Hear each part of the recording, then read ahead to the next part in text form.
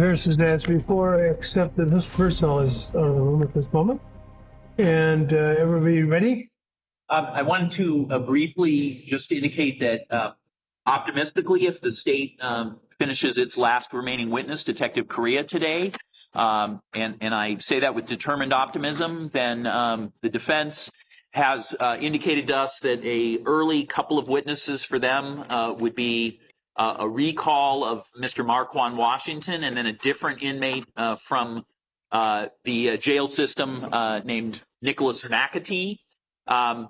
McAtee is represented by Anik Ahmad. I have shared some information today with the defense that I am hopeful will, and I believe that both sides are interested in Mr. Ahmad being present, or at least having consulted Mr. McAtee before he were to take the stand. So I don't know how that would normally be accomplished, whether who would try to cause him to be here when it is a defense witness, but I believe that there's enough difference in what has been in the information that's been presented by various parties that certainly his counsel should in some way be involved in discussions with him.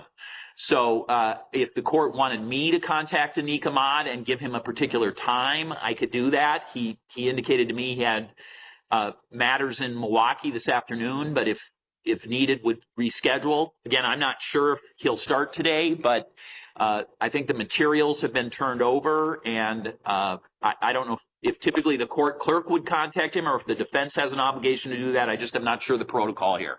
Is this gentleman on sentence or he is held? He's being held on a federal detainer. So he's been sentenced to prison here in Kenosha, and yet he will not be sent to prison until his federal case, which is a separate and distinct case, is resolved. So his attorney is currently representing him on the federal case. Is there any kind of an agreement or anything like that, or no? As was the case with Mr. Washington, no. No, not at all. Is he going to be questioned? Anything with relation to his state or federal charges? I intend to impeach him. I assume the defense would start to try to insulate as best they could, but I don't want to speak for them. But I intend to impeach him by asking him questions about his pending federal case. Yes, and his most recent case here in Kenosha has a high degree of deception in it. So a case he was just sentenced on here in Kenosha involves him having made arrangements through the jail to have drugs delivered in the jail, and then when caught at that, recruiting a different inmate and continuing a similar operation with a different inmate, continuing the deception after being apprehended. So, so there are certainly issues of impeachment that I believe are going to be logical and would be allowed to cover. Again, Mr. Ahmad is aware that the defense intends to call him, so his attorney is aware of that. When I spoke to Mr. Ahmad today, and I think this is just an oversight by the defense, so I'm in no way trying to cast aspersion, but Mr. Ahmad indicated that the investigator report that they have generated that has been shared with us has not been something he as counsel for Mr. McAtee has received. So I'm causing that investigator report to be emailed to Mr. Ahmad this morning. And I have a summary of, and this is just a prosecutor's summary of a number of jail calls of Mr. McAtee, which again, this is just the prosecutor's opinion, but I think expose him to potential liability, depending on whether he says the same things that are in the investigator report. And so I've also sent that to Mr. Ahmad. But Judge, I guess the only thing I'm really trying to do is be sure that mechanically Mr. Ahmad is informed of what he should be doing, because he does have a calendar today. And if this witness were to go today, I mean, I could be the one who informs him if the court wishes me to. I just wasn't sure what the protocol was. The reason I asked the questions that I did, he's subject to impeachment by fact and number of convictions. Generally not subject to impeachment for pending charges, and specific crimes not subject to impeachment, whether convicted or not, unless they relate to truth and veracity and are recent in time. And the importation of controlled substances into the jail would not ordinarily fit that picture. Well, it'd be fraudulently done, so done in a way that, this is done by means of, and I'll when preview you say that. fraudulent, to bring drugs into the jail, you would have to have some kind of. It's not hidden under his arm or something like that. It's done through a deceptive practice, is what I'm suggesting. Well, I'd have to hear you out. I understand. My point was, all this relates to whether we're going to break stride Just a little bit, in order to accommodate Mr. Hamid's schedule. And so far, unless he's going to be asked about his pending federal charge, he's certainly welcome to have counsel, but whether he's entitled to counsel is another matter altogether. Okay. So if it's going to be any kind of a significant weight, I'm not terribly excited about it. The only reason I'm bringing it up now is because I think Mr. Ahmad could be secured if he was given notice. So the only reason I bring it up this morning is so that we don't get to a point where we're there at 2:30 or 3. Again, I think there's a significant difference between the phone calls I'm hearing and the report from the investigator but that's just my opinion. Well, either if the court feels that he doesn't need any kind of counsel in those kind of moments, okay. So I don't want to do Judge. I'm just asking for any guidance the court wants to give me on what to do. Judge, I'll be handling these witnesses. And I say witnesses because there's two, actually. And I walked in late, so I don't know if you talked about recalling Mr. Washington. I didn't, but the subject was mentioned. Okay. It was talked about. Okay. So that's happening. As to Mr. Ahmad, I called him weeks ago. There was long delays, but finally he said, yes, go ahead and interview Mr. McAtee. So we did. And that was very recently, like in the last week, I think. And so he was fully on notice, about, because he wanted to go visit Mr. McAtee before we interviewed, which is absolutely proper, and he did that. And then he said, go ahead and interview him, and we did, and we generated a report which flatly contradicts Mr. Washington's testimony, in addition to some other items, which I agree with Mr. Gravely. We should probably air out with the court before that testimony to make sure that we know the parameters. The whole jail call thing, I literally just got minutes ago. But from the summary I was given, it doesn't sound like there's going to be much there in terms of impeachment. But if there is, there is. Both of these, we've ridded both of these individuals. They're both queued up and ready to go. And I will call Mr. Ahmad myself to give him a heads up about, what time there might be if he wants to be here. Generally when I represent somebody that's testifying, I try and be there in court with them in case there's, anything that, especially when they have a federal case. So I don't know how that's going to play out. We might not even get to it today, Judge. If we keep talking about it, we won't. Okay. Well, then I just wanted to heads up about how this all played out. So, okay. The bottom line is this. I'm certainly not in any way suggesting that Mr. Hamid would not want to be here, nor would I suggest that he shouldn't be here or that he shouldn't want him here. That's all fine. The point is, sometimes Mr. Hamid is hard to get a hold of. And you referred to that yourself. I don't want, this jury has already been prevailed upon to a great extent, and I don't want to extend their stay here longer than necessary. So someone should call Mr. Hamid in the next hour or so and alert him to the fact that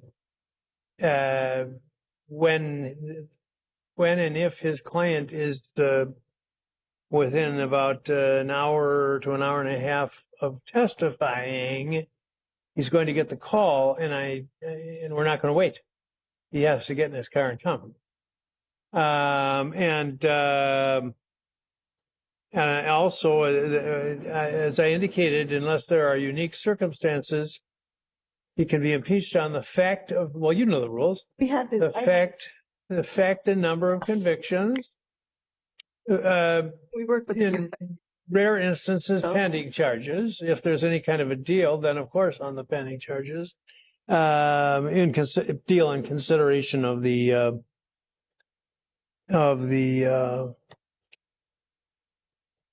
any testimony, which I assume is not the case, and then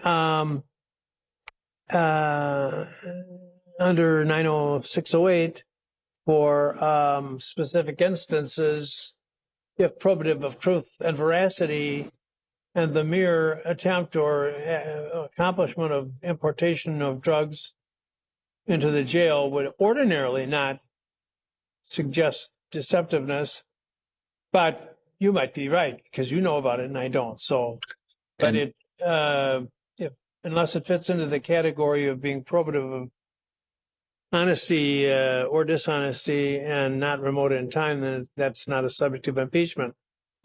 So. And if I could, Judge, if there's something in the possession of the state regarding whatever truth, veracity regarding this jail drug thing, we don't have that, and we would like that obviously as soon as possible if they intend to try and use that. Yeah, I'm talking about the criminal complaint and so forth, but I'll provide any of those pieces of information to the defense, certainly. Okay. Anything else? Yes, just more of a matter of business. I have a federal case that they need me to call in at 10:30. So I was just hoping, I know we're getting a later start, but if we take one of our 10-minute breaks at 10:30, so that I can have that phone call. That should not be a problem. Thank you.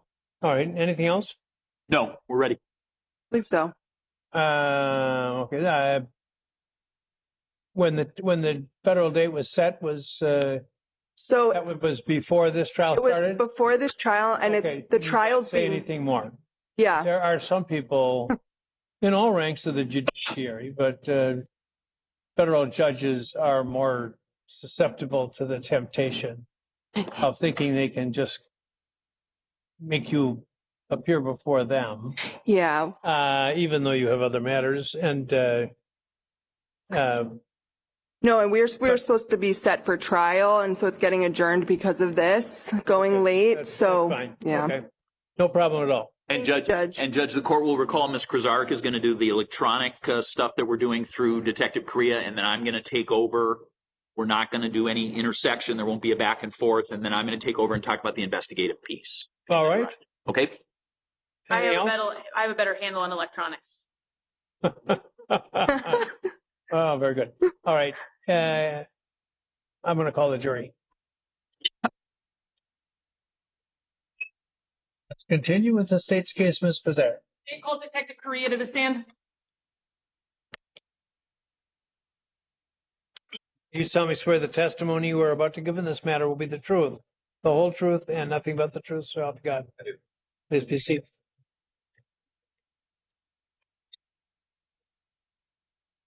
Detective, can you please state your name for the record and spell it?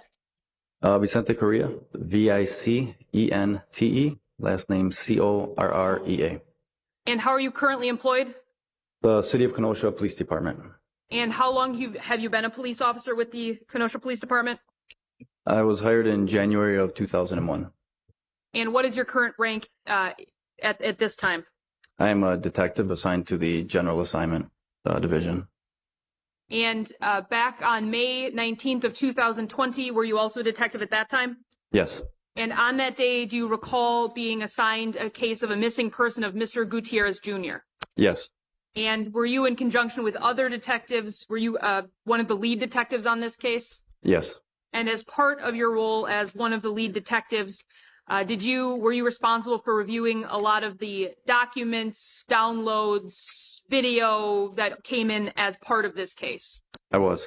And were you, in conjunction with other law enforcement, responsible for sending out warrants and subpoenas for all those records to be collected before you reviewed them? I did, as well as others. Yeah. And so as part of your investigation, when the defendant was taken into custody, were you aware that he had 2 phones that were taken into custody with him at that time? I don't recall if I was notified immediately of that, but at some point, yes, I was. And you've been in court, obviously. Were those the 2 phones that were shown to Ms. Beecham, the ANS flip phone, which previously was testified to being 262-689-3585? Was that one of the phones? Yes. And then the Moto G6 smartphone, which is 262-674-0529? Yes. And as part of this investigation, were those devices downloaded in the way that Officer Morton testified to yesterday? Yes. And are you familiar with the appearance of Celebrite reports that are generated as a part of those downloads? Yes, I just want to back up to the previous question. The flip phone, I don't recall if that was actually like downloaded versus a manual download. I don't know if like a full type of extraction. I don't recall because of how old it was. I don't know if he was able to do a full extraction, so it was more of a manual type one, I believe. So whatever download was able to be done was done on that flip phone? Yes. I'm going to approach. The detective, can you make sure that TV is on? You had good luck doing that the other day.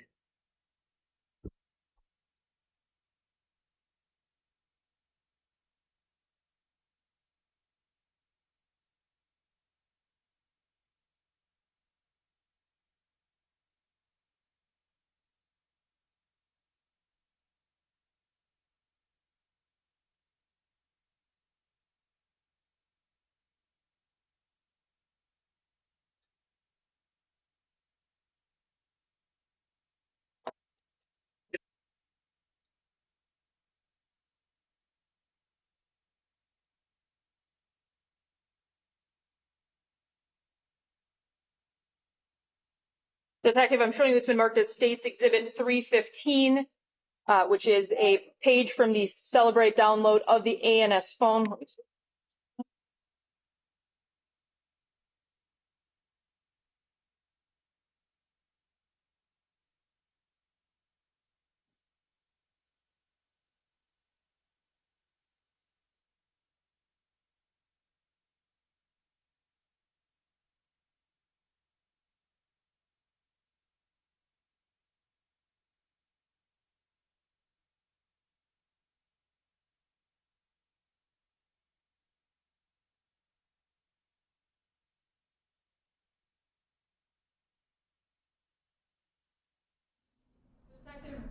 On this document, do you see on 2/12 of 2020 where it says an image was taken, image 2020-02-12 at 9:53:27? Yes. And I'm going to show you now what's State's Exhibit 42. Was that this picture that was recovered from his ANS cell phone that we've shown multiple times during this trial? I remember this one being on, or this photo being on the ANS. I guess I can't say 100% that was the actual image number, but I do remember that coming from the ANS phone, yes.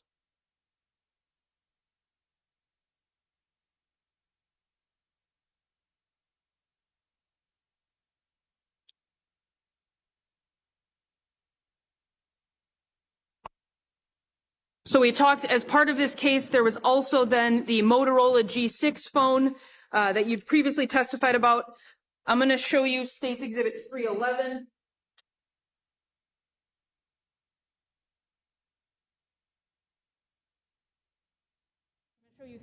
State Exhibit 311, which is a Celebrate report from that phone showing that Motorola G6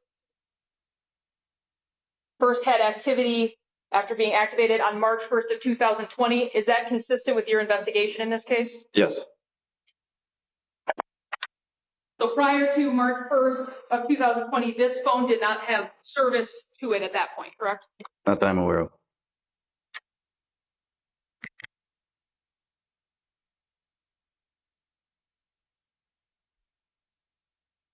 Now, fast forwarding to April 2nd of 2020, I'm going to hand you what's been marked as State's Exhibit 301.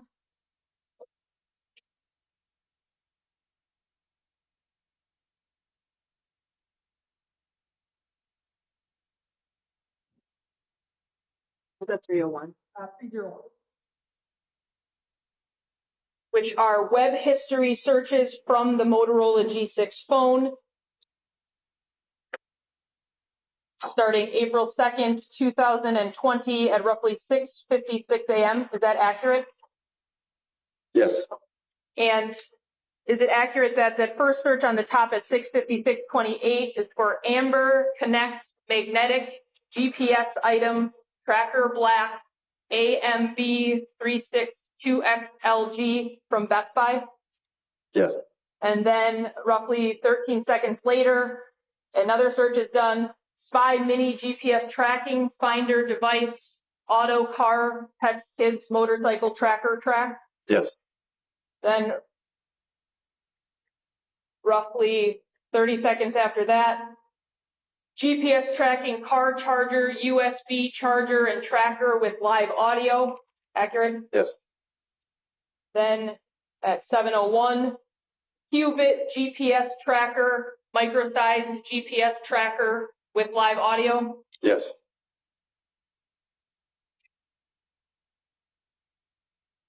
Then another Qubit GPS tracker quarter JPEG, so picture. Yes. Then back to the Qubit GPS tracker, micro-sized GPS tracker with live audio. Yes. Then at 7:03, mobile 200 GPS tracker with extended battery and live audio monitoring. Yes. Then at roughly 6 minutes later, 5.5 minutes later, links up mini GPS tracker, GPS tracking system. Yes.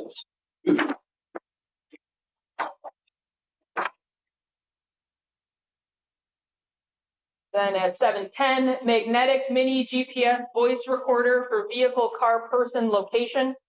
Yes. 7:13 a.m., mini real-time portable GF07 tracking device, satellite positioning against the vehicle, person, and other moving objects tracking at Walmart.com. You say 7:13 or 14? 7:13, well, it's 7. 7:13. 7:13. Yes.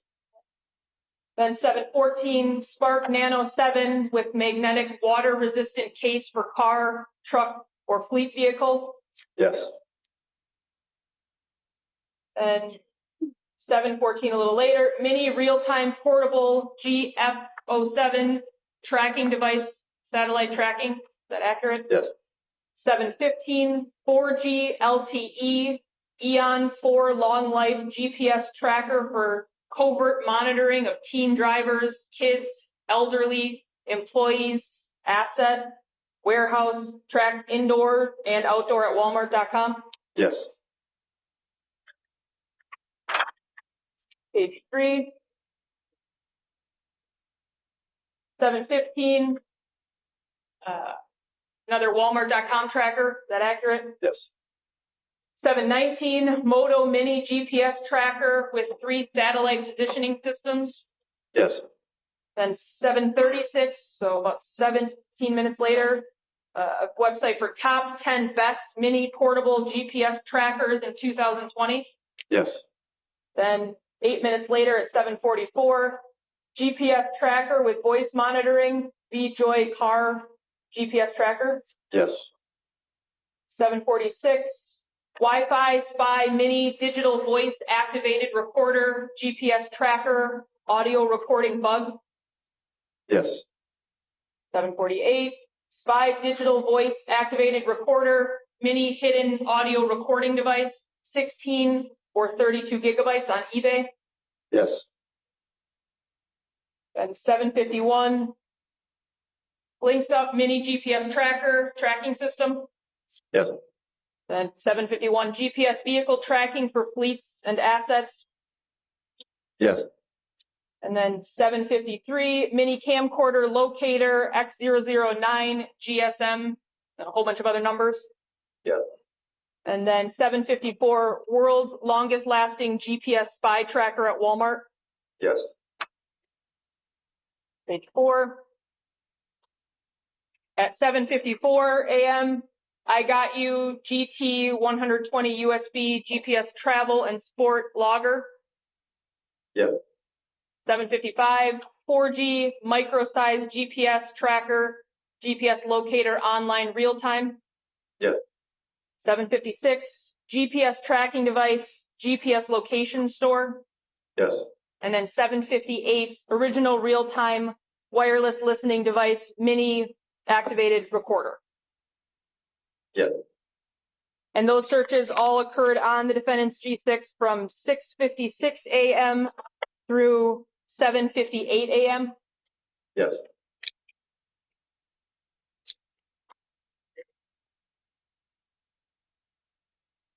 As part of your investigation, did you ultimately end up subpoenaing records from Amazon regarding purchases the defendant may have made during this time period? Yes. And when you received those records, did you see one of note on April 2nd that you thought was Judge, relevant? I'm going to object. I was not provided notice that these certified records would be introduced at trial. That was the subject of my motion in limine.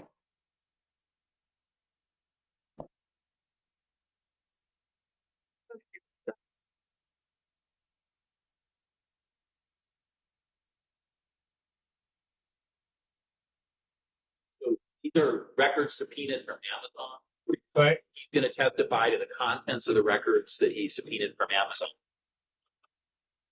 And I'm objecting because there's no way to authenticate these documents without certification and pursuant to the statute, and I can pull it up from my motion in limine.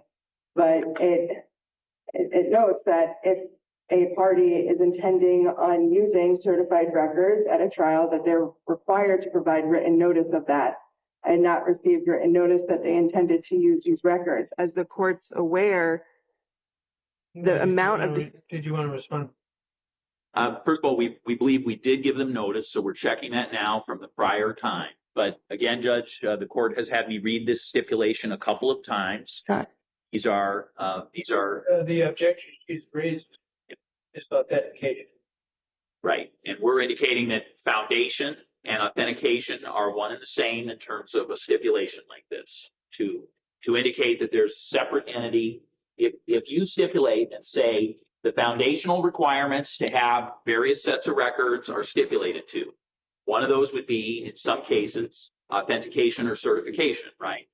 I don't know. We're indicating that. I never had the issue before. If I may, though, Hold on, Judge, we have a document. And Hold on. Judge, in addition to that stipulation that was entered into by the parties prior to obviously this trial on March 11th of 2022, there was a document filed, amended states notice and intent to introduce certified records at trial, which listed U.S. Cellular, AT&T, all financial records, all Amazon records of the defendant's purchases, Microsoft Corporation emails records for the defendant's email address, Google email records for the defendant's email address, and there's two different email addresses we used, and then we added Verizon phone records for Mr. Gutierrez. So that is a document that was filed March 11th of 2022 with our notice of intent to use these certified documents. And it also referred to them to indicate to them that the certifications were in the discovery that has been provided, which was a large hard drive. I don't have that in my file for this particular trial, but the obviously it stands as being noticed, so I withdraw my objection. Does the court want us to No, tell you where that document is? the frequency with which these claims are made that discovery was not given is very concerning. I didn't say I'm not discovery singling you wasn't out. This given. happens in a lot of cases with a lot of lawyers. There were some cases some years ago, number of years ago, quite a few years ago, where there were some faulty information got sent up to the Court of Appeals from another proceeding in another court, and ever since, there are wild accusations that are made in here. If you didn't get something, you'd better be sure that you didn't get it. Judge, is why I said I stand corrected. That was filed a very long time ago, and I withdrew I my. have to state. Go ahead. You want me to repeat the question? I believe it was if I got Amazon records. Yes. Yes, I subpoenaed Amazon for the records. And was there a purchase specifically on April 2nd that you thought was of note for your investigation? Yes. And what was that purchase on April 2nd, as best you can recall? It was for 2 GPS tracker devices. I'm going to show you first what's been marked as State's Exhibit 50.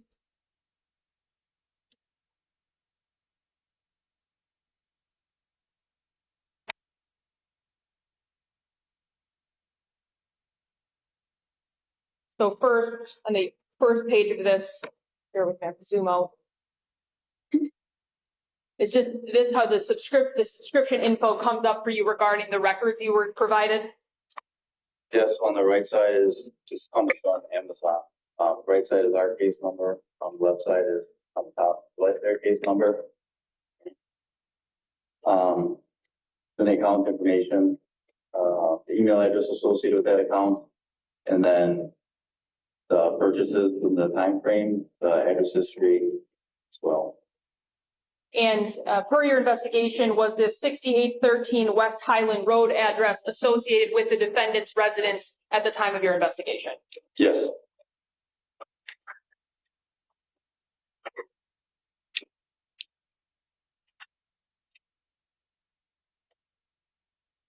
I'm going to show you this next page regarding order history. You see the one on the bottom that says order 114-9178995-1834630? Yeah. And it has next to it quantity number 2. Yes. Does that then line up with the item description that's on this next page for that bottom one, titled Mini Real-Time GPS Tracker Car GPS Locator SMS/GSM/GPRS Network Tracker GSM Listening Device with Voice Activated Adapter? Yes. And then this next page of the document, does that then have just the price that was paid for those 2 things? Yes. Yes. And then the order history on the bottom there, completed 4/2/2020. That's the ship date, correct? Yes. And it was being sent to that address in Mequon. Yes. Now, in terms of that piece of, or 2 pieces, 2 tracking devices that were purchased on the defendant's Amazon and shipped to his residence, was that then consistent with what's on State's Exhibit 254, which was previously testified to by Ms. Beecham of what she found in the defendant's Amazon purchases? Yeah. And this also indicates 2 devices? Yes, quantity 2 as well. And do you see the delivery estimate date for this? Yes. And what is that? Tuesday, April 21st, 2020 by 8 p.m.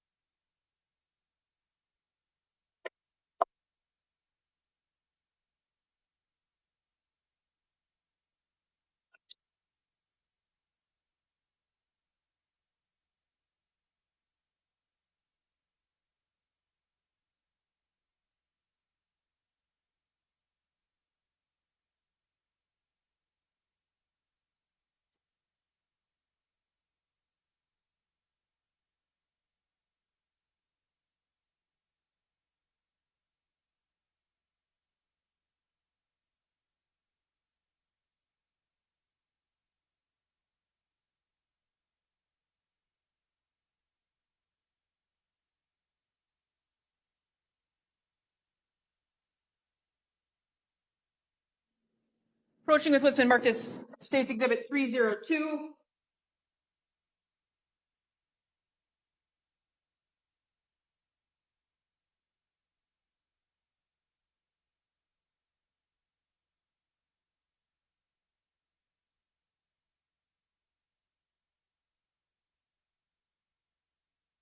history from the Motorola G6 phone of the defendants from starting April 19th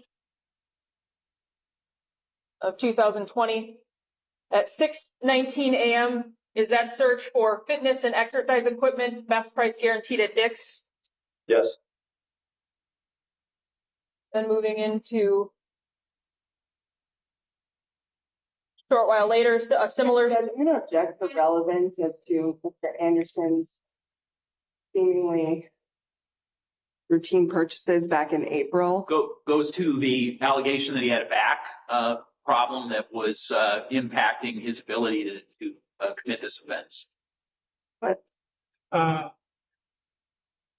Well, does the purchase of exercise equipment of unknown nature more or less likely along that line?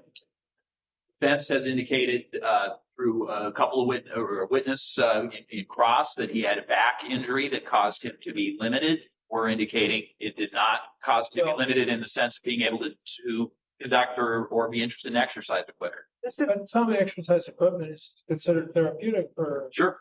unspecified back injuries. Sure. And Judge, this is also just a search, like a web search. Correct, and then we'll have the Amazon purchase of equipment as well. Yeah, I just don't see how any of that's relevant. Well, why don't we skip ahead and see what was purchased? Because there are things that you might employ to improve your back, or you might have things that would. They have things on TV that I could. You would call fitness equipment? It's not Okay. going to be able to get up, I'll tell you that. But I can move on.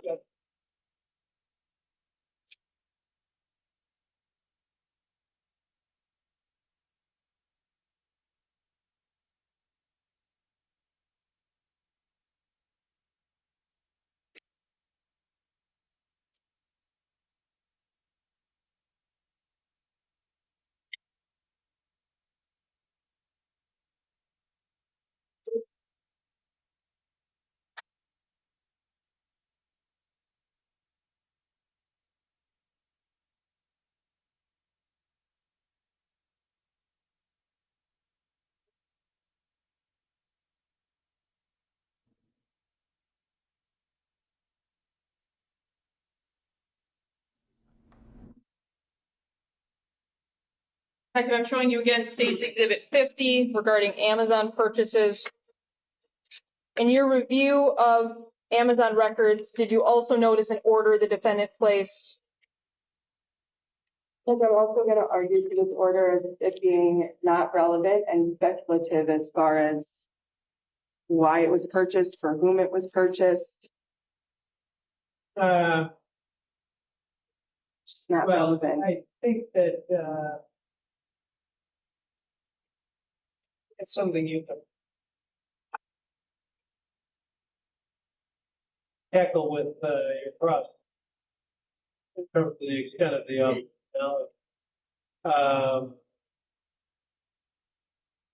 Overall, So as part of your search on Amazon, did you note a different order that had occurred? I'm just going to read the order number. 114-4694-393-4347465 for a quantity of 1. Is that accurate? Yes. I'm sorry, Counselor, we don't know what date at this point. Right, I'm working there. Okay.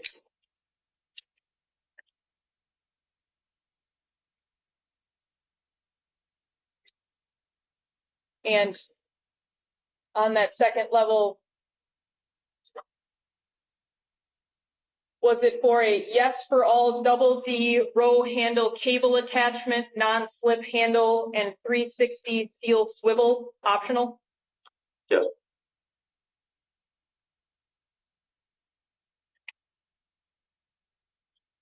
And according to these records, did that ship out on April 30th of 2020 via priority mail to the defendant's Highland Road address in Mequon?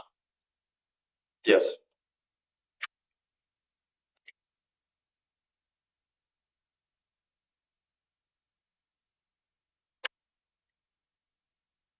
And I'm now showing you what's been marked as State's Exhibit 318.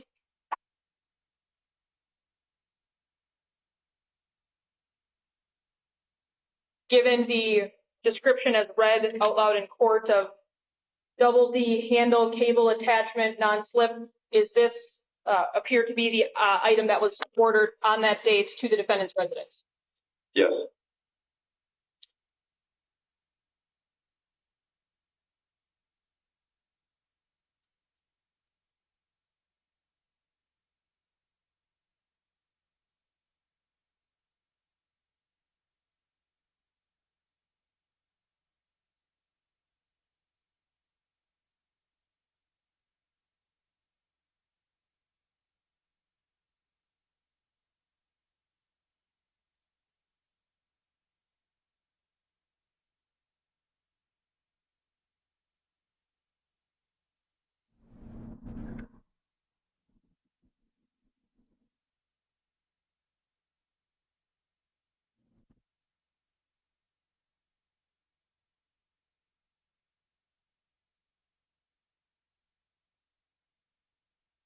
Second, I'm next going to show you State's Exhibit 303, which is web history from the Motorola G6 on April 22nd of 2020 at roughly starting at 7:34 a.m. At that time, does it appear the G6 is on or searching Facebook? Yes. And jumping down to this one here of 7:34 a.m., do you see where it says Reef Point Resort Facebook search? Yes. And was that a location that, as part of your investigation, became a place you were familiar with being associated with any particular person in this case?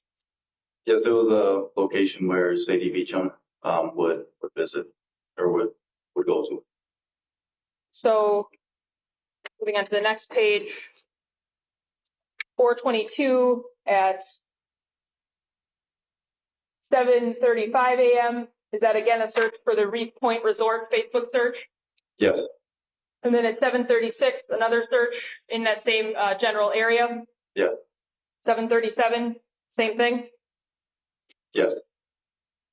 Okay. Going down here at 4:22, does it appear that, I'm sorry, on 4:22 at 7:50, are the searches now appear to be specific people? Yes. So a Spencer Knodl, Knodl, a Dan, same last name, Stam Hagedorn, and then back to Dan Knodl. Yes. And these are all searches on his phone. Yes. Now moving on to 4:22 at roughly 7:51. Is he now searching Sadie Jane? Yes. Here's the next three. And who in this case's Facebook profile, if you know, was Sadie Jane? Sadie Beecham. And then 7:52, there's some mobile uploads. Is that accurate? Yes. Then looking at Sadie Jane again, more mobile uploads. Yes. And then looking at Sadie Jane again, Yes. before looking at Dan Knodl again, Yes. and then the Reef Point Resort again. Yes.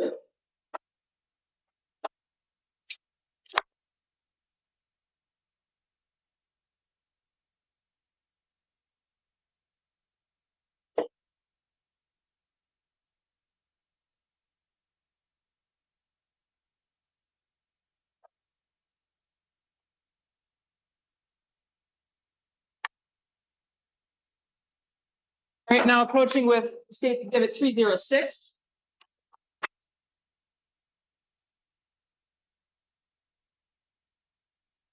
Download from the Motorola G6 phone regarding installed applications. On 4:22 at roughly 4:15 p.m., installed on the G6, is there something called voice recorder? Yes. And on April 30th of 20 at 2:48 p.m., is there a installed application for Google Find My Device? Yes. Why was the fact that a voice recorder had been installed on this phone relevant to your investigation? There were accusations made by Ms. Beecham that she felt as though Mr. Anderson was listening in on her conversations, knowing what she was talking about, and tracking her as well. And why was the fact that Google Find My Device, why was that relevant to your investigation for finding it on a Motorola G6? There was a point where Ms. Beecham indicated that she had felt as though she was being tracked down to Kenosha. And ultimately, were Google Find My Device snippets found on the MSI laptop? Yeah. And this was downloaded April 30th, that's accurate? Yes. And this phone had been activated March 1st? Yes.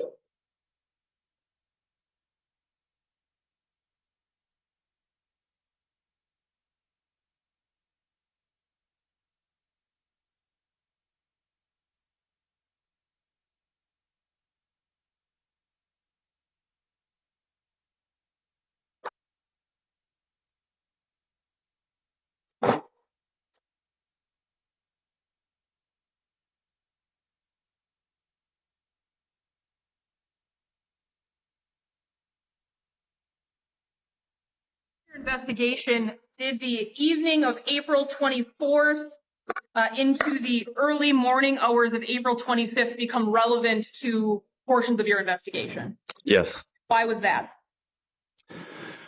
During interviews with Sadie, as well as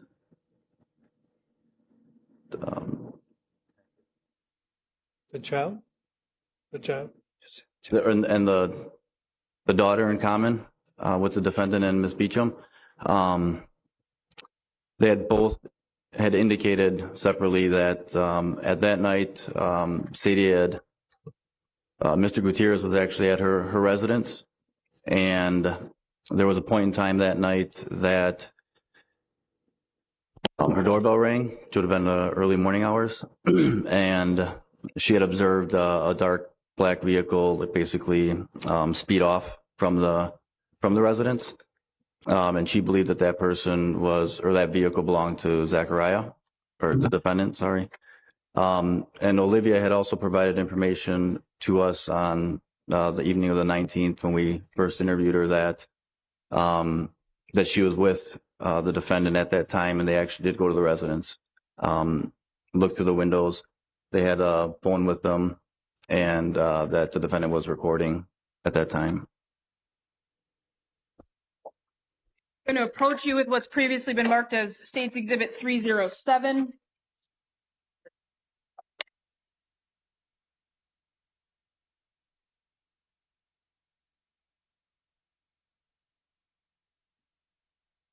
This is concerning phone contact between the defendant's ANS flip phone and his Motorola G6 phone, so between his two phones. Directing your attention to page 2 of this document, about halfway down. You see on April 25th of 2020 at 1:50 a.m., a text that comes through that is the following, and this is from his ANS phone to the Motorola G6, BACT26.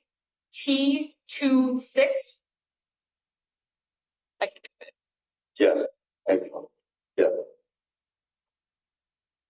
And is that string of 6 characters relevant to this investigation? Yeah, so that is the Colorado license plate, which was on the Ford track vehicle belonging to Mr. Gutierrez. Let me pull up State Exhibit from State Exhibit 1, picture number 1.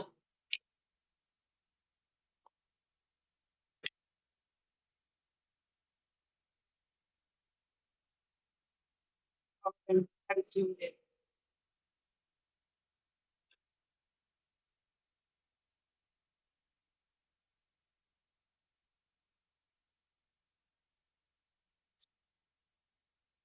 Direct your attention to the screen.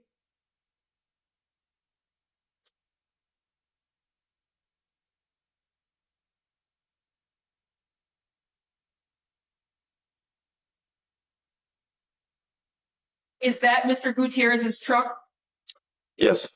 And does the license plate reflect BACT26? 7T26, consistent with the message between the defendant's phone?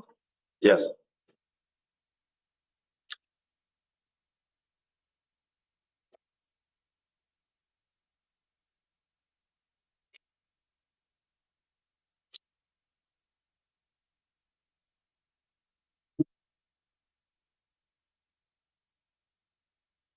And I'm going to approach with State Exhibit 304.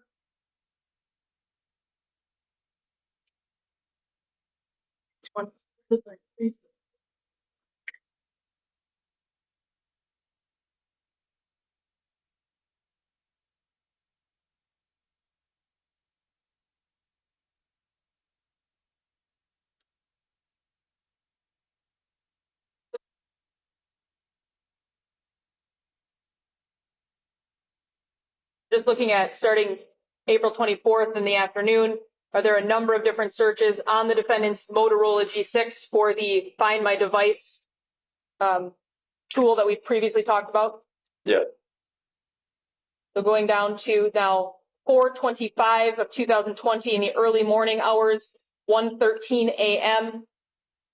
Is there a search for run a free license plate lookup and car plate number search on InfoTracer? Yes. There's then a search that's done for BA, looks like 7Y26. Yes.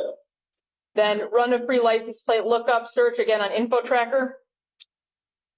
Yes. Then on page 2 of this document, free Colorado license plate lookup. Yes. Did anyone in this case have a Colorado license plate that we should be interested in? Mr. Gutierrez. Then at 1:15 a.m., license plate record search. Yeah. 1:16 a.m., once again, free Colorado license plate lookup. Yes. And the search for search Colorado license plates for free. At Yes. 1:16. Then reports for plate number, once again, it's BA7T26 in Colorado, United States. Yes. And then continued searches for Colorado license plate lookups. Yes. Then do we show on page 3 of this, or the third page of this document, at 1:18 a.m., Department of Revenue motor vehicles, Yes. couple of searches there, and then vehicle record searches, Department of Revenue. Yes.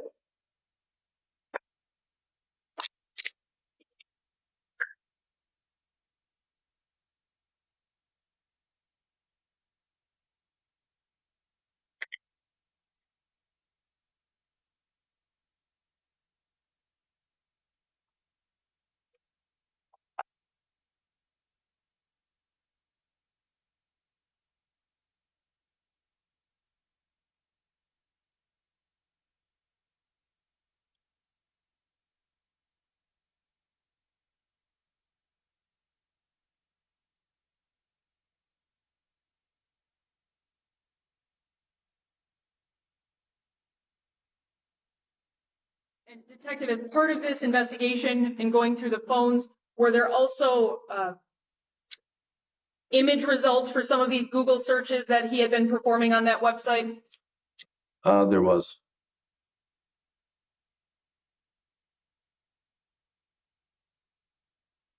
So I'm first going to show you what's on State's Exhibit 1, number 338.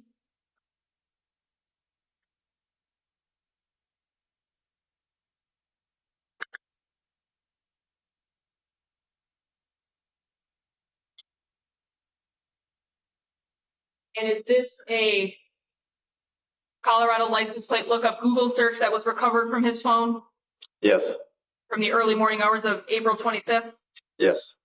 I'll show you on the same State's Exhibit number 339.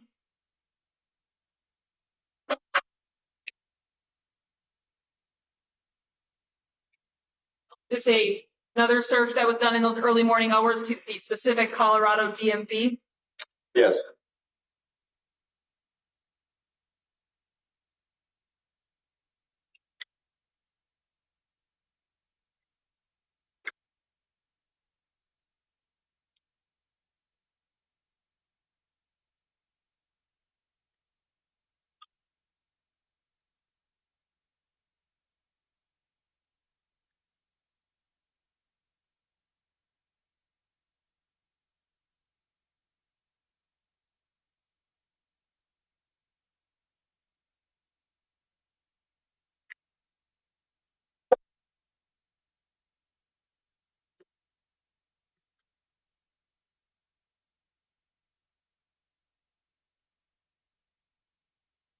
Road with what's marked as 314.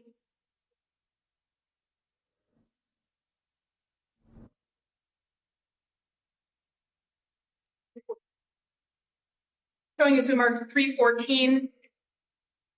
There's another Google search recovered from that G6.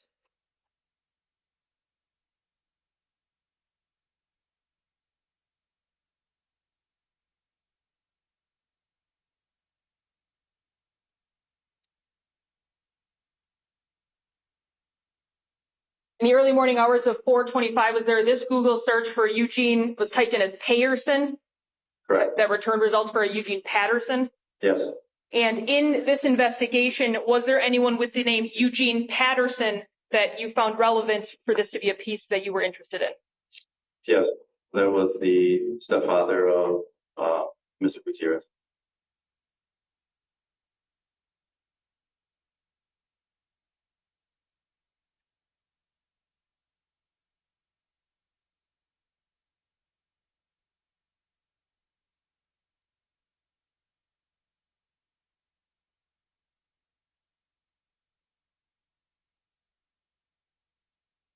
So showing you what's on State's Exhibit 1 as number 323.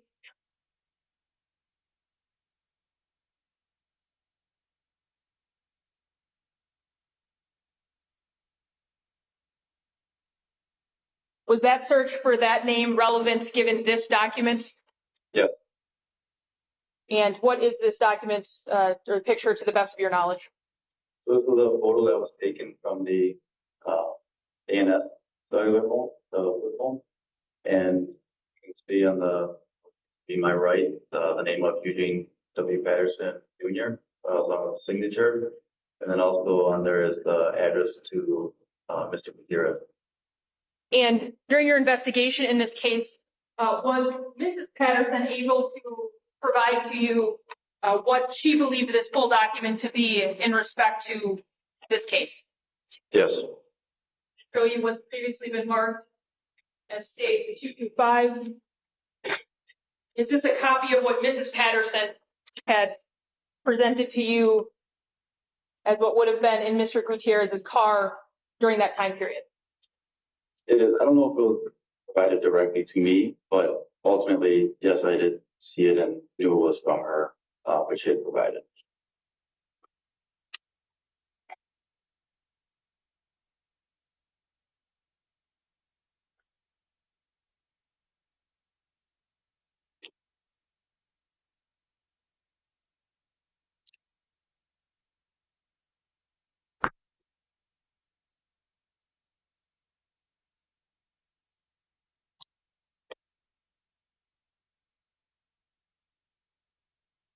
Now I'm approaching you with what's been marked as States 308.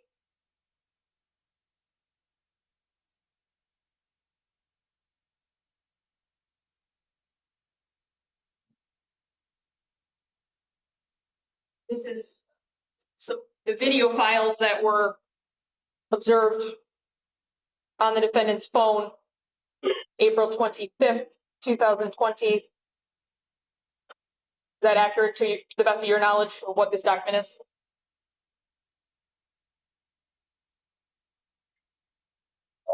Yes, they'll be video files. Yeah. And the bottom four have been deleted. Is that accurate? Yes, upper right, you see the deleted column, and then the four on there are all marked. Yes, yes, yes, yes. And were video files with those same names later recovered on the MSI laptop, if you're aware? They were. So the four that have been deleted from here had been transferred to the MSI laptop? Perhaps I don't recall specifically. Now, the top two videos, you've been in court obviously this whole time. Were those the two videos that were then played for Ms. Beecham regarding the overnight hours of April 24th into the 25th? Yeah. And those videos were recovered from the Motorola G6 phone? Yeah.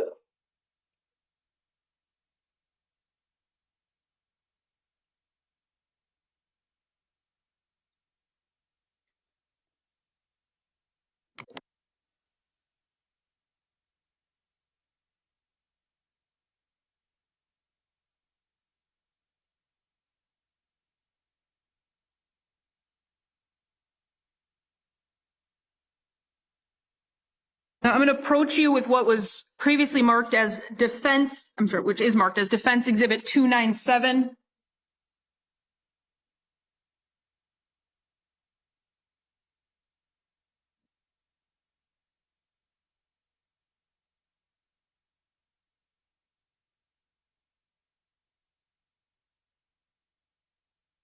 Now, Detective, you were present in court yesterday when Officer Morton was testifying regarding this highlighted top one of which says timestamp of 4/26/20, 9:29:52 p.m., where it has the coordinates being at the defendant's residence.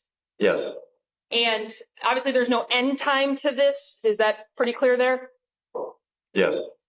So in terms of the Officer Morton testified regarding location data versus physically being there, you were here for that? Yes. And so he said he couldn't actually say that that's where the phone physically was. Correct. So I'm going to show you State's Exhibit 320, which I don't know.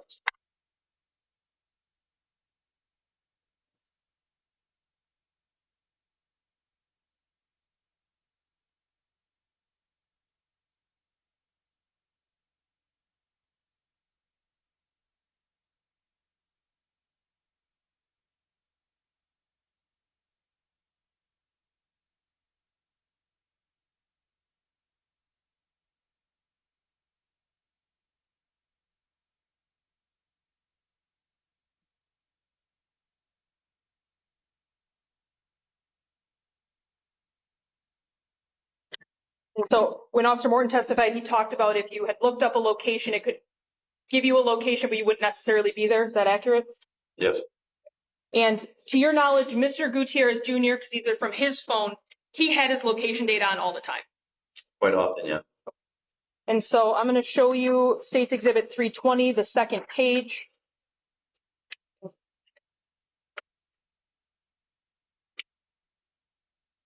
First, we will look at this one right here that says navigates. So that is the same coordinates that showed as Mr. Anderson, the defendant's residence, for just the time period of 9/29/52. Is that accurate? Yes, and the addresses, I guess it'd be we have the coordinates, Mm-hmm. and then to the right of that, in that column, it says Highland Road, 6513, Mequon, Wisconsin. 6813, Mequon? 68, sorry. And below that it says source is Waze. Yes. What is Waze, to the best of your knowledge? It's like a driving or a GPS type app, so you can punch in an address, and it's similar to like a Google Maps or that you use for traveling. So if you were searching for an address in something such as Waze, that's a way you could search for a physical address. Yes, you could use that app, yes. Okay.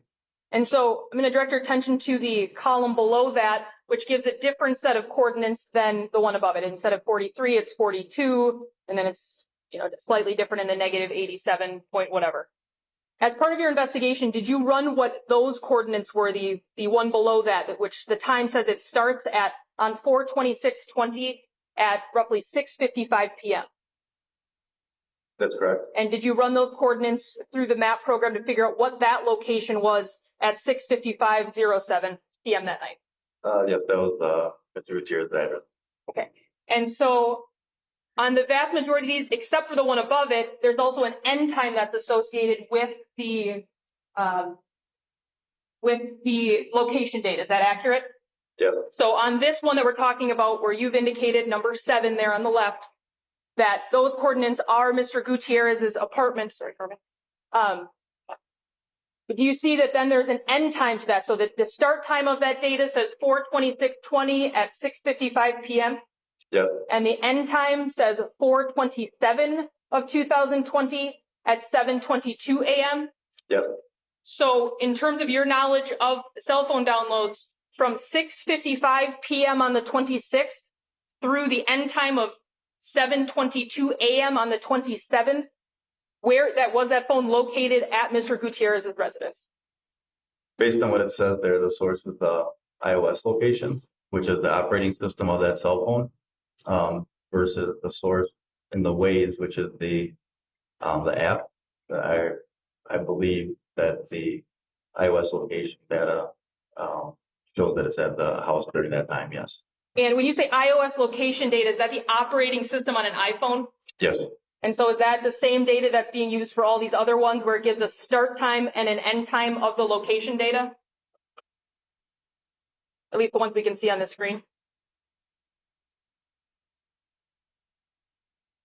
Yes. So based on that, Mr. Gutierrez's phone was at his home the night of the 26th to the morning of the 27th. The phone. And now, obviously, you found that same address that we've just talked about, Mr. Anderson's address, in Mr. Gutierrez's phone in that way. So did you do any investigative steps in addition to figuring out that Mr. Gutierrez's physical phone was at his home to try to figure out if there was any way these two could have interacted? During that time frame, I also looked at the ANS phone as well as the Moto G6 phone that we're calling here to find their location area. And in doing that and putting them in, it appeared as though the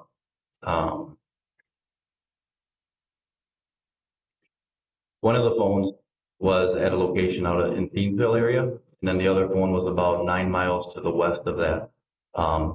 And ultimately, during that time frame, the phones come back together in the Thiensville area, and then that's where they remain. So at no point did I was able to see that either of the phones associated with the defendant were actually at the same location or on the address when Mr. Gutierrez's phone indicated that that might be an address or location where he was at.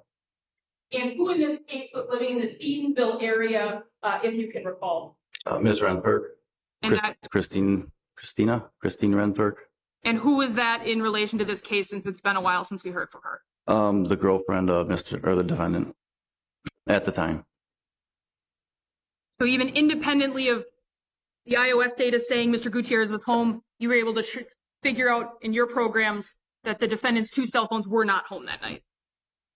In the Mequon area? Yes.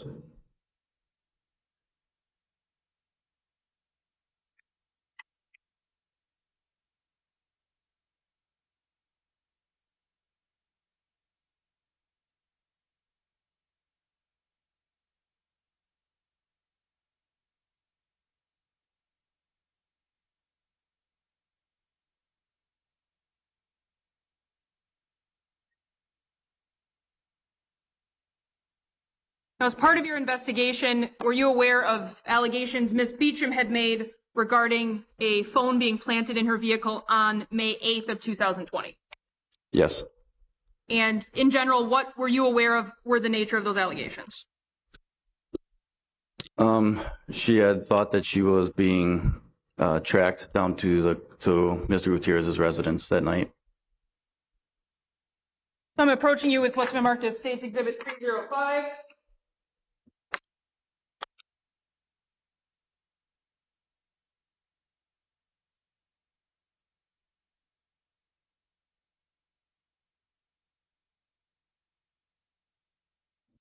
This is web search history for that Motorola G6. Judge, I just have to step out to make that phone call. I think our break at this point. Please don't talk about the case during the break. Read, watch, or listen to any account of the trial. 10 to 12 minutes, 10 to 15 minutes.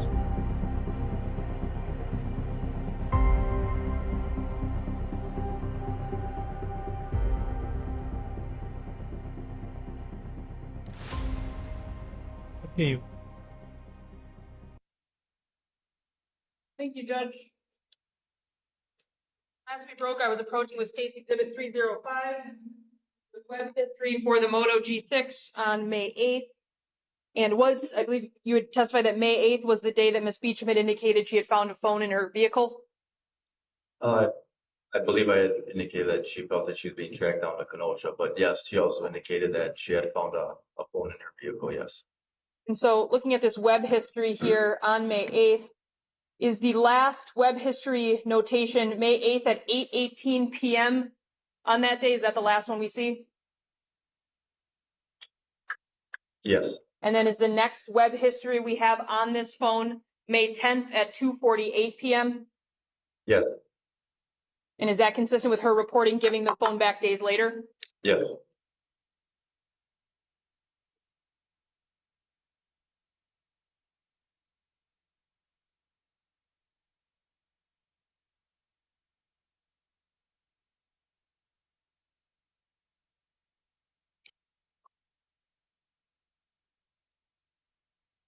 Now, as part of your investigation, did you also subpoena records for email accounts of the defendants? Yes. And was one of those email accounts zjaii@hotmail.com? Yes. Case Exhibit 48.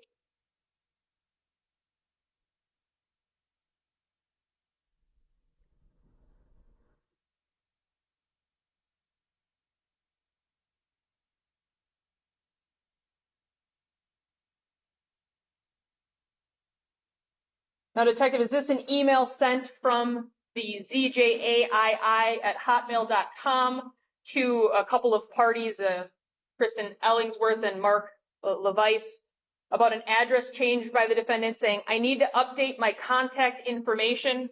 Under the circumstances, I will be forced to change my residence. As of May 15th, my new address will be 2040 South 92nd.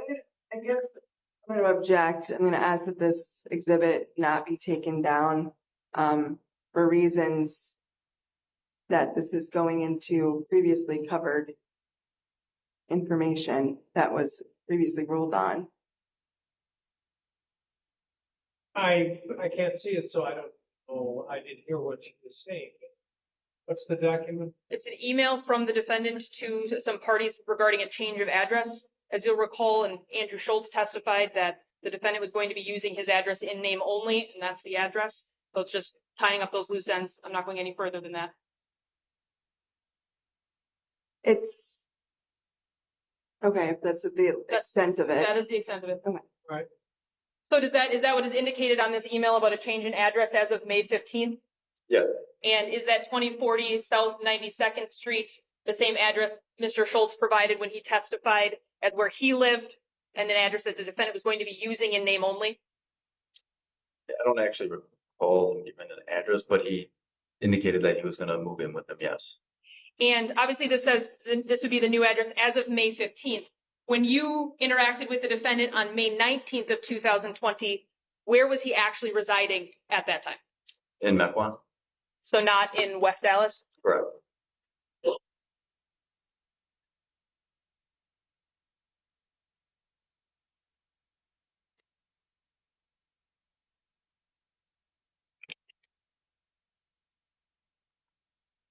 Now, earlier in this case, the name Stephen Lenz came up. Do you recall that?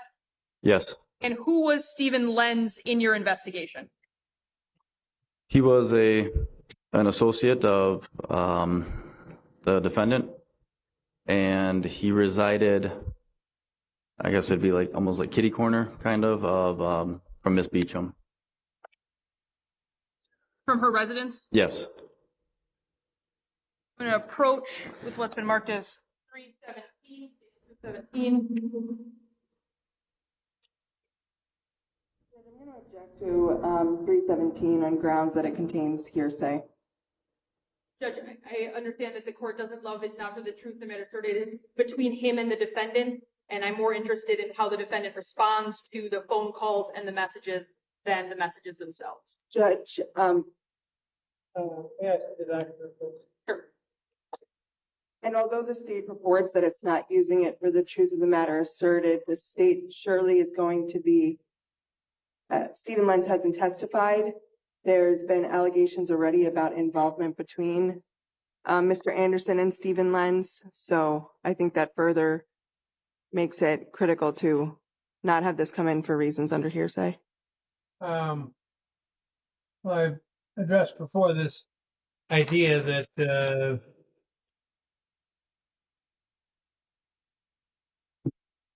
which number on the left-hand column? Which number are you referring to? Which number in total may I approach, Judge? Because I Yeah. Oh, you know, you can't see it. Yeah.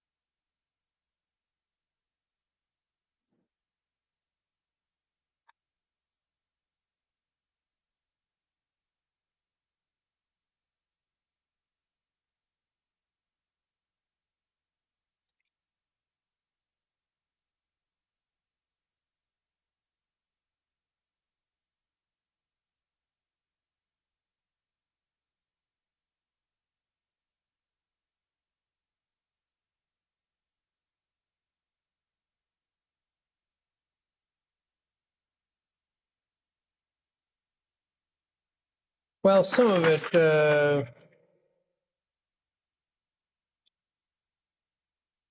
I don't know how it would escape being classified as hearsay.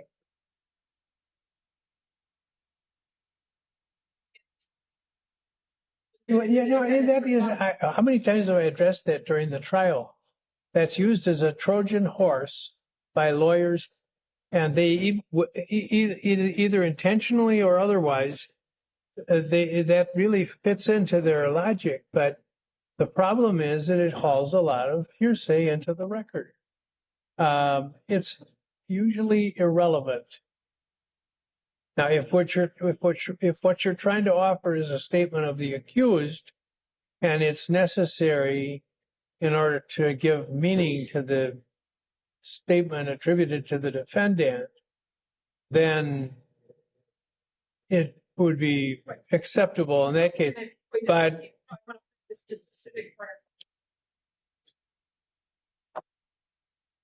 you can't whisper to me that. Okay, so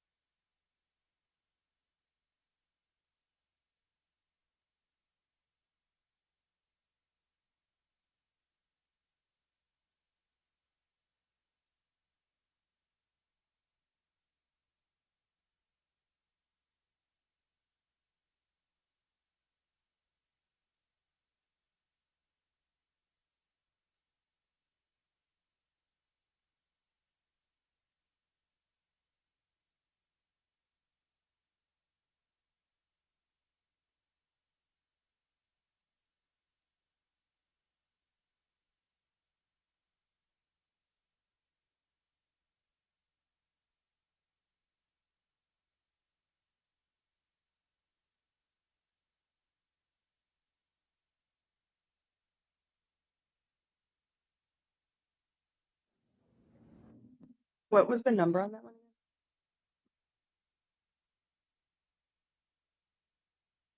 Detective, I'm showing you Celebrate reports from the defendant's ANS phone to the number 414-378-4935. Was that previously testified to being Mr. Lentz's phone number? Yeah. And on May 11th of 2020, was there a 3 minute and 2 second phone call between the defendant's phone and Mr. Lentz's phone? Yes. And then on 5/12 at 1:54 p.m., was there a 33-second call between those two phones? Yes. And on 5/14 was 2020 at 7:33 p.m., was there an attempted call that wasn't answered? So yes. And on 5/14/2020 at 8:08 p.m., was there a 31 minute and 52-second phone call from the defendant to Mr. Lentz? Yes. And then on 5/16 of 2020 at 8:31 p.m., was there a text from the defendant to Mr. Lentz saying she got another vehicle in the driveway ? Yes. And then directly after that, at 8:37 p.m., so roughly 6 minutes later, is there a 6 minute and 43-second phone call between those two parties? Yes.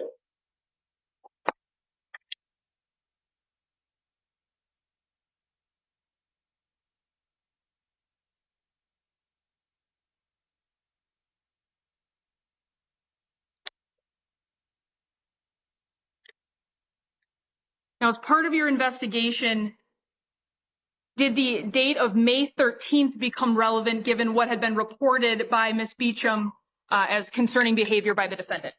Yes. And what was the nature of the report to you that led you to investigate that day specifically? Ms. Beecham indicated that she believed that the defendant had followed her to the Mr. Gutierrez's residence.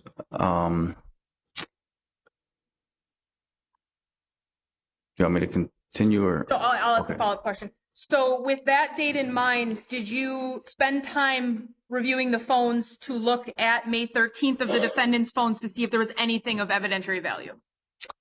Yes. Approaching you with what's been marked as State's Exhibit 313.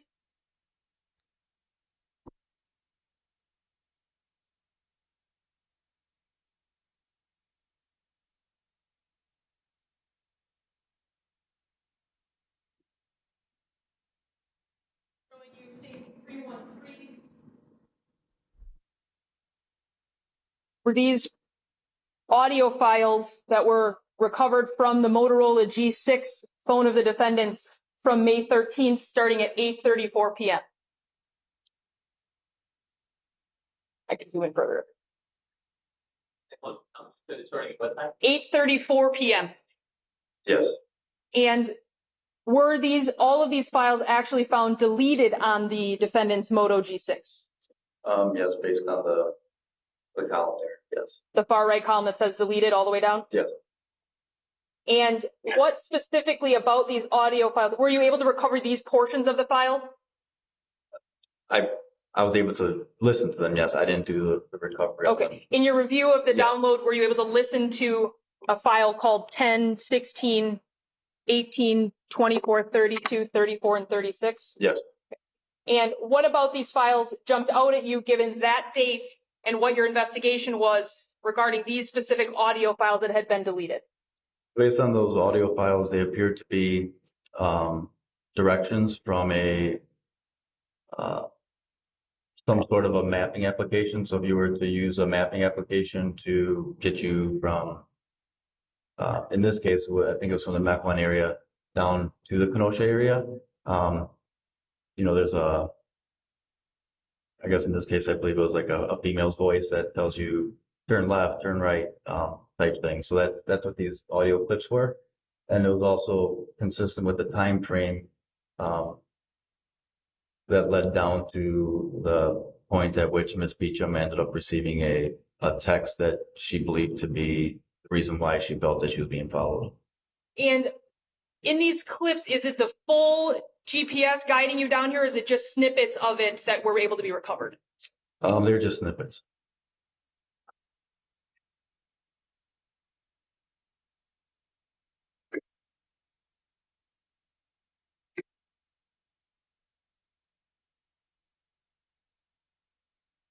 Detective, I'm now going to play these snippets for you regarding these audio files recovered from that G6.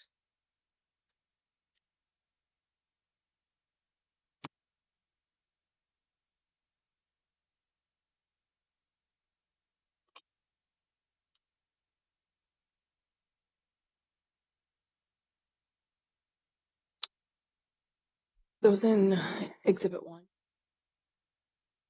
As I will tell you the exact.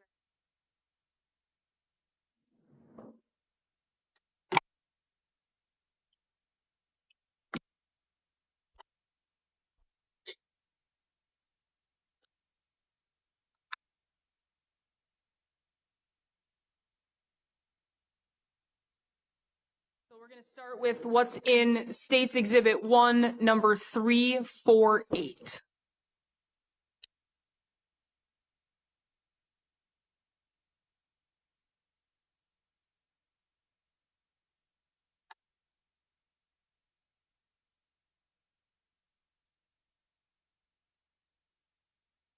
Use the second from the left lane to turn left onto West Mifflin Road. Unfortunately, it started before I had unmuted so I'm going to play it again. It's a 5-second clip. Quarter mile, use the second from the left lane to turn left onto West Mifflin Road. Now I'm going to play what it was State's Exhibit 1, number 349, which was audio file number 16 at 9:04 p.m. on the 13th.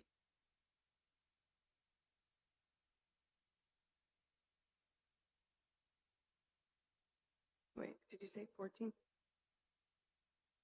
Quarter mile, merge onto I-41, I-94 East.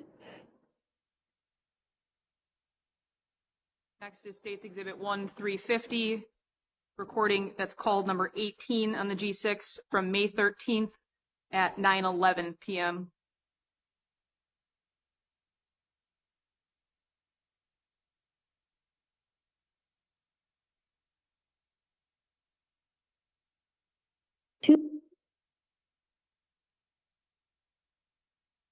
So when you talk about them not all being complete, is that one that kind of cuts off where you get kind of a snippet but nothing more? It appears to be, yes. Now this is State's Exhibit 1, number 351, May 13th, 9:19 p.m.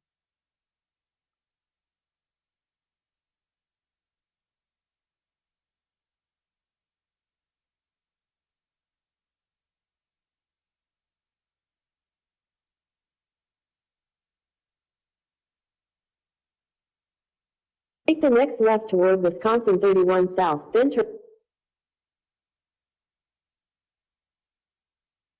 State's Exhibit 1, 352, audio clip number 32, May 13th, 9:25 p.m.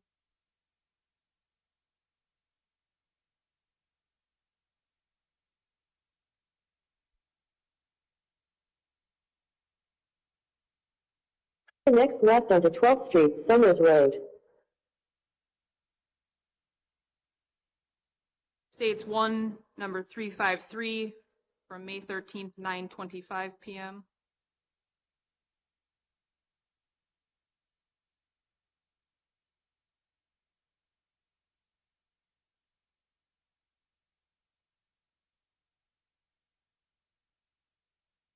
You on 12th Street for 1 mile. That one seemed to skip at the beginning. I'm just going to play that one again. You on 12th Street for 1 mile.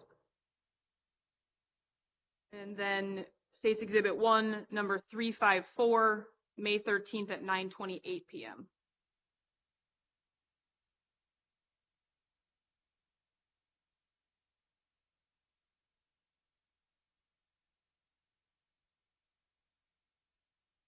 Quarter mile, turn left onto 15th Street. So, Detective, did those sound like the same audio clips that you listened to from that Moto G6? Yes. And what about those directions was relevant to your investigation that caused you to think that they had some sort of evidentiary worth?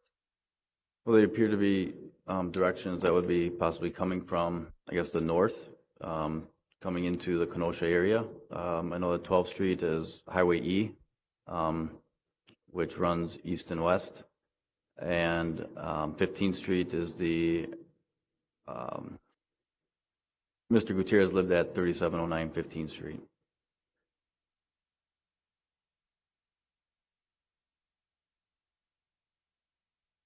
Now, I'm going to show you what's previously been shown as State's Exhibit 1, number 323. You previously testified about it earlier today.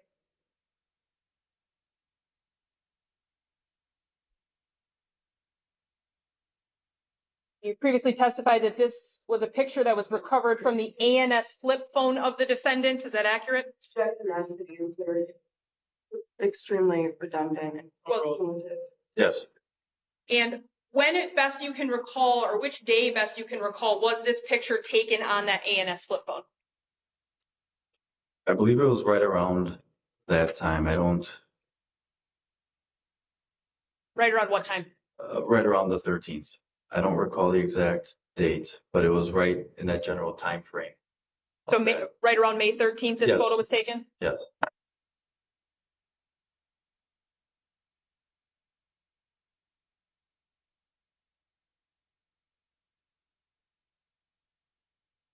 Now, the last audio clip I played for you was from 9:28 p.m.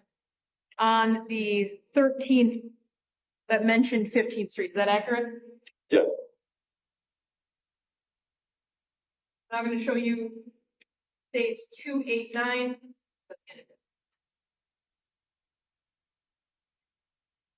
Detective, do you recall this map being testified to by FBI agent Hannah Judd? Yeah. And what, in your recollection, does this map depict that is relevant to this investigation? So on the far right side depicts where the bell tower is. And then it's basically opening up to an angle to be to the west. And then there's the address of 3709 15th Street, North Wisconsin, 53144, which is the residence of Mr. Gutierrez. And does this map reflect that on May 13th of 2020 at roughly 9:34 p.m., the defendant's ANS flip phone was somewhere in that vector connected to that tower? Yes. I'm now going to show you what's been marked as states 209, which is text messages between, the defendant on his ANS phone and Miss Beecham from May 13th.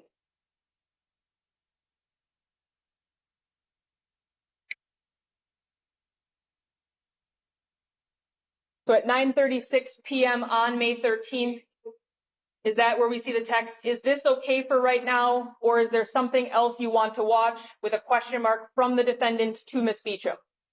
Yes. And going back to this map of State's Exhibit 289, the time frame of 9:36 p.m., is that close in proximity to this, what is a 9:34 p.m. phone call on the 13th that places his ANS phone in that vector? Sorry. Sure. So the message I just showed you came in at 9:36, or was sent at 9:36 p.m. roughly. Right. Is that close in time frame, 9:36 p.m. to this phone call at 9:34 p.m. on May 13th, 2020, that placed that same ANS phone in the vector, including Mr. Gutierrez's residence? Yes.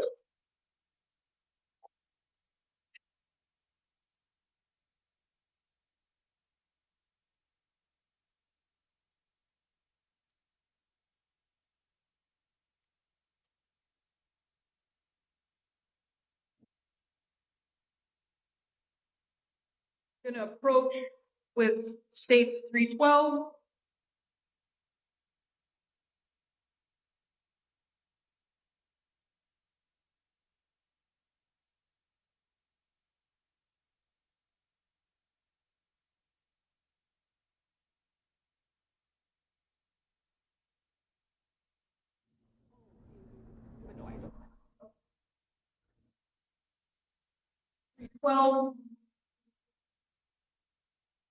Are these audio files recovered from the Moto G6 when the download was done? Let me zoom out here.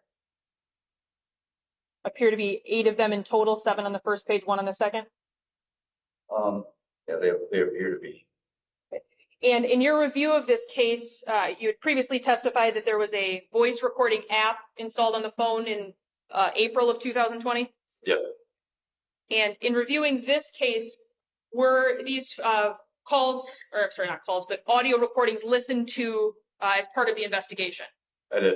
And without getting into specifics, what in general was, I mean, who were on these calls? What were they essentially entailing, if you know? They're primarily between Ms. Beecham and the defendant. Then also the daughter in comment was also in some of the calls as well. Not in the same call, but separate. And so it was Ms. Beecham. And the defendant, and then also the defendant and the daughter in comment. So it's combinations of those three parties being recorded during conversations? Correct. And ultimately, the top one looks like it had been deleted but recoverable. Is that accurate? Yes. And then the rest of the 8 all appear not to have been deleted. Are there essentially date stamps of when these occurred, given what the file names are? Yep, there are dates associated with them. So, for instance, the top deleted one, it says 2020 05 08 13 47 54. Would that be May 8th, 2020 at 1:47 54, given military time? It appears that would be the date, yes. And so then we see audio recordings from May 13th, given that. It looks like audio recordings 2, 3, 4, and 5 are all from May 13th. Accurate? Yes. And do we also know that too, because on the right it says when things were created and the dates match? Yes. And then we have audio recordings number 6 and 7 on this page, both say May 14th. Is that accurate? Yes. And then this one says May 16th. Yes.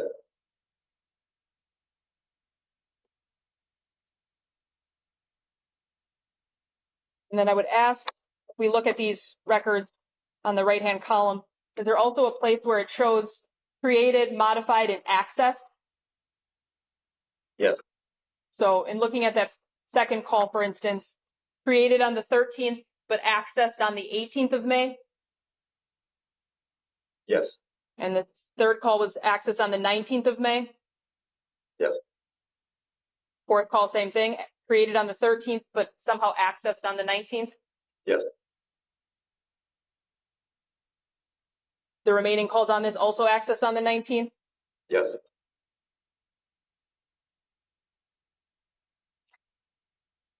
And same with that last call, or the last audio recording, accessed on the 19th, although it was created on the 16th. Yes.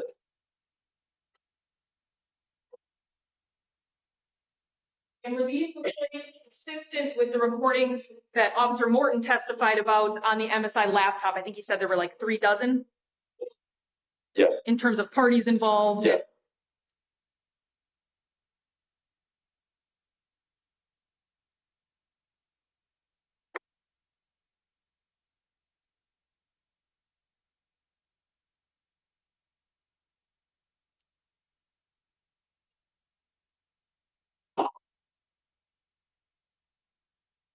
So during the search warrant of the defendant's home up in Mequon, do you recall a large amount of cash being located in an ottoman in a bag?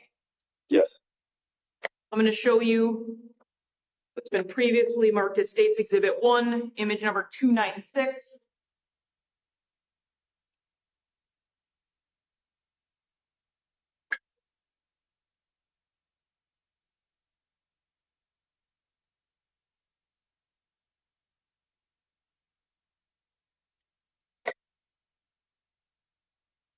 Does that appear to be a picture of that large amount of cash that was recovered?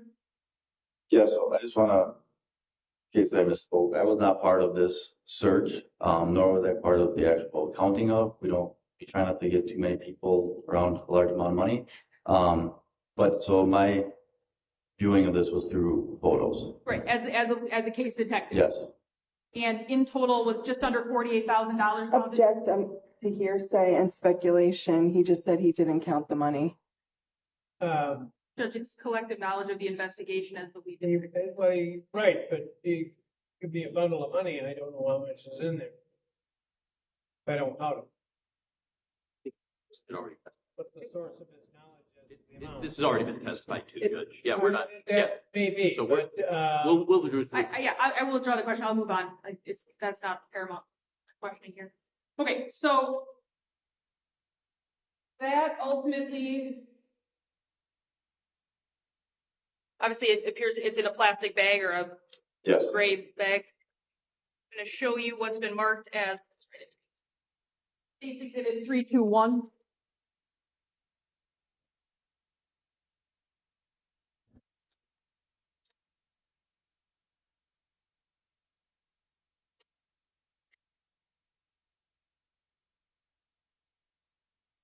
So is this a different angle of that bag where that money was located? Yes. And specifically on this bag, can you see the name Wells Fargo Bank? Yes, it's on my right side. It found all this Wells Fargo bank number that provides a partial number. And I'm now going to show you Exhibit 49.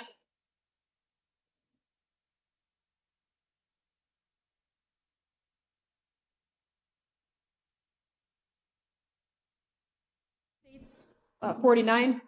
When you were looking through the defendant's email address, that same zjaii@hotmail.com, did you locate this receipt? Yes. And is this a transaction receipt from Wells Fargo Bank on May 15th of 2020 at roughly 3:38 p.m.? Yes. And how much cash was paid to the customer associated with this bank account? $50,000. And does it tell you the kind of currency that cash was dispersed in? It's a loose currency, 20. And in this case, was a large amount of the cash recovered in their 20s? Based on the photos that I saw, yes.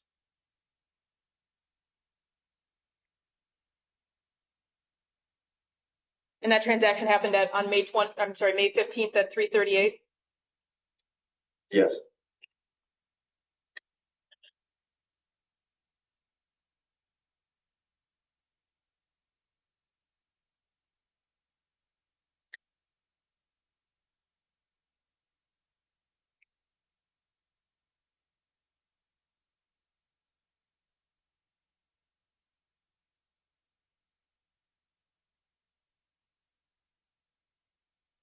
Now, during your investigation,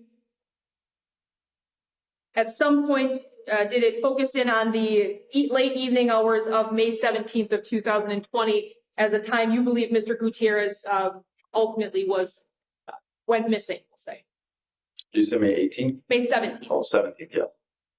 And in knowing the relevant time frame that you believed based on your investigation, did you look at the cell phone records of the defendant to see where he had been at that time? Yes.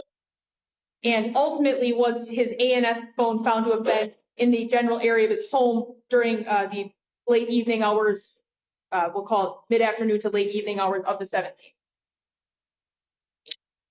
Well, there was a gap in the records. I believe at 9 or 11:19 p.m. The phone was that way, and then also I believe right around 6:30ish, 7 o'clock. But then there was a gap in time that I don't know personally where that was. So I'm approaching with states 316.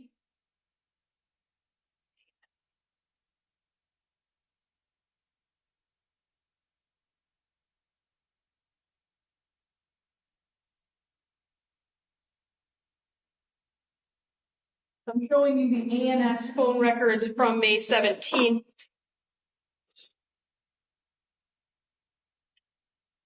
Of the defendant's phone. Oh, hold on, let me autofocus.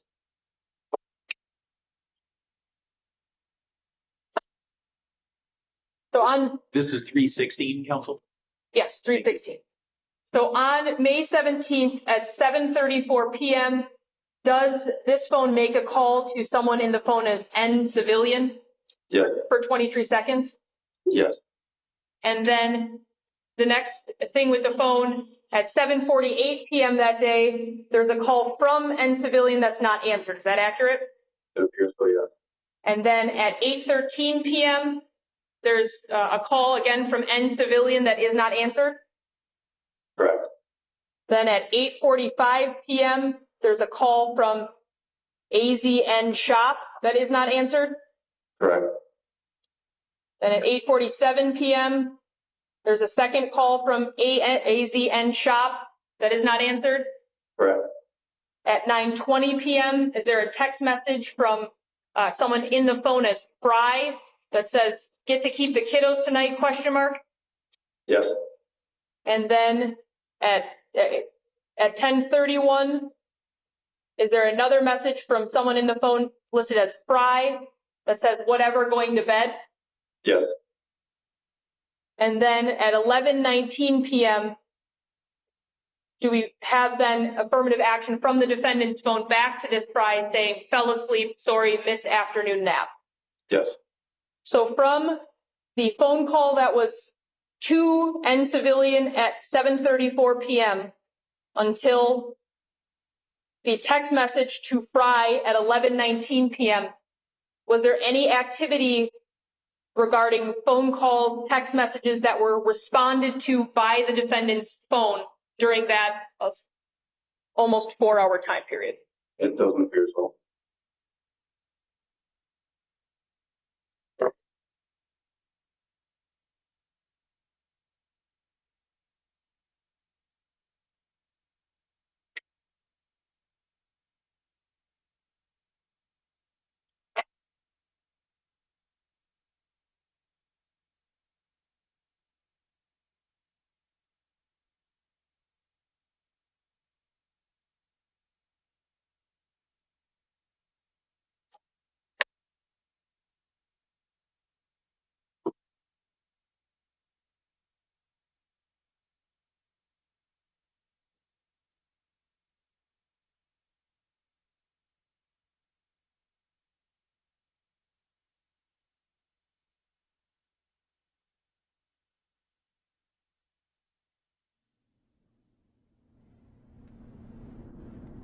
I'm going to approach with what's been marked as State's Exhibit 309.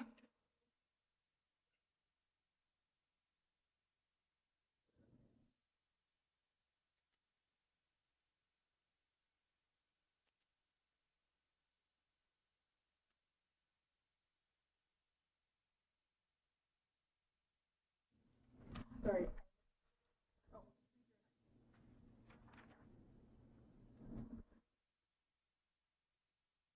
Showing you what's been marked as State's Exhibit 309 from the defendant's Moto G6. Are these a collection of Google searches that happened early that morning, starting at 4:18 a.m. on the 18th? Sorry, May 18th, 4:18 a.m. Were these searches? Yes, they appear to be, yes. Okay. And so there's a search at 4:18, another one at 4:18, one at 4:19, and one at 4:58 a.m. Is that all accurate? Then I'm going to show you what is on state.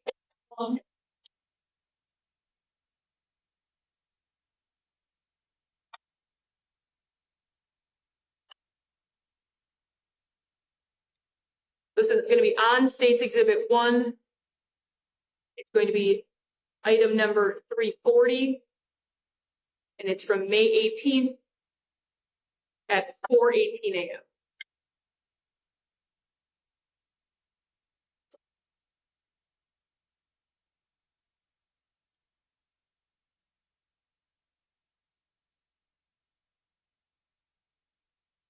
Detective, is this that search for Lowe's hours made on the defendant's Moto G6 phone at 4:18 a.m. on the 18th? I believe so. I can't. There was a search for Lowe's. I guess. Can I look at the document to compare it to the photo? So because I believe there's a thumbnail associated with each of the searches.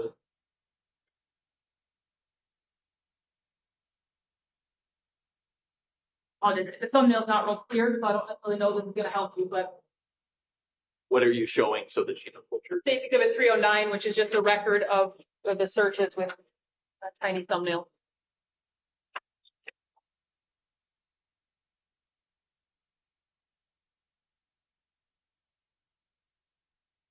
Second, why don't I withdraw that question? I'll ask it a different way that doesn't require you to put on your bifocals or whatever.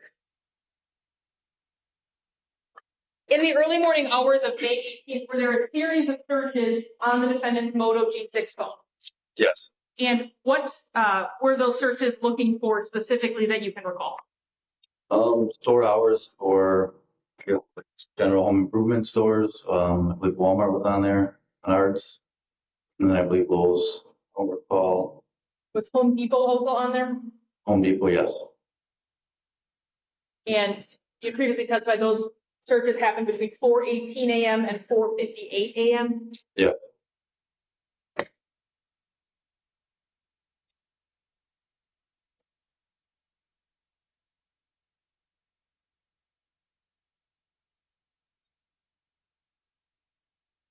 Now, ultimately, as part of this investigation, was Walmart video recovered from Saukville Walmart? Yes. And is that something, as part of being the case detective, that you reviewed as part of your investigation? I did. I'm going to play.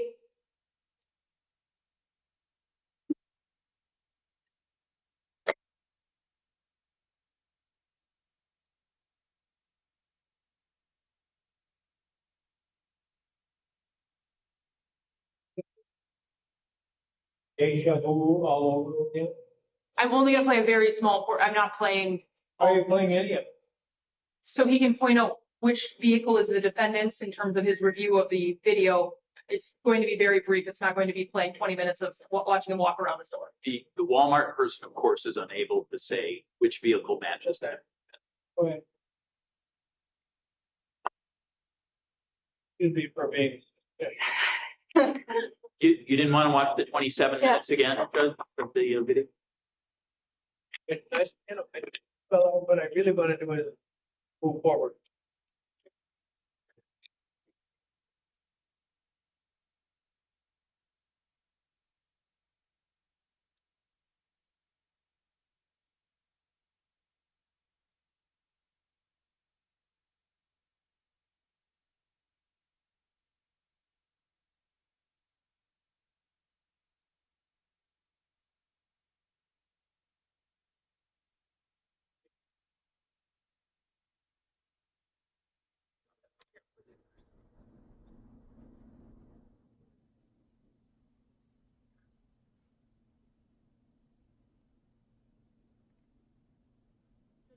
Can you borrow your pointer just so he can use at the screen and make this brief as possible?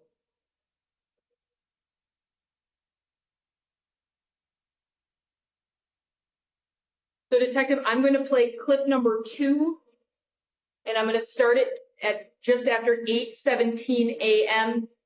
So if you could approach the TV screen and point out when the defendant's vehicle pulls into this lot. I'm going to start playing it now.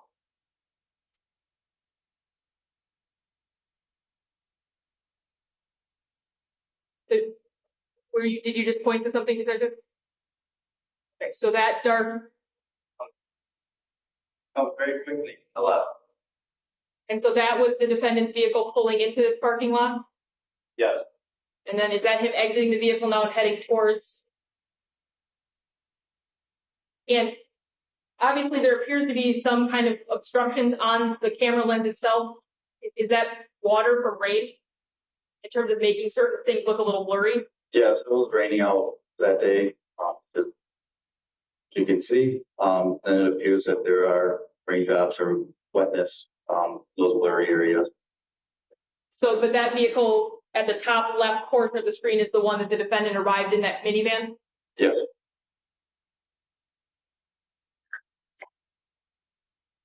As provided, Judge, we're brief. That's all we needed to see.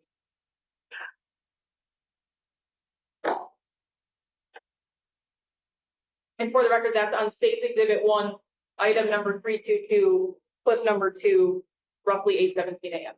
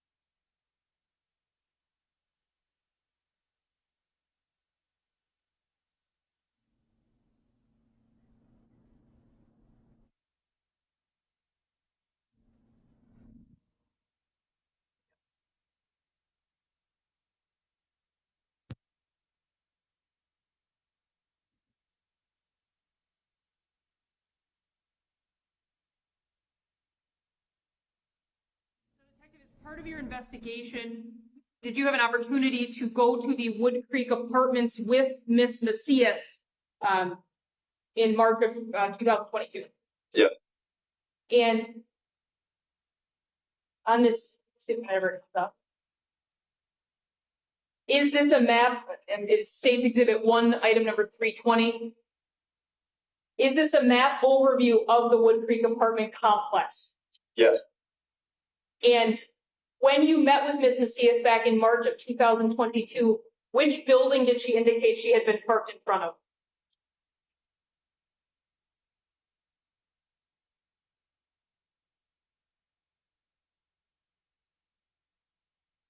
And based on, you could probably stay up there.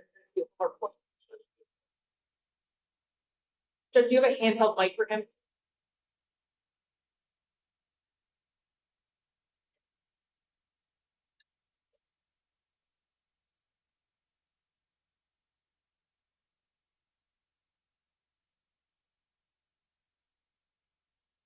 So, can you point out that building that you had parked in front of again?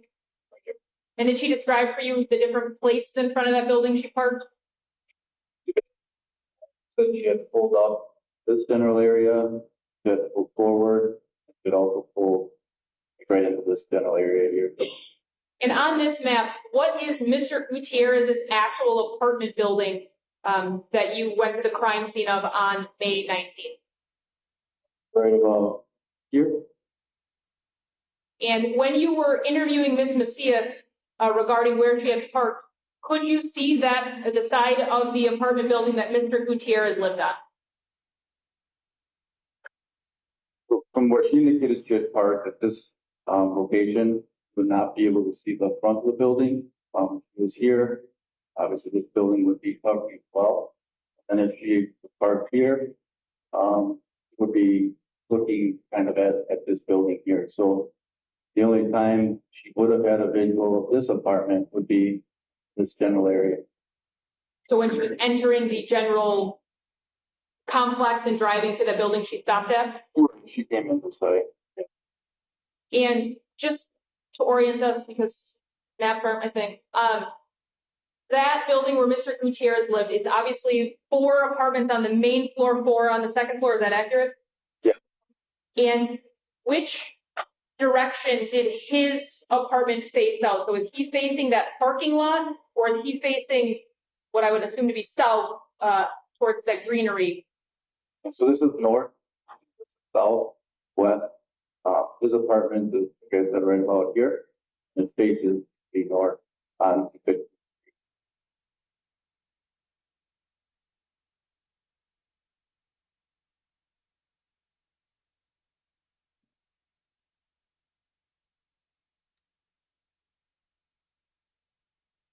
You can step back over. Judge, did you want me to now begin to ask some questions? Do I want what? Should I begin now, or did you? What's Well, your? no, I think probably it's best to take a break at this point. Okay. Please don't talk about again during the break. Please watch your testimony in the trial. And 1 o'clock, is that all right? Okay, we'll see you then. Thank you.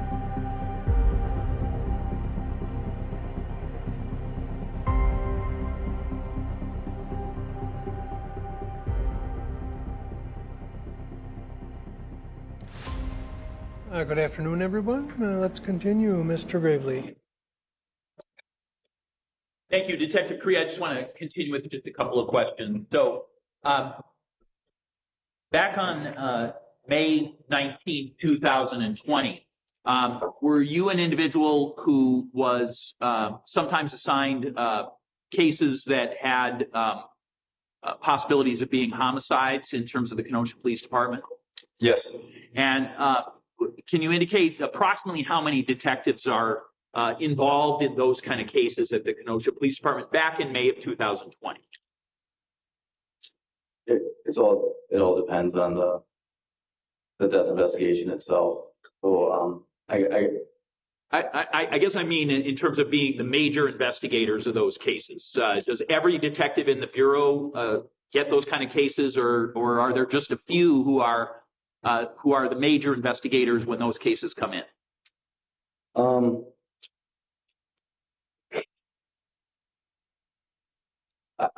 I would say it gets spread out. We currently have a different system in place, but back in 2020, it wasn't a definitive, like this person's going to get all the death investigations or possible homicides. So I can't say specifically that, I would get them all type thing. Okay, so on May 19th, 2020, were you one of the detectives assigned to play a larger role in the investigation? Yes. And then did other detectives and other members of the Kenosha Police Department play different roles that were not as significant? Yes. And did at least one detective play a very large role that is fairly equivalent to your own? I believe two. Two, and who were they? Detective Anschutz and Detective Mark Offenberger. Okay, and so is labor amongst you three detectives specifically divided in terms of the major tasks? We try to divide it up. I guess to explain how in a major investigation would go is that within our system there has to be someone that's assigned the lead detective. So one of us would be given that title. In this particular incident, it was myself. But there are, in this case, there were, I would guesstimate, over the period of time, probably over a dozen detectives that were actually involved in it. Detective Anschutz and Poffenberger were fairly involved like myself, so we kind of divided tasks up amongst ourselves. So it's something that we do as in general as a bureau to make other assignments to take some of that bulk of the investigation off of just one person. Okay, and so again, very briefly, what were the varying roles of the three detectives who were specifically assigned in this case? Detective Anschutz and Detective Poffenberger did a lot of the interviews with other people. I did assist in some of the interviews, especially that first night. I was in and out of interviews with Sadie, and then in and out of interview with Olivia. But during that time, because there was so much going on, I was also involved with writing the search warrants and briefings with our Detective Bureau administration as well as the District Attorney's Office. And I believe you said within this case, your at least formal role was lead detective, even though the labor was divided. Yeah. Okay. And then so, again, without being lengthy about it, so the Detective Bureau has those roles, and then are there some patrol officers who also have roles in an investigation of this type? Very brief. Yeah, so how a case would come in is the patrol officers would respond to a 911 call or a non-emergency call, and then based on their observations, they may contact their patrol supervision, and then that patrol supervisor would essentially contact the Detective Bureau supervisor and say, hey, this is what we have. We think we need the Detective Bureau to come out. They would also be involved with maintaining the scene, so the yellow tape that was portrayed in some of the images, they would remain on scene there as well. The evidence technicians are patrol officer positions as well. Yeah, and they would also assist maybe in other interviews that were in this, so in this case, the other residents that were maybe within that the 8 residences within this building at Wood Creek, so they would have partook in some of those interviews as well. So you were present, I assume, and heard testimony about how the original officers on the scene have a very specific role, and then follow-up officers and detectives then have different roles. Did you agree with that testimony that we have had previously about that? Yes. Okay. So on May 19th, 2020, about what time do you think you arrive at the address that we've talked so much about, Rosalio Gutierrez's address? I would guess maybe around noon. And when you get there, have there already been initial officers who did those early things that have been testified to previously? Yes. Do you know when you arrive that you will have a primary role, or is that only explained later in this case? I know that I have a primary role as an investigator. However, as far as when we first respond to the scene, it's not immediately portrayed to us that, hey, Vinny, you're going to be the lead. Hey, you're going to do this. You're going to do this. It's kind of, we'll get there. We'll meet with the on-scene officers. Hey, what happened? What did you see? Things of that nature. And then the bureau supervisor will essentially assign us roles. Hey, you're going to be the lead. You guys are going to, do whatever. So that's kind of how it works out. So you arrive, and in general, who do you arrive with? I arrived about the same time as Detective Anschutz. I believe at the time Detective Wilson may have been there.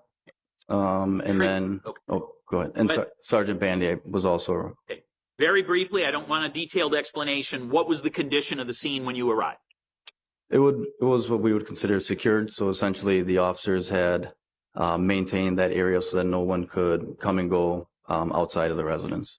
Now, Detective, are you an individual who is now, when you arrive, going to make observations at the scene and allow those to educate what you do next in your investigation? Is that one of the things you're doing?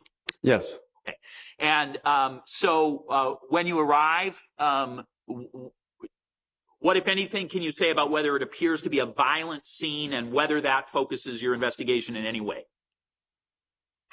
I'm going to object to the term violent. Go ahead. So based on my initial observations of standing outside of the residence by the, would be the sliding door, when the images that you had seen, is there appeared to be a lot of blood based on the officers indicating that there was nobody located inside the residence. It became apparent that we were, initially looking for a missing person who was either deceased and or severely injured.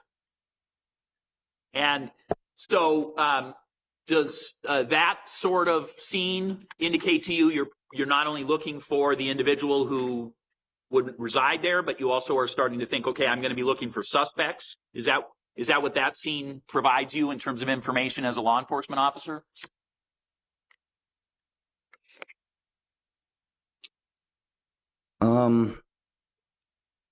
Yes, it could be, yes. Okay. So I'm talking about as you're walking through the scene. Are those the kind of things you begin to focus on? Yes. So at some point, do you get to focus on the hallway, the outer hallway?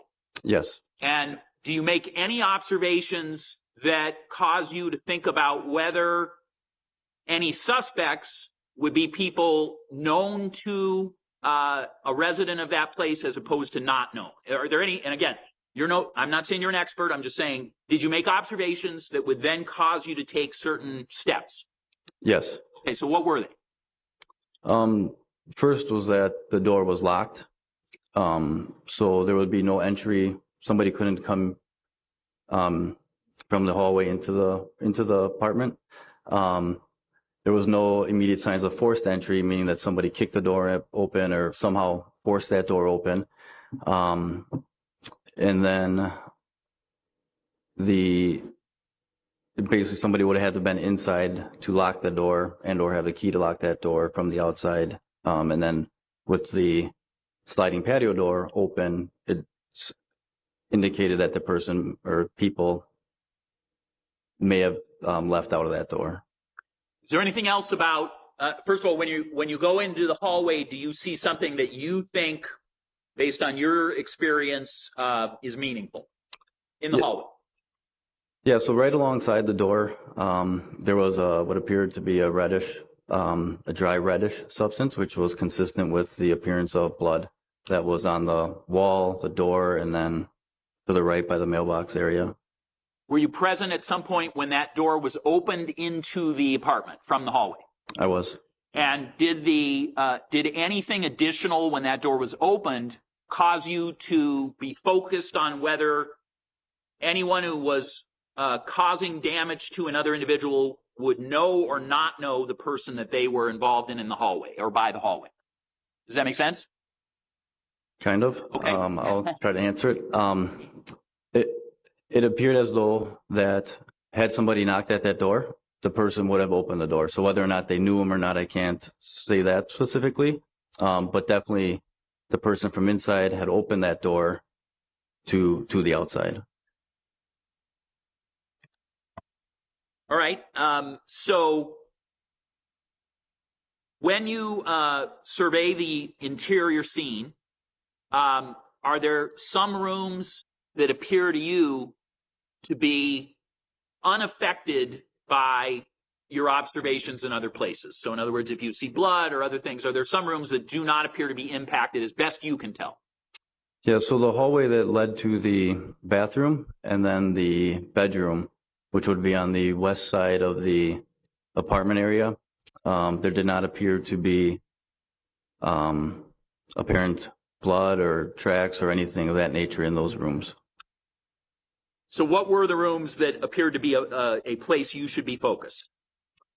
The main living room, I guess it would be considered like a dining section area, and then the kitchen area. And within some area of this, was there any area within the interior of that apartment where you observed there to be something that was at least a partial foot imprint? Yes. And ultimately, in the investigation of the Kenosha Police Department, was there a determination made about what was the likely source of that footprint? I'm going to object as far as foundation as to where this footprint was. There were multiple footprints on scene. Sounds like that would be the subject of cross, but you think it's too vague? I think it's too vague. Okay, so I'm talking about in the interior of the apartment. Did you see anything that would cause you to be that was of interest in terms of being a footprint? Yeah, so almost in the central area, there was a large pooling of blood on the carpet, and within that carpet there appeared to be a foot impression. And ultimately, in the investigation of the Kenosha Police Department that you were a coordinator of, was it determined who or what group would be the likely source of that footprint? It was. I'm going to object as far as speculation. I don't. He's asking him from a standpoint of a police investigation, and he says likely. So I think the jury probably understands this does not prove what his conclusion was or what his opinion was. So the objection's overruled. Please go ahead and answer. We were not able to determine who the likely source of that footprint was. Majority of the time, our initial officers on scene, when they get to something like that, if at all costs they're able to, we try to have them not walk through something, but we weren't able to determine if it was one of the officers there or if it was there prior to the officers. Well, you did have officers say that they had that it had been wet and that they had walked through the scene. You did have officers Correct. say that. And was that the first group of officers who came in? Yes. So do you agree or disagree with the choice based on the blood on this scene for them to go through the residence quickly as opposed to worry about their footprint? Yeah, they could have, yes. Okay. And is that a decision you think is a poor decision by them? Not necessarily, because their main focus at that time is to determine if there are injured people or other people in the residence. All right. So officers admitted they they walked in and made footprints, correct? Object as far as hearsay.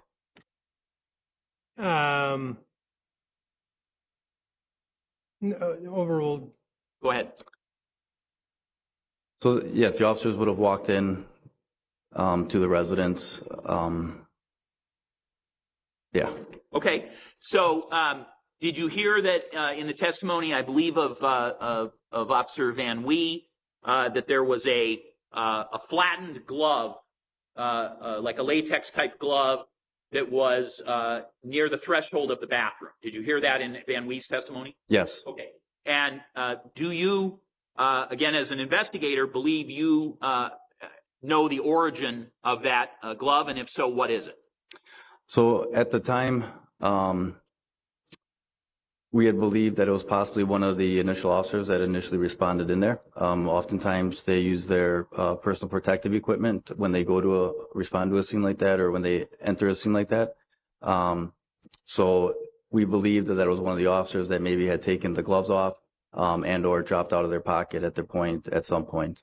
My understanding in speaking with Officer Van Wee was that there were no immediate signs of blood on the gloves and nothing. It was kind of out of place where it was right in the middle of a doorway leading to the bathroom area. So, yes. You saw pictures displayed, I think, a couple of times during this case so far of a pizza box in the apartment of Rosalio Gutierrez, and it had some kind of receipt on the top of the box. Did you see that a couple of times come up as an exhibit? Yes. Do you recall that pizza box being at this location? I do. And what, if any, investigation are you aware of that was done regarding the pizza box? So on the pizza box, there was a receipt on there. On the receipt was an address for Mr. Gutierrez, and as well as his name, and I believe a phone number was on there as well. There was also, I guess what I would describe as like a description of the pizza, as well as a price on there. There was no name of a pizza company, and the box did not have the name of a pizza company as well. I don't recall the officer that was specifically assigned to it, but there were efforts made to try to determine if there was a pizza delivered within the past couple of days, and it was determined we weren't able to determine if there was or wasn't at that time.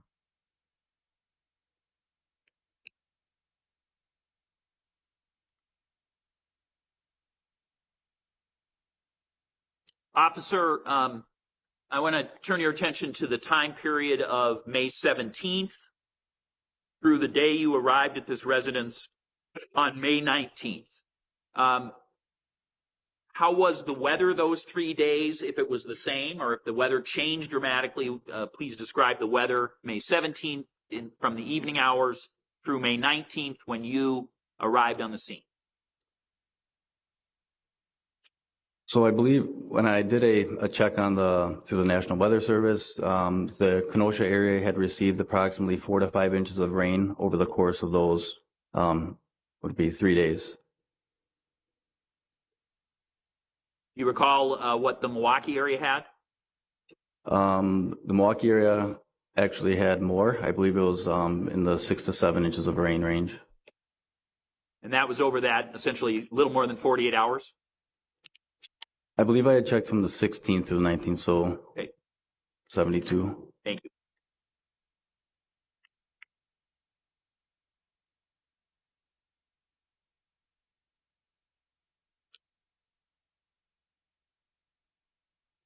Overall, at the address for Rosalio Gutierrez, so 3709 15th Street, Apartment B, how many officers do you believe were involved in some investigative capacity? So from the first officers who arrive on scene, to officers who speak to neighbors, to officers who collect evidence, to detectives, to management, what is your best estimate on how many officers played some role at that location in trying to determine what they had, why there was this blood, etc.?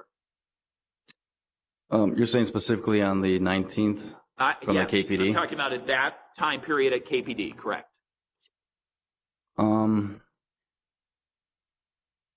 So I would say initially there were probably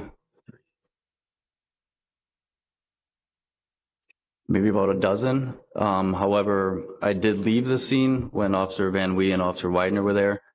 So I wasn't there through the remainder of the evening, so I don't know how many there, but I would say up to the point when I was there till I'm guesstimating here at about 3:30 I left that area. I would say about a dozen or more. So minimum of a dozen Kenosha Police Department assigned officers are involved even before you leave. Yeah, I'm making a guesstimate, yes. Okay. So at the scene, do you have an opportunity to speak to Sadie Beecham? Briefly. Briefly I did, Okay. yes. At the scene, do you have an opportunity to speak to Michael Campbell? Briefly. Yes. And based on speaking to both Michael Campbell and Sadie Beecham, are you involved? Does that focus your early investigation? In other words, does that give you some information that you are going to pursue to try to figure out why there is a scene with, do you perceive there being a significant amount of blood in many areas of the home? I do. Okay. So are you now going to figure out some information regarding what Sadie Beecham and what Michael Campbell have told you at that stage? Yes. Okay. And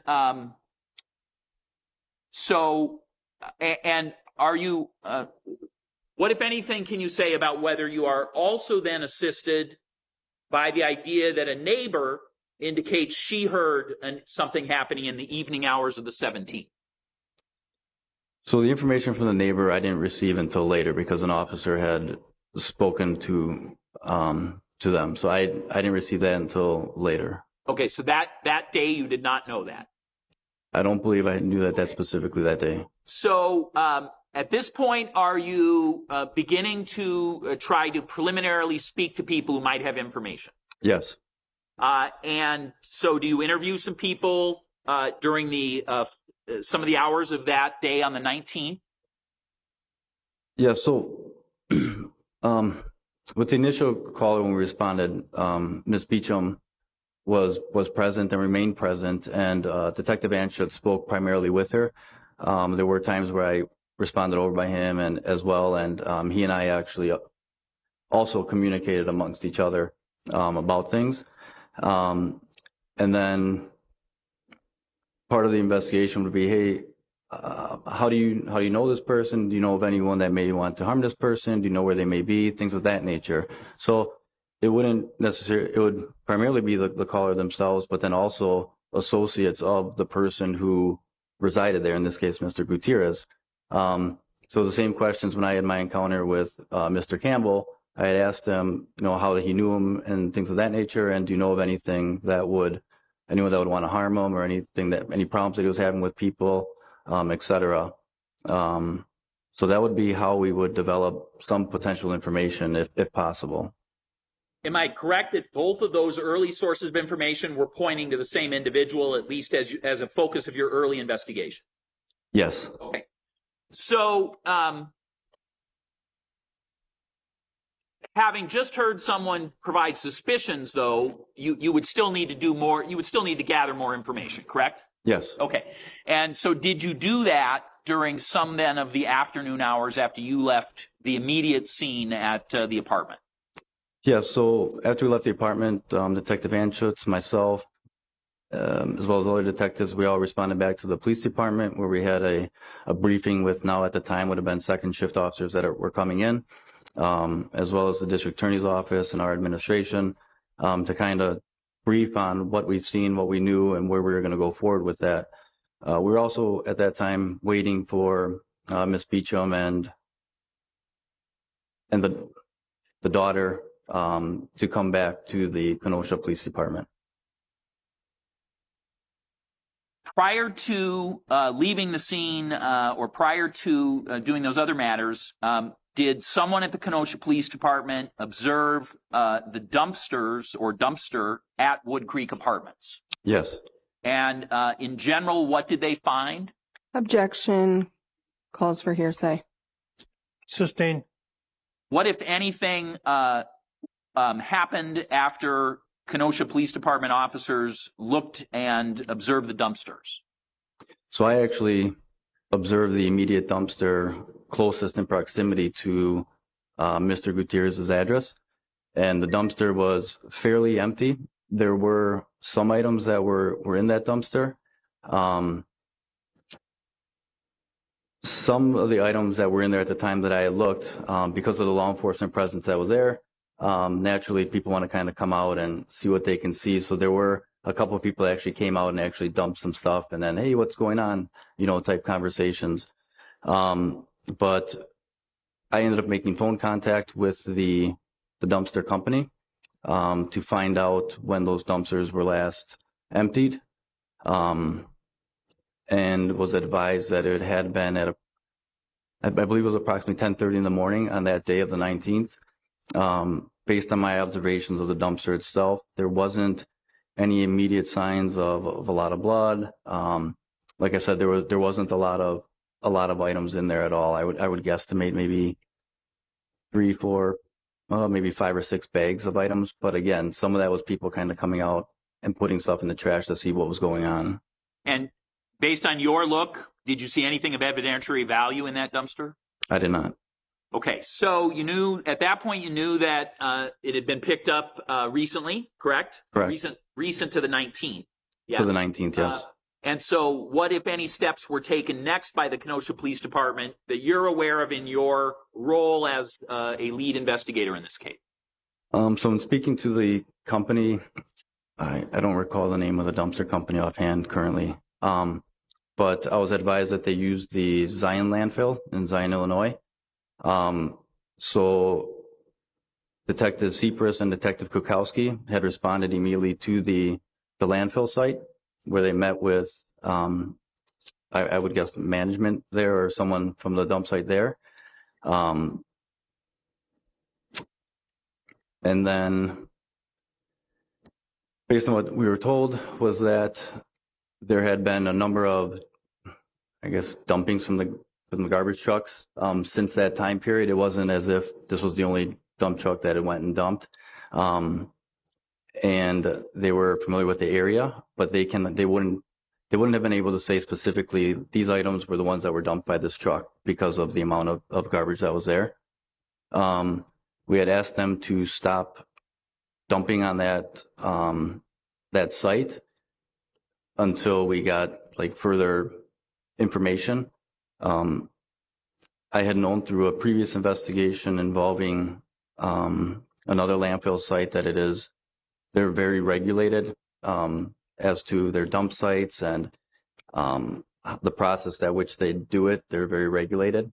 So we were kind of interrupting their business by having them hold it, but they agreed to hold it until the following day. Ultimately, did you release that dump site? We did. And describe briefly for the jury why that decision was made. So during the course of that evening, we had done, I guess collectively, the police department had done interviews with Ms. Beecham as well as with the daughter. And based on those interviews, and in speaking with the district attorney's office, I had prepared a search warrant for the defendant's address up in the Mequon area. And based on officers' response later on in the evening hours, which went into the early morning hours, we had believed that there was a high probability that evidence would be located at that residence, at which point we did not have the capacity to continue to do 2 major site investigations at once. And again, based on the landfill, we were holding up their operations, I guess. Based on what do you remember approximately when that decision was made? I would guesstimate that it would have been in the Probably around the early morning hours before noon. Of the day after, so on the 20th? Yeah, on the 20th, Okay. yes. So in the meantime, had the defendant's van been looked at? Yeah, so overnight, when officers responded to Mequon, the van had been looked at. In the meantime, had the defendant been interviewed? Yes, the defendant was I guess it was kind of simultaneous with the search warrant going on. Is that what or you mean afterwards? You had gained you had gained information from the defendant. Yes. Okay, before you made that decision. Yes. You had seen and looked in the van. Yes. Okay. And you've heard testimony about the condition of the van. Officers knew about the condition of the van. Correct. Okay. And you had witnesses who had described circumstances to you, correct? Yes. And then at that point, you either had to search a dump site locally, or you had to make a decision that that a van had likely been involved in transport. Is that what I'm hearing? Yes.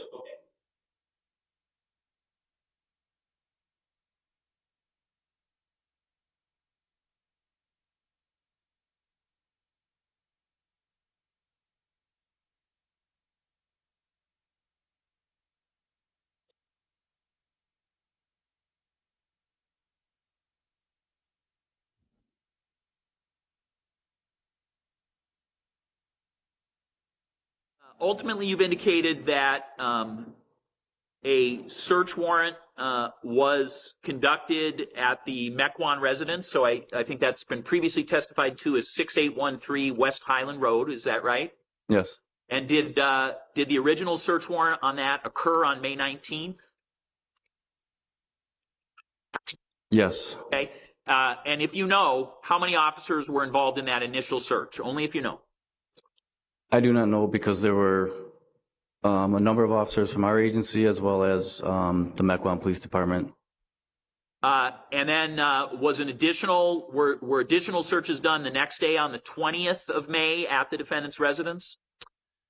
Yes, so the initial search warrant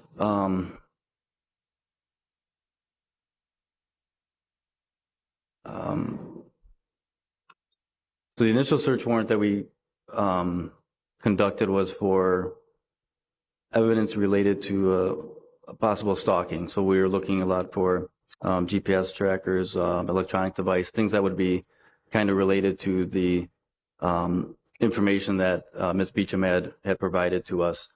Once the officers executed that search warrant, they had determined that there was a van that was found at the residence, and then within that van, they discovered that there were apparent bleach spots, that the vehicle had smelled like bleach, there was carpet ripped out, and from what they observed, possible apparent blood droplets. So that was the initial warrant that night. Once we were able to reconvene the next morning, because of the possibility of the connection between the missing person case that we initially investigated and the possibility of the van then being involved, we wrote a secondary search warrant under that case. So did Kenosha police officers then go back on the 20th again? We did. And are you aware of how many officers were involved in that particular exploration in Mequon? I would say maybe around a dozen again. Again, there were officers from, at that time, there were officers from the Kenosha Police Department, Mequon Police Department, I believe the Ozaukee County Sheriff's Office, and then from the, I believe, Madison Police Department or Dane County, Madison or Dane County. So you had multiple agencies? Yes. Okay, and this is on the 20th? Yes. All right.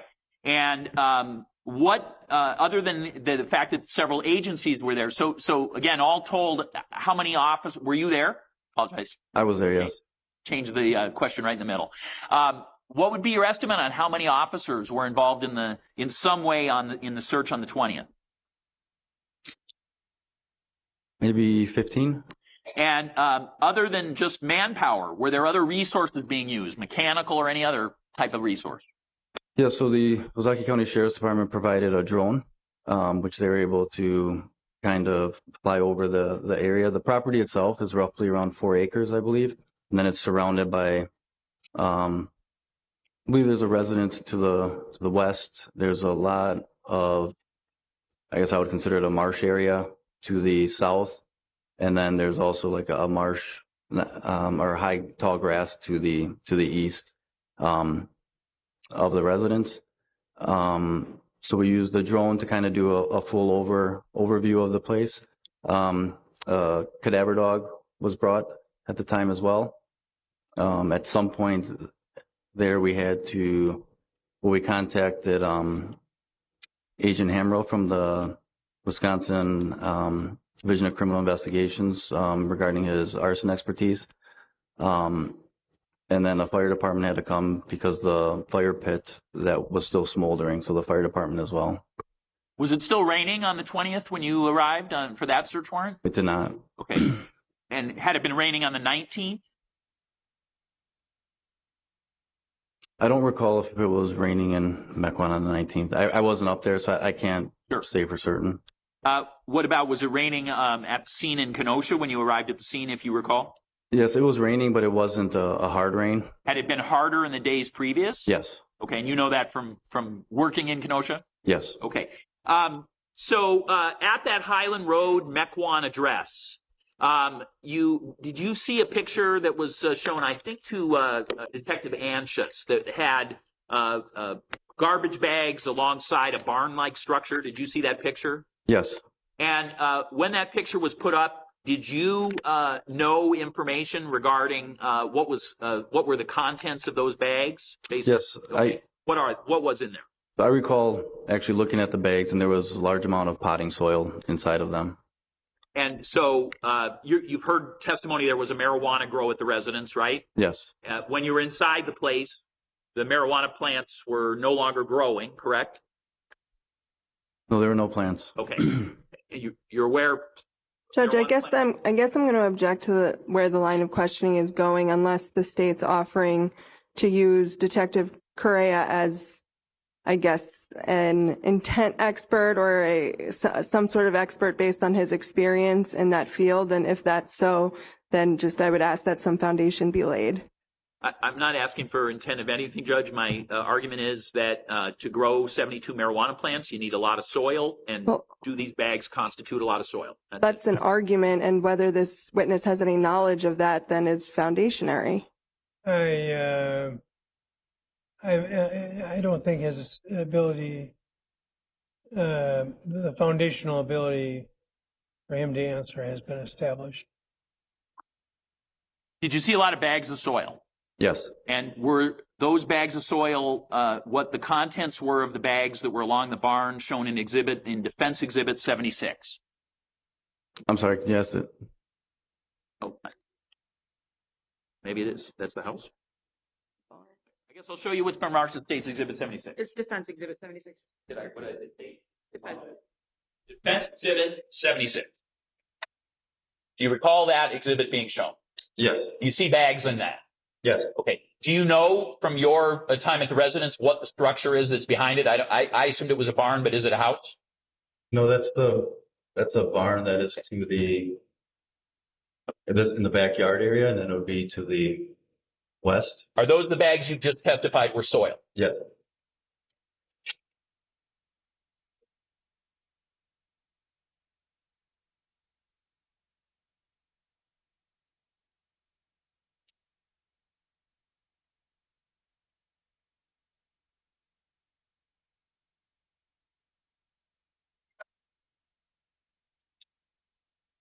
Did the drone reveal anything that caused you to have to investigate further?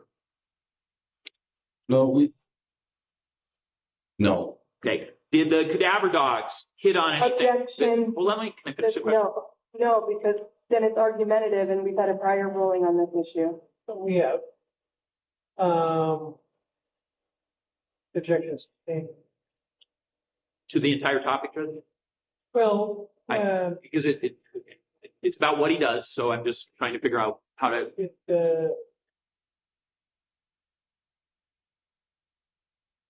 We're going to take about a 10-minute break. Please don't talk about the case further.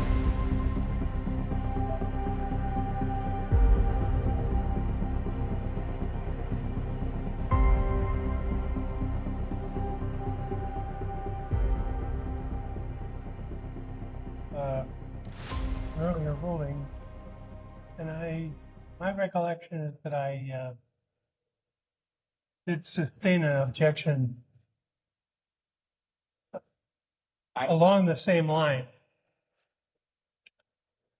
You think I'm in error? Well, Not on the ruling, on the recollection. I'd like to re-argue it, Judge. No, Judge, my recollection is that the court allowed me only to ask whether a cadaver dog caused the officer to then direct theirself in any location, but to provide no further details. So I thought the court allowed me that one question with no inquiry. I thought it was without the reference to it being a cadaver dog. Okay, so that's not my recollection, and I defer to the court. It's been a long court. It's been a long case, and any of these rulings would have been day 1 or 2, but that and I thought I was allowed that very limited inquiry, and I absolutely apologize if the court has a different memory, and so. My memory is the same as the court's as far as what that objection was. I think, too, that it was very narrowly tailored, and that was with Officer Van Wee, I believe, as to why he went and collected certain items to be sent to the crime lab for testing, and that was why the court allowed that line of questioning. But as far as the cadaver dog and the cadaver dog making a hit, that was, my understanding was that was sustained and not to be brought up.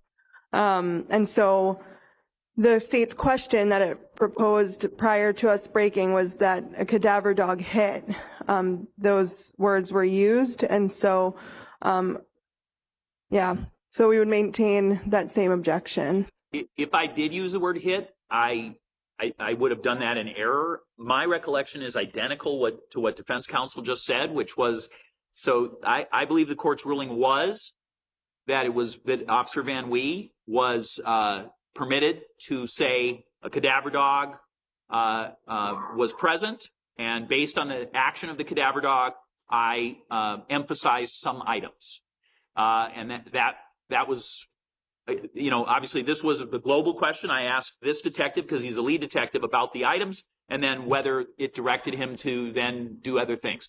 I don't intend any follow-up questions. It's exactly the same thing I asked Van Wee, which I was asking him because, frankly, that was day 1 or 2 of this trial, and we're in the larger thing now. I will tell you that I'm not relying now on my memory. I'm analyzing it afresh. Yep. And which gives me a hint as to what I think I ruled, and I was uncomfortable with your describing the dog as a cadaver dog, because there was and I recollect there wasn't going to be any recollection, or any testimony rather, that it was in fact a cadaver dog as opposed to a different dog. You're right. That was what you did. You indicated that we could say a dog, but you didn't. You said it could not be a cadaver dog. I now recollect that. That would be my analysis then and now. Okay. I think. And and also I don't know if the word hit it just be some behavior by the dog or whatever. Yeah. But the bottom line was, the bottom line is I'm going to sustain the objection. So what I intend to do then, just very briefly, is I intend to say, were any dogs that were employed utilized, and did they direct you to some evidence? And then was that evidence you emphasized? That's it. You're looking quizzically. Yeah, I'm just trying to remember what evidence it was that Detective Correa had It's fire pit evidence, and I'm not going to talk about what the evidence is this time. I think then that I would argue. Oh, sorry. Go ahead. Sure, that's okay. Fire pit evidence, chainsaw, and a poker that was related to the fire pit. That's it. Oh, I think that was already testified to with Van Wee. I don't intend to ask him. Moving. Yeah, you can do it what you want to do it, but don't reference a cadaver dog. And it would be better not to use the word hit as opposed to just saying did a dog's activity or. All right. I'll be careful.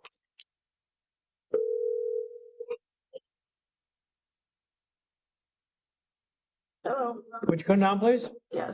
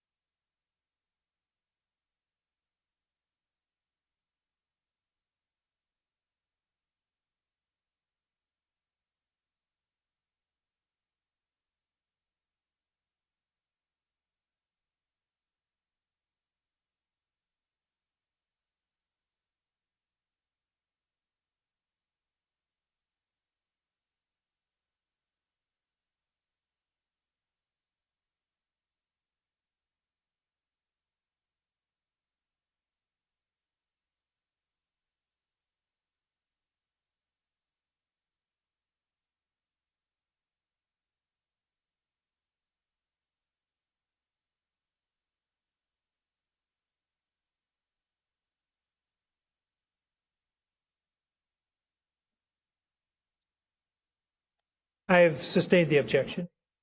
New question. Detective Correa, you indicated dogs were, or a dog was employed at the search warrant on the 20th of May at the Mequon house.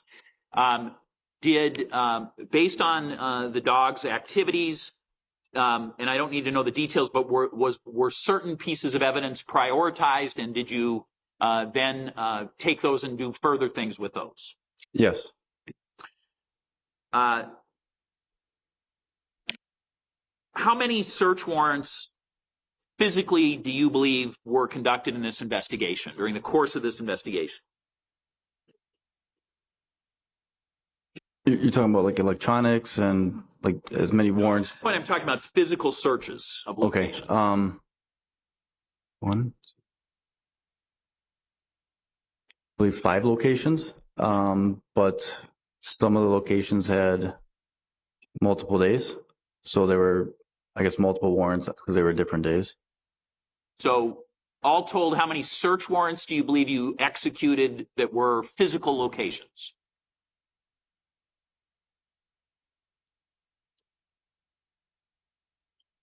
I believe 8. Okay. How many agencies other than the Kenosha Police Department do you believe you involved in some fashion in this case? Just your estimate. Agency-wide, I would say in excess of 15. So how many different folks that have some law enforcement role do you believe have spent some time investigating this case?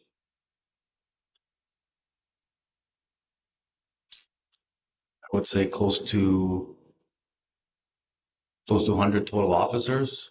And you personally, what would be your estimate on how many man hours that you have put in this case over the last several years?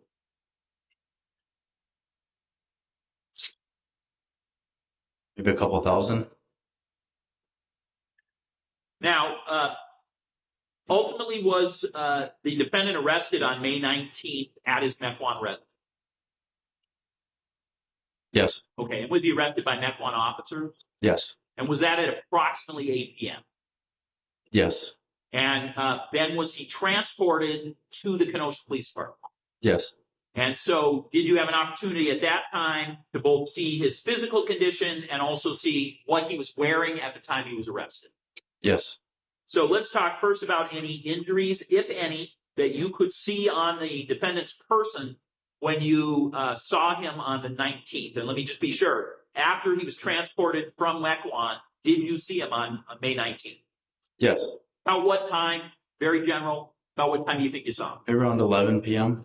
So at that time, was one of the things you did take a look to see if there were any injuries that were of note? Yes. And what injuries, if any, did you find on the defendant's person when you saw him on the 19th? There were 2 small scratches on his right hand area, and then another scratch, maybe a couple inches on his upper right bicep. And I assume you have zero idea what the origin of those are. Is that right? Yeah, I have no idea. Okay. Okay. When arrested, was the defendant wearing anything below the waist? Jeans? Okay. And did you have an opportunity to review or look at the buttons of the jeans he was wearing? Yes. And was that of interest to you in this case for purposes of any comparison? Ultimately, yes. Okay. So I'm going to show you what's been marked as State's Exhibit 223. So did you want to see it?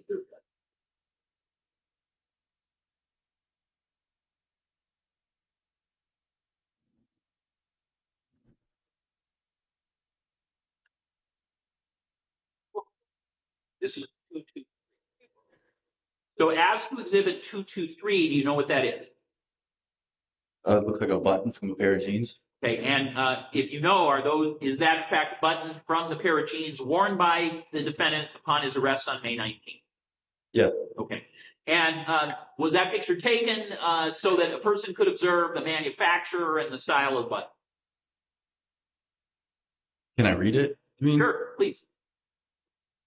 Levi Strauss and Company, the SF Gal, maybe San Francisco, California. SF. So Levi Strauss jean button, correct? Yeah. Okay. And does it appear to be a true and accurate copy of what the jean button looked like on the jeans the defendant was wearing on the day of his arrest? Yes. I mean, so I didn't look at his button on the day that he was arrested, but we have them as evidence and photos were taken of those clothing items. So, Detective, I assume people are not taking pictures of random buttons, so Yeah. you've reviewed all the pictures in this case. Yes. So my question is, does it appear to be a true and accurate picture of the buttons from the jeans he had? yes. Okay. So are you also aware that some jean buttons or some buttons were recovered from the smoldering fire pit at the defendant's residence? Yes. Okay. And so you heard Officer Van Wee testify that those were on the top level of the fire pit refuse, right? Yes. Okay. So I'm going to show you what's been marked as State's Exhibit 224.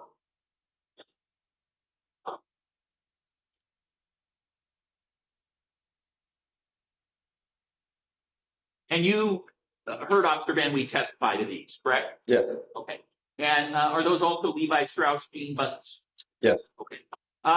Then let me ask you about whether the defendant, upon arrest, was wearing any undergarments, meaning above, below the waist.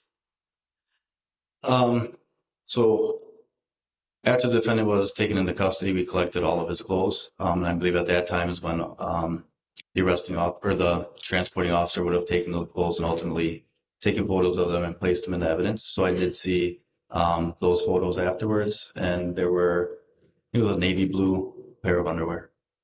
And do you remember the make? Like the manufacturer? I believe they were Hanes, if I'm not mistaken. Or no, I think they're Fruit of the Loom. And in the fire pit, are you aware Fruit of the Loom were recovered, a remnant? Yes. Okay. During the search warrant, were any socks recovered at any location at the 6813 Highland Road? Just because they were differently organized than your sock drawer. I believe there was, if I remember correctly, there was a camera that was located inside of a sock, a white Hanes sock. Okay. And are you aware that a remnant of a Hanes sock was found in the fire pit, the smoldering fire pit? Yes. And was that Hanes sock that you're talking about that had a camera in it? Was that a lone sock, a solo sock? Yes. And that camera that the sock was over or contained was reviewed, is that correct? Yes. And it had no content that was of any note? To your knowledge? To my knowledge, yeah, correct. Okay.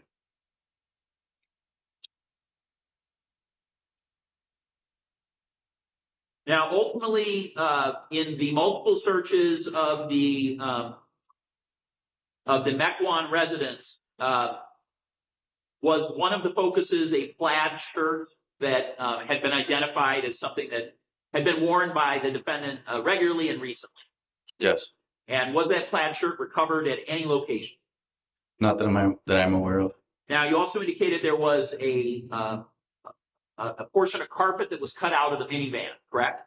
Correct. And you could tell that when people did the search warrant on May 19th, is that correct?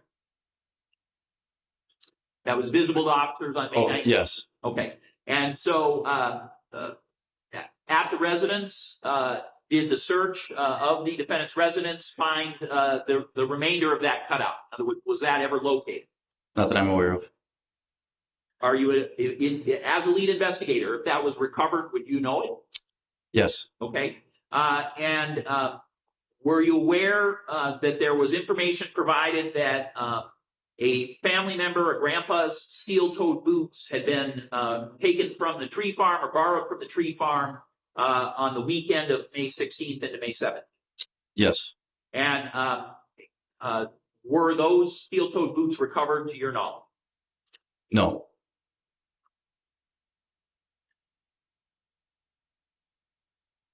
Were steel toes recovered in the fire pit to your knowledge? There were two items recovered in the fire pit that appeared to be the steel toe portion of a steel toe boot. And I believe right next to that appeared to be like shoelaces as well. And again, that was in the upper level, that first level of the fire pit refuse? Yes, it was visible from just standing over and looking at it. Now, during a search of the defendant's residence, at some point was a sheet recovered that you had at least felt could be tested. Yes, there was a sheath that had like a possible red staining on it.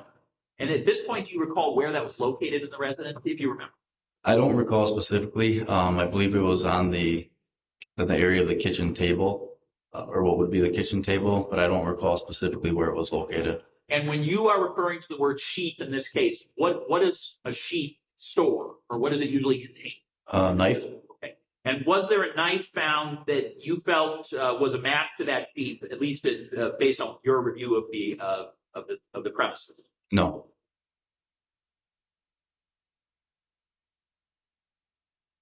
Now, in this case, did you do larger warrants, like things called geofence warrants and those kind of things, to also try to determine any information you could about intruders to the home of Rosalio Gutierrez during the time period around May 17th? We did. Okay. So could you explain to the jury what you did along those lines? So in those large data type warrants, what did you try to do? So in a geofence warrant is basically submitted to Google, and what Google has is they call it a 3-stage process.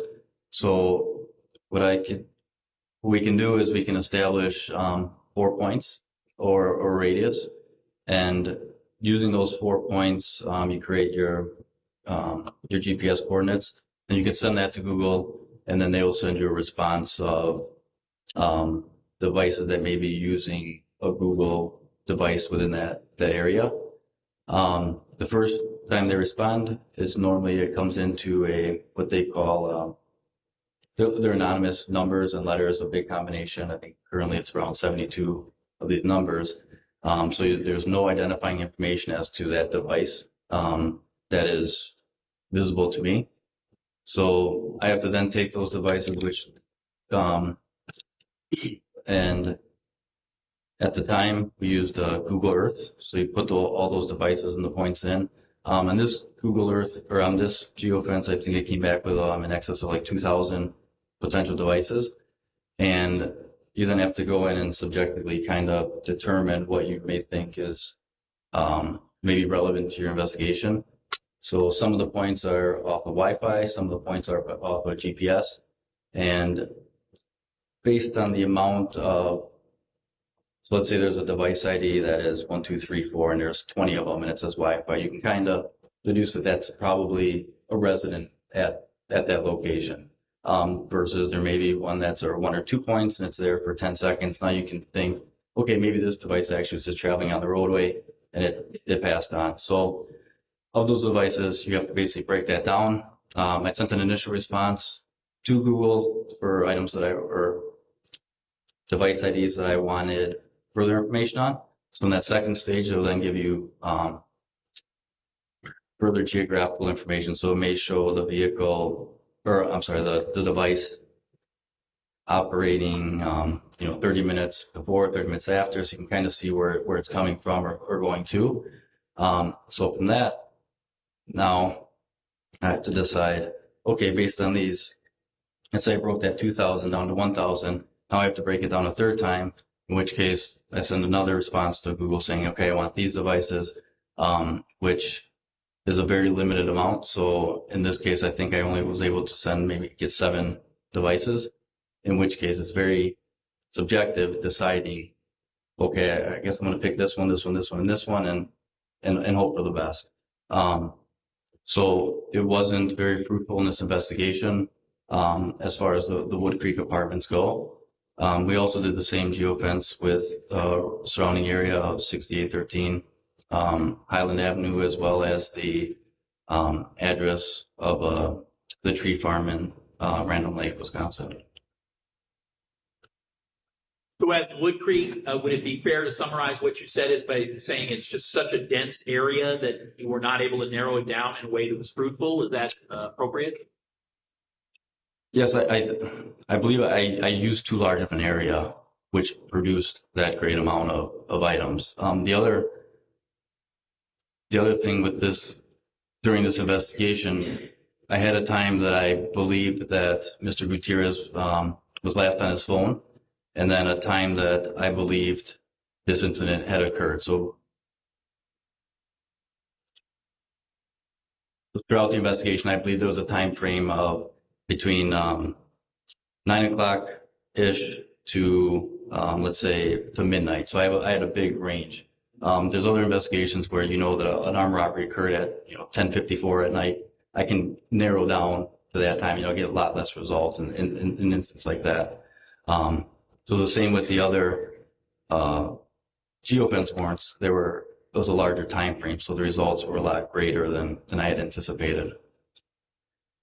Change the topic. Do you recall opening up State's Exhibit 115 and showing it to a Walmart manager by extending it out? You had it in your hands with gloves. Do you recall that? Yeah. And when you looked at 115 previously, when you spread that out to the Walmart manager, did you recognize that as a document you had seen at some other location other than in evidence and in this courtroom? Yeah. So this receipt was located in the front passenger side dashboard of the black minivan belonging to the defendant. And you personally saw it there? I did. And then what, if anything, did you do to cause Detective Marty Howard to then have a picture of it that he could go to Walmart with? Sent him a picture of it? Okay. And you heard him testify that he received a picture previously? Yes. Okay. Previously, we talked about one of the FBI agent Hannah Judd maps and where a phone was located and its proximity to Rosalio Gutierrez's home. I'm going to ask that State's Exhibit 291 be shown to you. Again, this is another Hannah Judd produced map, Agent Hannah Judd. And I'm just going to ask, is there an address that was of interest to you in this case that is located on this map that could be pointed out to the jury? This isn't a map related to Mr. Gutierrez. Was that what you had asked? No, I asked if this map was in, it depicts another place, an address of interest to you at a different place. So when Agent Judd testified, you previously talked about Rosalio Gutierrez's address when a different one of these maps was shown to you. I misunderstood you. I thought you said in relation to Mr. Gutierrez's address. No, in this one, is there any address of interest to you when this map is put together, Sure. indicating the defendant's phone is in a location on May 18th in the morning hour? So on the bottom portion of this map, you see You the. need the pointer? I don't know.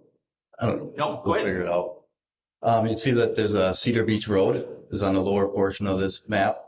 How this map is oriented, I don't see a compass on it, but I think to the east would be to our right. And down that road on Cedar Beach Road, that road actually leads directly to Lake Michigan. So I would say approximately maybe a quarter mile at the most from Lake Michigan on Cedar Beach Road is the address of Miss Brown Frederickson. Okay. And so that was the address where the defendant is doing some rehab at times? Yes. Okay. And in terms of this house that is identified in this Belgium area, where is that in relation to the Saukville Walmart that we've seen video of?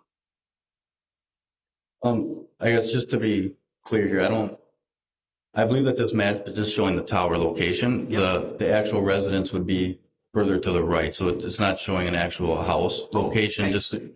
I just want to make sure that we're clear with that. But this area is essentially almost right between you'd ask between the Saukville Walmart. Yep, Saukville Walmart. What I have. I believe it would be a little bit to the south, maybe a little bit southwest. Or this is northwest of the Saukville. So Saukville, I guess the Mequon in the Saukville, Belgium area, and then the Random Lake here would be a little bit north. Did you at some point look through any means by which Rosalio Gutierrez was listing any future activities he had either organized or planned or was accounting for at the time that you investigated this case during the time period of May 19th, 2020 and on? I believe he had in his calendar, there was a calendared event, Camp Timberley. Okay. And is that a fairly local camp activity that a person can do? Yeah, I believe it's in Walworth County area. And so that was something that he had in his calendar. Do you remember for what date? It was the 19th. Yes. And that is a camp experience for children, not adults? Yeah. Primarily? Well, I think it can be family camp as well. Okay. But yeah. Now, Detective, what did you, meaning the police department as an agency, do to try to be sure that if Mr. Gutierrez were to show up in any location after this incident, that he would be accounted for in some way? In other words, are there national ways you do that, or Yeah, so he was entered as is entered as a missing person. So had a law enforcement agency nationwide come into contact with him, it would automatically flag as a missing person, in which case we would be notified immediately that they had contact with the person. So that was done. did you do anything to monitor any financial information so that if for some reason financial information was accessed in any way that would account for Mr. Gutierrez, that would be recognized? Yeah, so on 2 occasions I wrote search warrants for TransUnion, basically the Financial Credit Reporting Bureau, and there were actually some accounts I believe that were in default, but there were no new accounts after the May 19th. At some point, did you do any investigation regarding a passport or passport activity in this case? Yes, I don't recall if I contacted Homeland Security or Customs, but I had sent the email asking if there had been any passports issued to or used under his information. Had Rosalio Gutierrez ever had a passport based No. on the information you received? And has one ever been applied for since? Not that I'm aware of.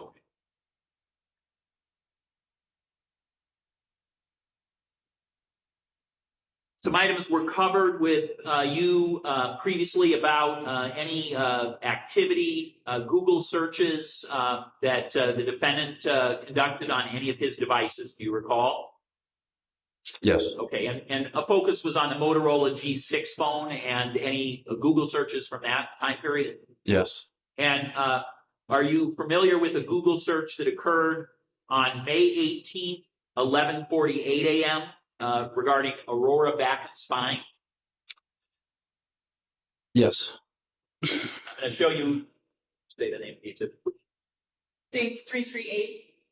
show you States Exhibit 338 and ask you if this is a search on the defendant's Motorola G6 phone, again on May 18th at 11:48 a.m.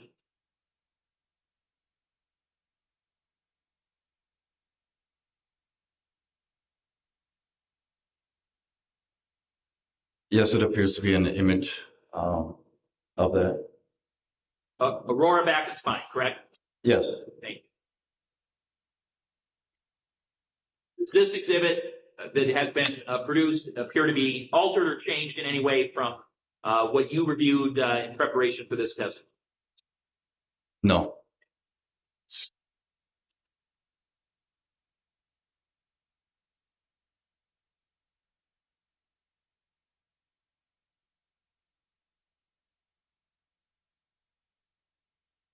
So I want to just, as my final piece, go through a little bit of your interaction with the defendant on May 19th, 2020.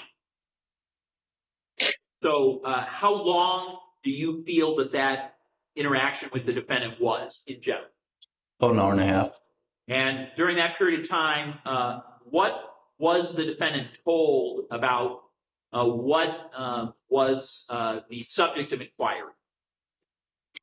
I believe it was general, just basically there was some allegations of from Miss Beecham about him tracking her, following her, and things of that nature. Was he also informed that it had to do with any activities he had towards her boyfriend? Yes. Okay. So the defendant was aware on the 17th as you began to speak to him. I'm sorry, the 19th. Apologize. On the 19th of May, as you began to speak to him about who the people were that you were talking to, in general. Yes, I just wanted to clarify from the last one. I didn't speak to him at all about the incident that we were investigating regarding what was found at Mr. Gutierrez's residence. What I meant by that was the allegations that he had broken into his vehicle or entered his vehicle and took items. So I didn't speak to him regarding what we were investigating previously in the day.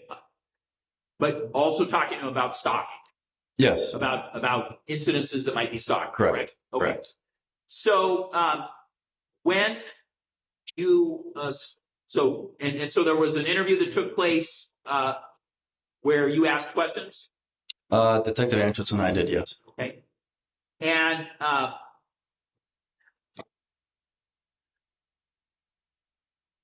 was what if any, or was there a question asked about whether the defendant had been to Miss Beecham's home during early hours without permission? Yes. And what was the first thing that the defendant offered up when you asked him that question? He had mentioned that he had to drop off a couch. And who was present in terms of officers in that interview? Just myself and Detective Anschutz. Did you and Detective Anschutz then ask further questions regarding going to Sadie Beecham's home in early morning hours other than his first offering, which was a couch delivery? Yes. So when you asked the second time, what happened then? He had indicated that there was a point where he had a premonition that somebody was at Miss Beecham's residence. And did he indicate what he did about that premonition? He had indicated he had went over there. Did he indicate who he took with him? His children. And now, have you been present when videos were shown that were of Sadie Beecham's residence that were purported to come from the electronics owned by the defendant or possessed by the defendant? Yes. Did you ask the defendant at the time of this interview whether, when he brought family members over to Sadie Beecham's house, whether he recorded anything? Did you ask him that question? I don't know if it was me specifically. It may have been Detective Anschutz. I mean, you too. Oh, okay. Two of you asked that. Yes. Okay. And what was the defendant's answer about whether he tried to record anything at that time? He had not. Now, were you present for testimony in this case that on the defendant's laptop there is a file that is named Rosalio Gutierrez and then has a number of documents in it? Yes. Including a number of documents that have Rosalio Gutierrez's name on the documents themselves? Yes. And did you ask the defendant questions about whether he knew the name of this boyfriend of Miss Beecham? Yes. And what was the defendant's decision, or what did the defendant decide to answer you regarding that? He said that his name was something like Junior, and his last name started with like a G or something. Appeared to not know the individual's name? He indicated he did not. Okay. Now, were you present in this trial and heard and saw video of a van being operated by the defendant in a Kmart? I'm sorry, Walmart. Yes. Okay. And were you present for testimony about the trip to the tree farm on May 16th and May 17th where the van was involved? Yes. Okay. So at the time that you interviewed the defendant, were you focused on a minivan as one of the things you wanted to talk about? Yes. And at the point that you began to discuss with the defendant the vehicles he operated, what did the defendant tell you? He indicated that he primarily drove an Audi. And at that point, did you and Detective Anschutz ask him about a different vehicle? Yes, we had asked him about the minivan, and he had indicated that he used it for work. Okay. Did he say, I don't drive it much? I don't recall if that was the exact words, but he had indicated the Audi was his primary vehicle.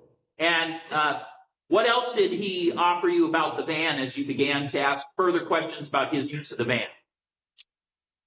He had indicated that the van was available to his brothers and his cousins or whoever needed to use it at any point, could come to the residence and take it whenever they wanted.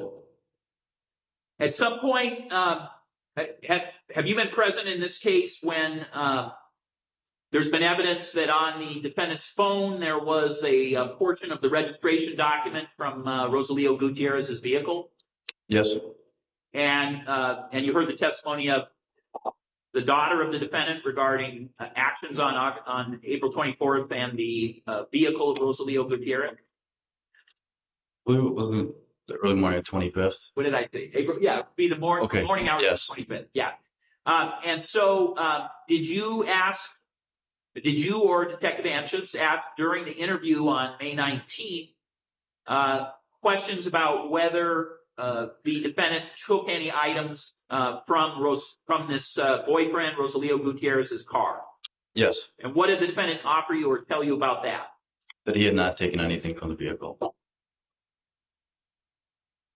How many times did the defendant indicate he had seen Rosalio Gutierrez total? One time. What, if anything, did the defendant tell you about whether he had been in Kenosha at any recent occasion?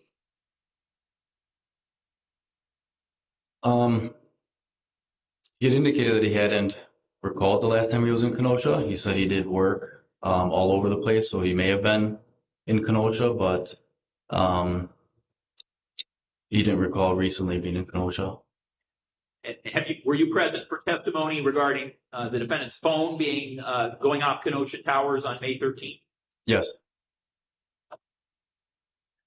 Now, at some point, did your investigation and questions of the defendant involve Stephen Lentz? Yes. Okay. So did you ask the defendant specifically about Stephen Lentz and whether he was being utilized in some fashion to keep tabs on Sadie? Yes. And what did the defendant tell you about whether he was using Stephen Lentz as a means to keep tabs on Sadie? That he was not doing that. Now, at some point, did you and Detective Anschutz decide to focus on the day you really cared about, which was May 17th, 2020? Yes. And so did you ask him specifically about May 17th, 2020? Yes. And how many hours or how many days has it been when you were questioning him since May 17th in the evening hours of 2020? Oh. Less than 48 hours? So you're literally asking him about what happened 2 days earlier, correct? Correct. And so what is the first thing that the defendant offers you about where he was on the evening 2 days before? I don't recall specifically the first thing that he offered, but he generally had indicated that he may have been by his girlfriend's house, but he wasn't really sure exactly where he was, that he didn't remember.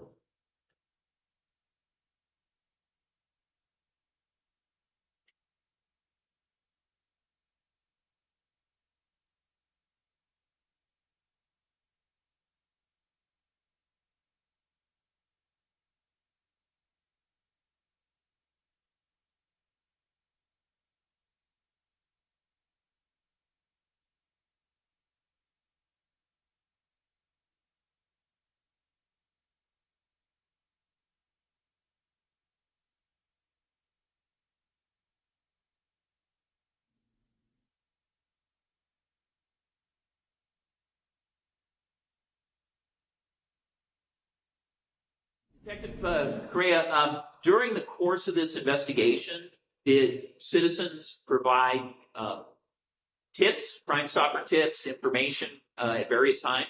Yes. And so how were those accounted for by the Kenosha Police Department? So if you're in an investigation like this, in this specific investigation, how were they accounted? So from what I recall, there were approximately 5 or 6 Crime Stopper tips that came in through Crime Stoppers. And Crime Stopper, it's basically a form that is filled out, I believe, by our records department. I'm not 100% sure who fills them out, but they then get distributed to the agencies which may be involved, and then it comes down to the person involved in that case. So on the forms, it'll basically ask like a short narrative. There's also that short narrative is what the actual, I guess, Crime Stopper tip is. There's a section regarding does the caller wish to remain anonymous?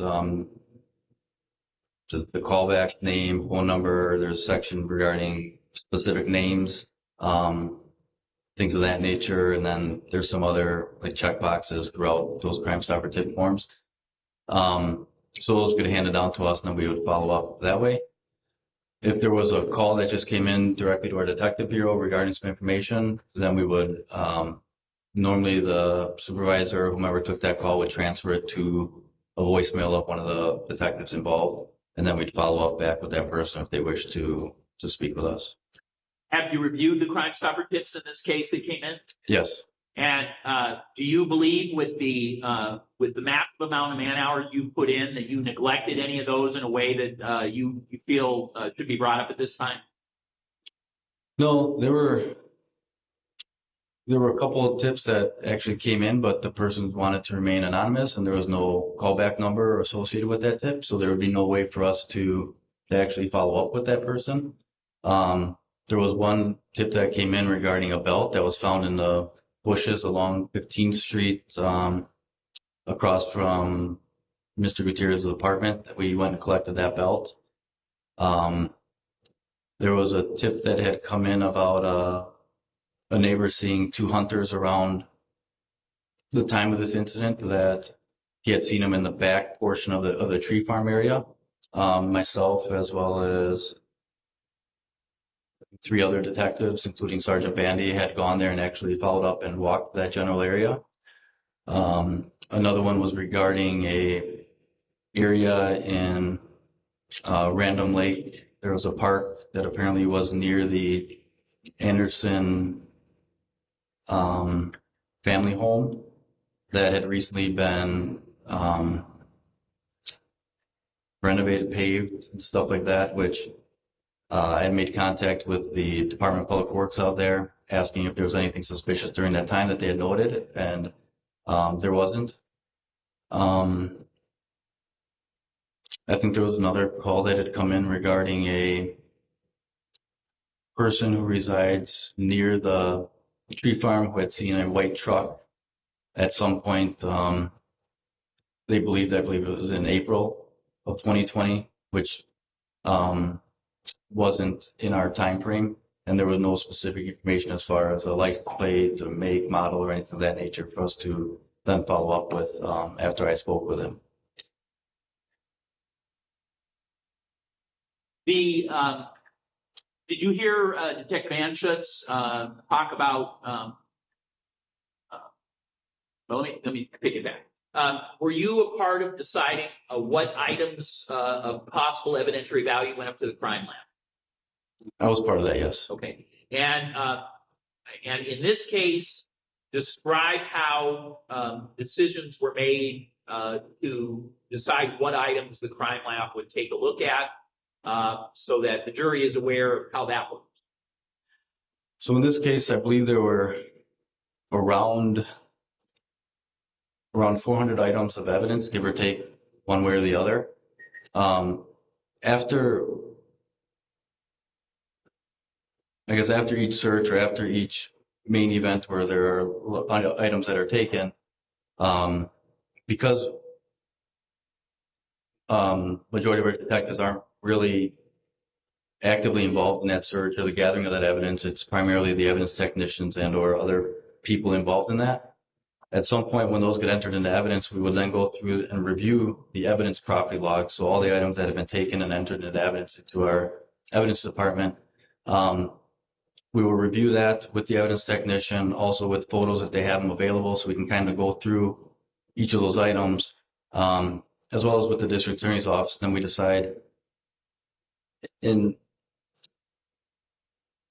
our stuff that goes to Wisconsin State Crime Lab we're limited, so we can send an initial 10 items up, and then depending on results on some of those things, we can send another 10, another 10. We have to make a progression.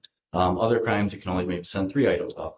But at any rate, after that first initial 10 go up, it has to be approved by the district attorney's office, which we can then call the crime lab and say, hey, we've spoken to the DA's office. They want us to send these items up as well. So of those 400 items, a lot of those items are, in this case, we did 2 big, large fire pit, excavations, clandestine excavations. And we had, I'm guessing maybe around 25 or 30 different 5-gallon buckets that were collected. Those are entered in items, so you kind of can take back items that would be sent up to the crime lab itself. Other items that go in are like records, for instance, if these downloaded records of cell phones, that's considered an item. So there's numerous items that way. So we basically triage all the items that we've taken in and go kind of from there, and that's what gets sent out to the crime lab. Is the crime lab also consulted on what items they think are most promising? Yes, there are times when the crime lab, actually in this case, in my speaking with Ms. Treffinger, where they may request, hey, do you have any items associated with A, B, and C? And we can say, yes, we do. Okay, can you send those up so then we can do a comparison of those items as well? Okay, so your agency, the crime lab, DA's office, all these people collaborate to try to figure out what are the best things to send up? Yes. Is there ever an investigation where you're able to send every item that is collected? Is that even possible? I have never done that. Okay. So you have to pick, right? Yes. How many items do you think you sent to the crime lab and stuff that? I would say maybe around 50. Okay.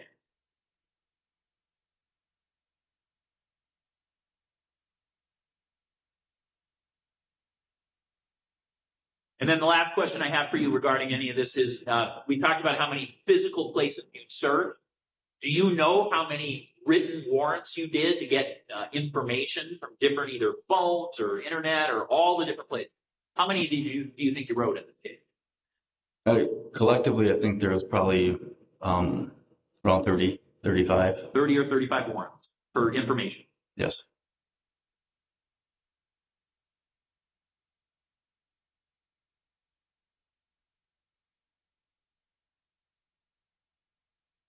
Detective, how long have you been a detective? Since July of 2011. Have you ever been involved in a case where more items of evidence were taken into evidence? Object as far as relevant. Well, the investigation, the breadth of this investigation has been an issue, and he has the perspective of having done this for 10 years. Objections overruled. Have you ever been involved in an investigation where this much evidence was taken into custody? No. Have you ever been involved in a case where this many man hours of the Kenosha Police Department was utilized? No. Have you ever been involved in an investigation where this many agencies outside of our jurisdiction were utilized? No. Have you ever spent more time on an individual investigation than you have on this? No.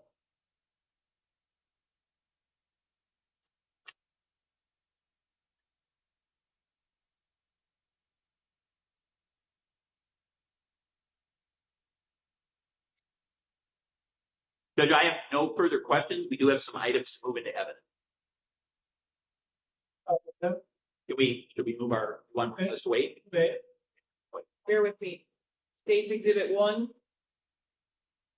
State's Exhibit 44, 48 through 50, 78 through 91, 96 through 100, 111 through 116, 119 and 120, 164, 188 through 192, 198, 207, 220, 22 through 224, 301 through 309, 311 through 318, 320, 321, 338,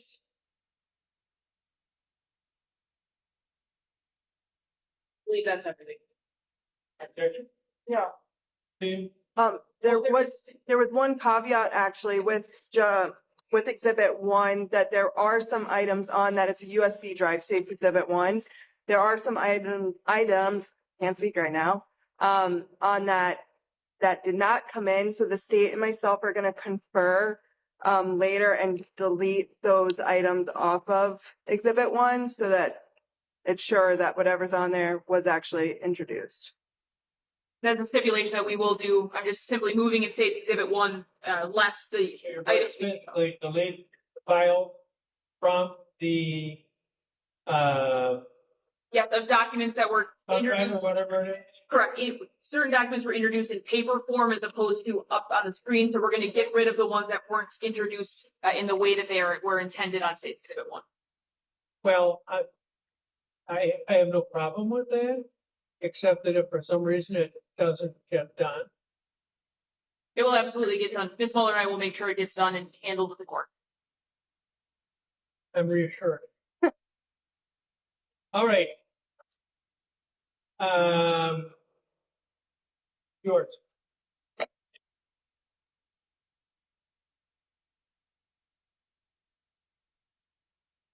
Okay, so I'm going to start kind of back with the phone records where the state started. And counsel, if you'd be so kind to pull up Exhibit 333, the web history.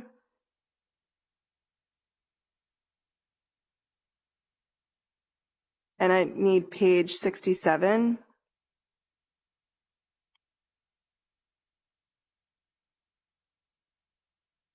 Or actually, hold on.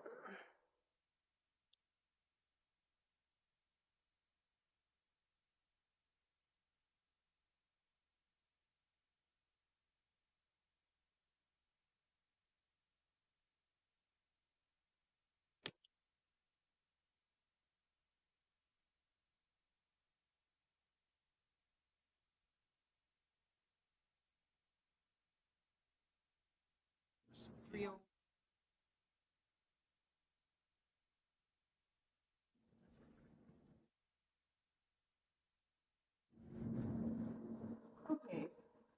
So we had some web history stuff, and the state's going to be pulling that up.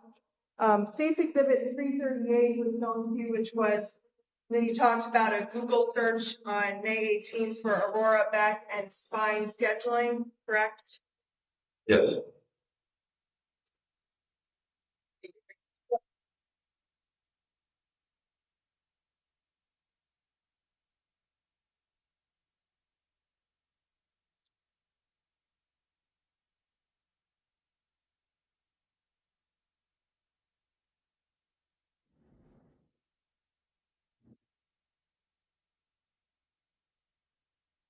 And so if we want to go to like item 905,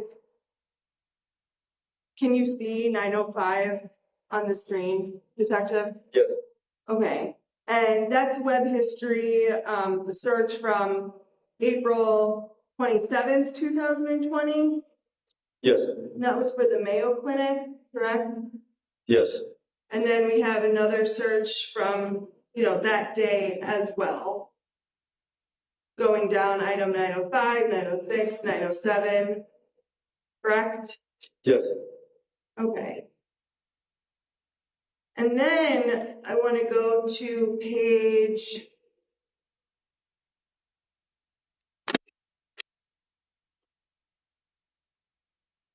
105.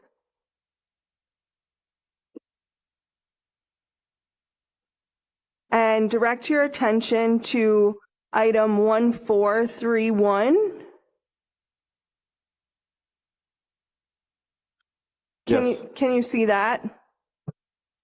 And can I think you, it's a, oh, sorry, can you see it? yes. What is the date for item 1431 5/17? of 2020? Yes, sorry. At what time? 1:17 a.m. Okay, and it says last visited, correct? Yes. And that just means that this web history was visited at that time.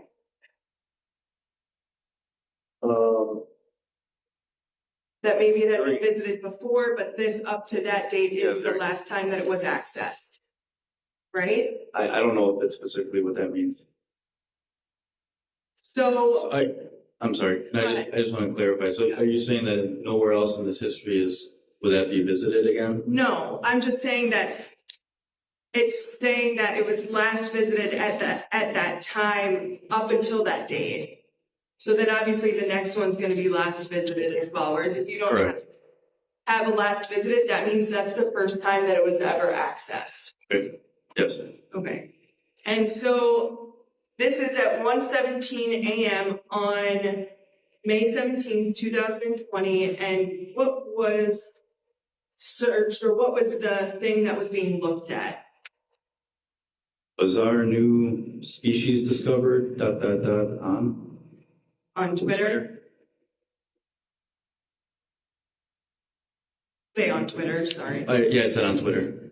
And so then that was also accessed at 1:17:26 a.m. as well, right? Yes.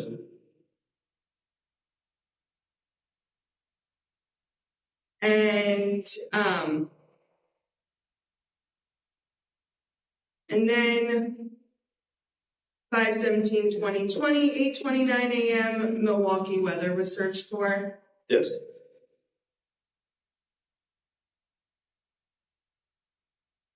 And then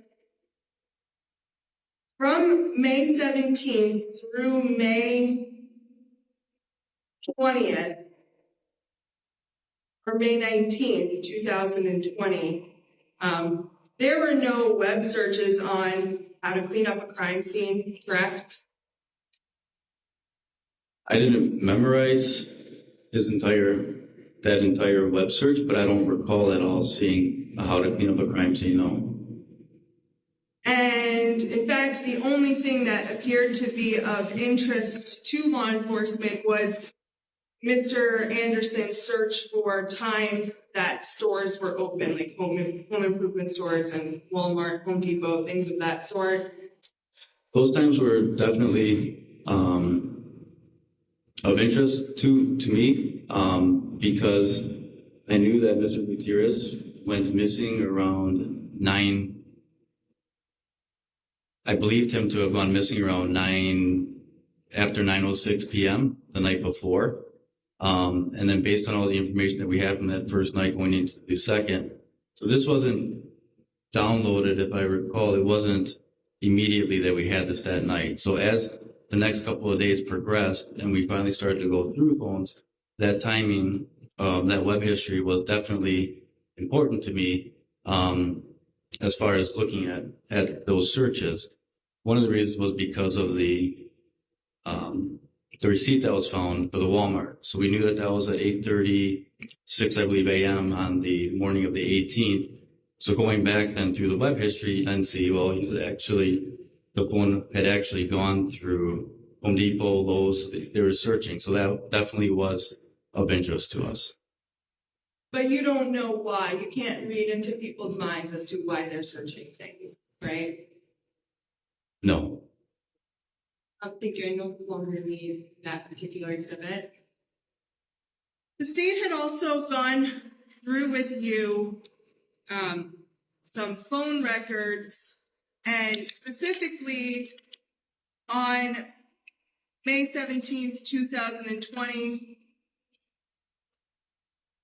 the state had asked you about whether there was a period of time where there were missed calls that weren't answered. You remember that? On the 17th? Correct. Yes. And did you remember looking through the rest of those phone records to see if there were other periods of time similar prior to that date where there would be a chunk of time where missed calls went unanswered?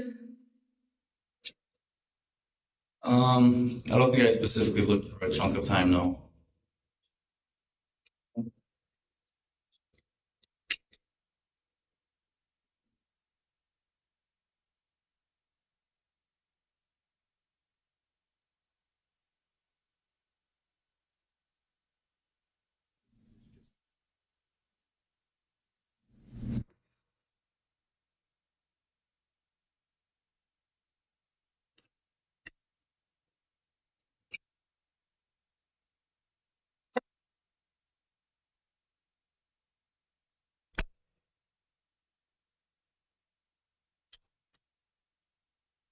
I'm going to show you what's been marked as Defense Exhibit 235.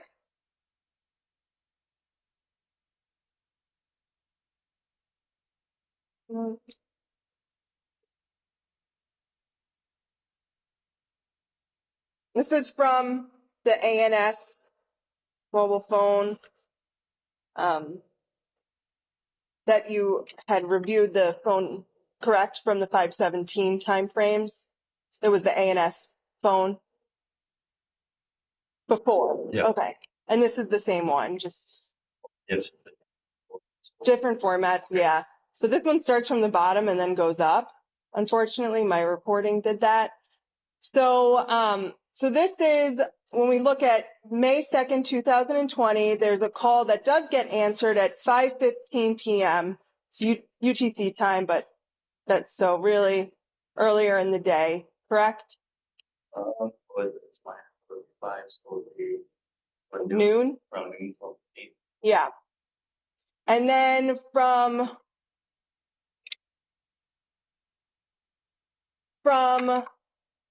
then the next one up, item 463 through 459, there's a chunk of time, approximately 3 hours, where there's missed calls, correct? Yes. And then, and about 40 minutes after that is an answered phone call, correct? Yes. So if we take 5:15, so 12:15, add 7 minutes, we're looking at around 12:22, right? Is the last time that on this date, Mr. Anderson's on this phone, right? Until 5 p.m. later that day.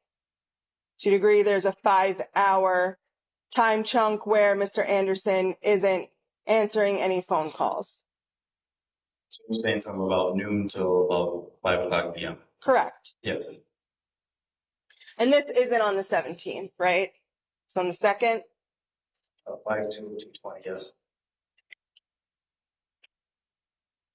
I'm going to show you what was marked as Defense Exhibit 336.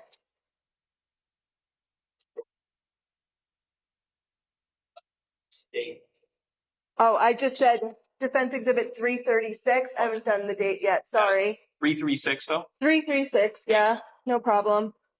So this is from May 5th, 2020, correct? Correct. So we have a phone call from about 11 a.m. Item 396, right? Yeah. And then the next phone call that's answered is at 8 p.m., so it's going to be around 3 p.m. Yeah, 3:30, yes. So this is another 4-hour period where Mr. Anderson does not pick up any calls, correct? Seriously, yes. And this is on May 5th, 2020. Yes. I'm going to show you what's been marked as Defense Exhibit 337. There's 2 pages.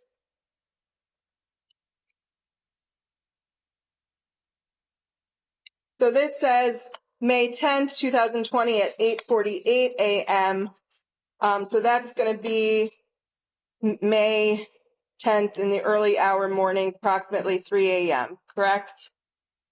I think it'd be like 3:48, so more closer to Okay, 4. sorry, 3:48 a.m. That's And then there's missed calls, and I'm going to go to the second page, which is the answered one. So there's missed calls for, pull it up a little bit. Sorry. sure, Or down. there's a period of missed calls here as well, correct? Correct. And then it's the next answered call is at 10:30 p.m. UTC time, so around 5 p.m. on May 10th. 5:30, yes. There's a large chunk of time where phone calls are not being answered, Yeah, and that's not on May 17th, 2020, correct? that was not.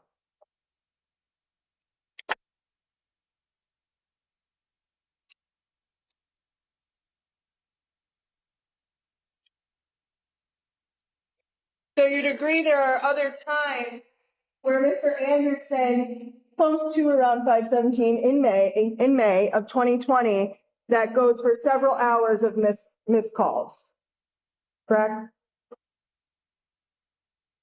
There are other, what we just went through are other illustrations of that. Well, I'm going to object unless he's had an opportunity to review whether there are texts or whether the other phones. Well, I just said missed calls. But there's a second phone, right? I'm talking about missed calls on this, all I'm proposing. Yeah, all text is my text. Correct. Right. So I'm saying missed calls. Yeah. I'm saying that Limiting it? from what I just introduced, I'm trying to get a summary on that before we had a series of missed calls from Mr. Anderson that were not returned that were shown on May 17th from this device. Now I'm saying on that same device, there are other days where there are chunks of hours where Mr. Anderson had missed calls. Yes, I just want to make sure I'm answering correctly though. Are you talking about the same time frames, or are you just saying in general, just straight general, just called periods? If we want to go back through these, but periods of more than 3 hours. Yes, that is true, but I guess I would say that those times are, some of them are early morning hours, some are midday hours, and I think the other ones that on the 17th were evening hours. So yes, there are chunks, but it appears to be different time frames that those chunks of missed calls are, throughout. Yeah. Okay. And people miss calls during hours of the day for a whole variety of reasons, right? Objection. It seems like it's speculative. Well, Everyone knows. there are some questions that only lawyers would ask. And that I'm afraid fits in that category because the jurors know that. Yeah. So you don't have to prove it. Okay. And you,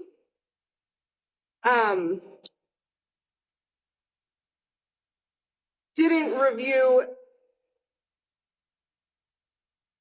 you reviewed the phone data that Hannah Judd had put together, correct, Agent Judd? Yes. And that phone data established that prior to the chunks of time on May 17th, that you say Mr. Anderson had missed calls, or that the data shows that there's these missed calls. Prior to those missed calls, Mr. Anderson's phone pinged in that one, correct? Yes, I believe that's what her record is showing. Show you what was previously marked and admitted as State's Exhibit 290.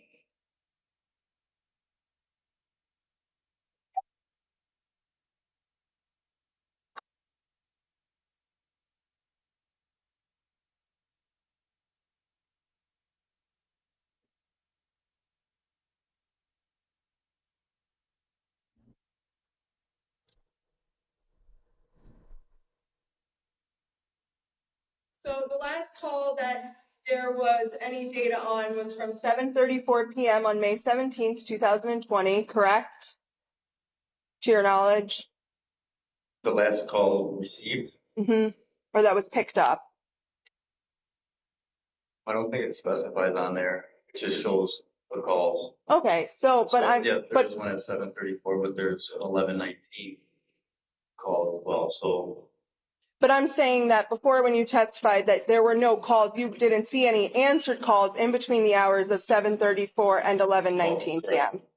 But the calls that you do have that were answered, that one at 7:34 p.m., Mr. Anderson was in Mequon, according to his phone records. And then at 11:19 for that phone call as well, it pings in Mequon. Right. And you did not review any phone records at all, or any records at all, that during those time frames shows Mr. Anderson outside of that area. Yes. Correct. Right.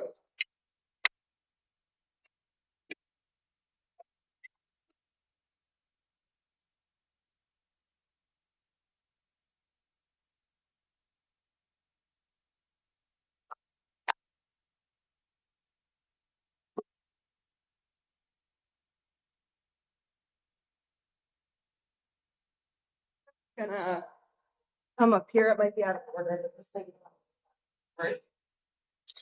On direct, you talked about geofence warrants.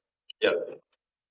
And in this case, you explained to the jurors about how you asked that a certain area, basically there's a square and it's all the data from in that area, or square, rectangular shape, but it's within that area, correct? Yes. I'll show you what's been marked as Defense Exhibit 322. Does this appear to be a fair and accurate representation of the area that you sought the geofence data on? It doesn't. And this was the area that you narrowed down to approximately those 7 individuals that you were interested in, correct? Yes. And before I go into these, one of the things that the Google information takes is from Android, correct? So any Android operating device is going to provide that type of geofence data if location's turned on, that Google can then, the Android operating system is a Google-based system, correct? I don't have an Android. I'm not positive on that. But it's basically something that's associated with a Google account. So if there are Google accounts on Android, yes, like such as Google Maps or Gmail, yes. Okay. I'm going to show you what's been marked as Defense Exhibit 324. Easy. Should have, yeah. Yeah.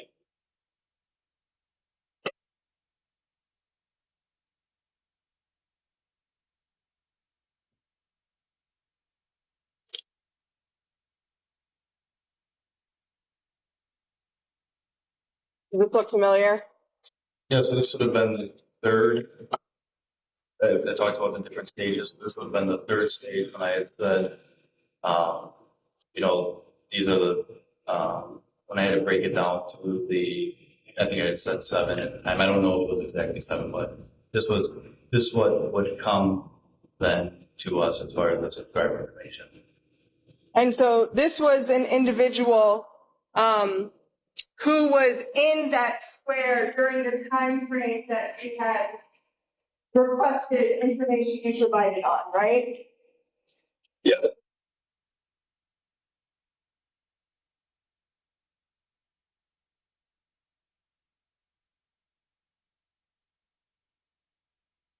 And do you remember that time frame that you had requested? I don't recall exactly the time frame though.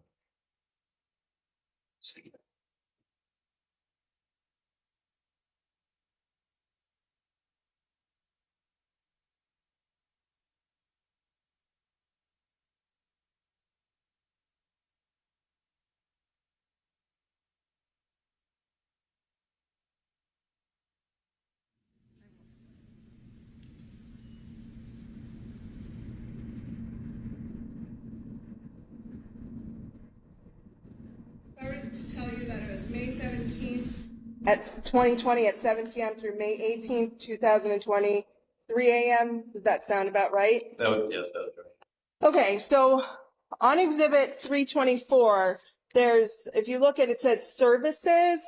That services indicates what type of things are coming from that user that are providing basically the data the location data, correct?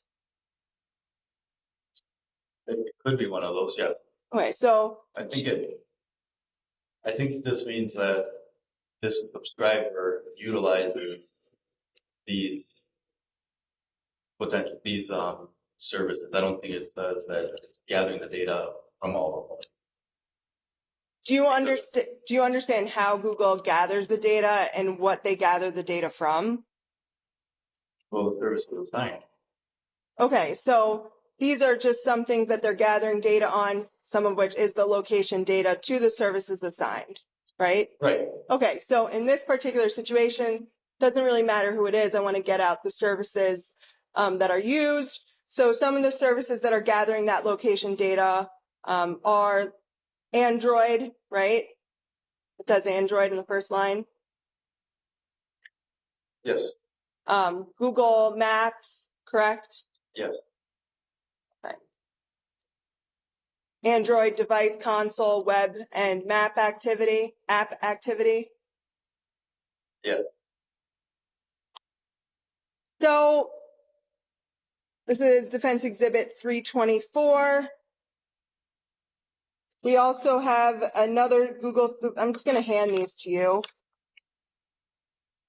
If you could confirm that Defense Exhibit 324, 325, 326, 327, 328, 329, and 330 are all of the individuals that you had singled in on in that third step process.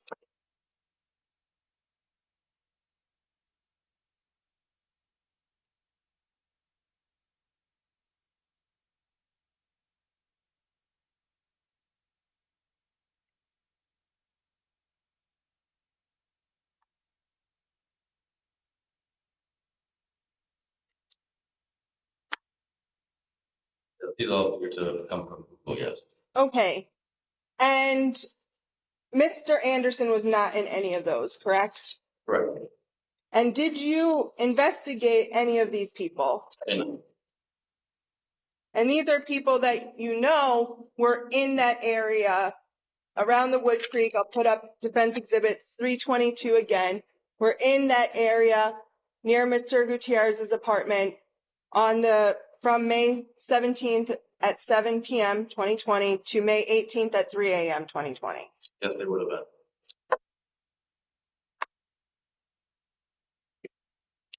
Now, you had talked about on Direct about how there were clips of audio that appeared to be directions, Yes. and that was from the Moto G6 phone. Yes.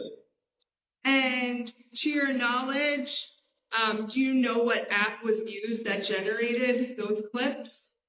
I do not. So you don't know what was utilized as far as whether it was Google Maps or some other sort of app download? Correct. Do you know if it was an Android operating system? Well, if it was a Moto G6, I believe Motorola's Android. So I would assume that it was an Android. Okay, so if Mr. Anderson was utilizing his Android device and a map app on his Android device, pursuant to your knowledge about the data that comes from geofence warrants, particularly in this case, that those are two service platforms that collect that location data, had he used that to travel down on May 17th, 2020, his information should have come up in that geofence warrant data. Why would that reflect anything on May 13th. I'm sorry, May 13th. Why would it reflect anything on May 7th? The clips are recorded May 13th. Sure. It's your, I'm saying I'm now moving that if Mr. Anderson used that same device for travel on May 17th with the same type of the same phone, that same data would be collected, that if that were to happen, you would have seen him in the geofence warrant data. So I would have had to have then been able to, like I said, I guess for lack of better terms, I would have had to have picked the right device ID, and then would have come back to Mr. Anderson. So should it be in there? Yes. But as I indicated, I think initially I'd submitted for like 35 different devices, and they made me bring it all the way down to 7. So should it be in there? Yes. Is it possible that I didn't choose the right one? Yes. But from your review, because you had to select them, we do not have Mr. Anderson's data. Correct. saying on May 7th. Correct. Okay, not May 13th. Oh, You didn't do a geofence data warrant for May 13th, correct? Correct.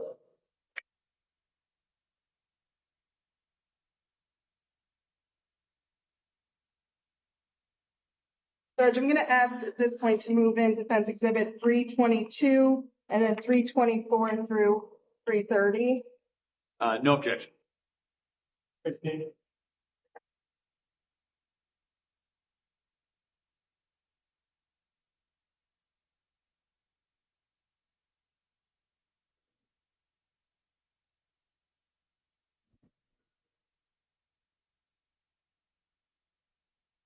Also on direct, talked about how Mr. Anderson, you were able to review photos from when Mr. Anderson was taken into custody on May 19th, 2020. Yes.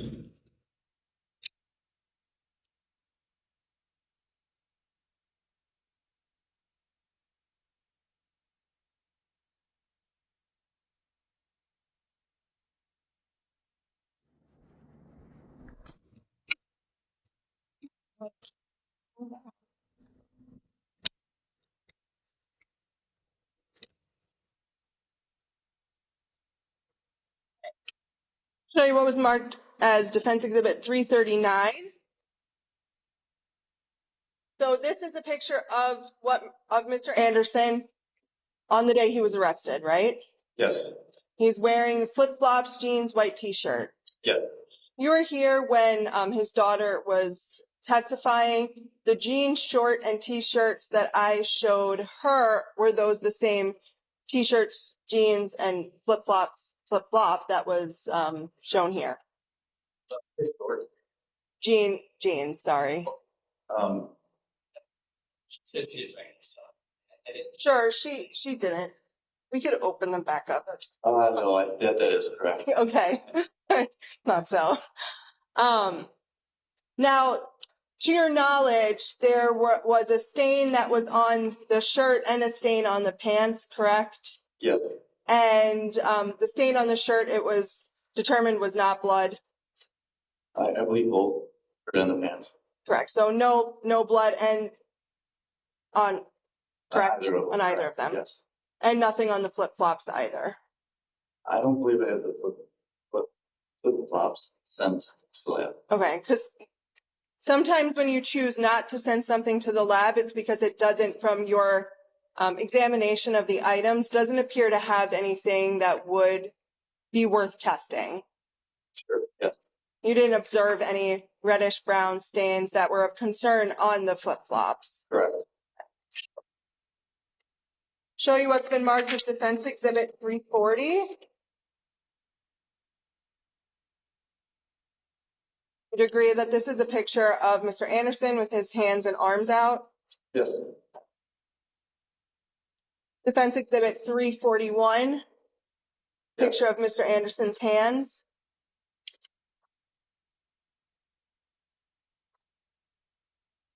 Defense Exhibit 342. picture of Mr. Anderson's palms. Yes. Now, you had mentioned that there was like a scratch. This is Defense Exhibit 343 on the pointer finger. Is that what you were referring to? Yes, I believe there was also. I'll go through. I'm going to go through all the photos. Okay. Defense Exhibit 344 appears to be a picture of Mr. Anderson's right palm close up. Left. Sorry, I'm terrible with that third direction. Left palm face up. Yeah, this is left. Yeah. Defense Exhibit 345, more of a close up of his right hand. Correct. Defense Exhibit 346, close up of left hand. Yes.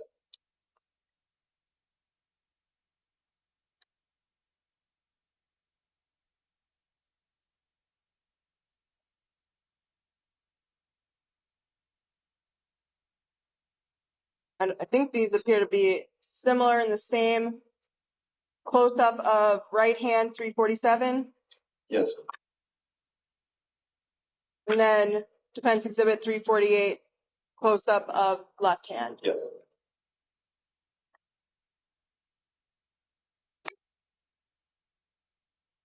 Judge, I'd like to move in Defense Exhibit 339 through 348.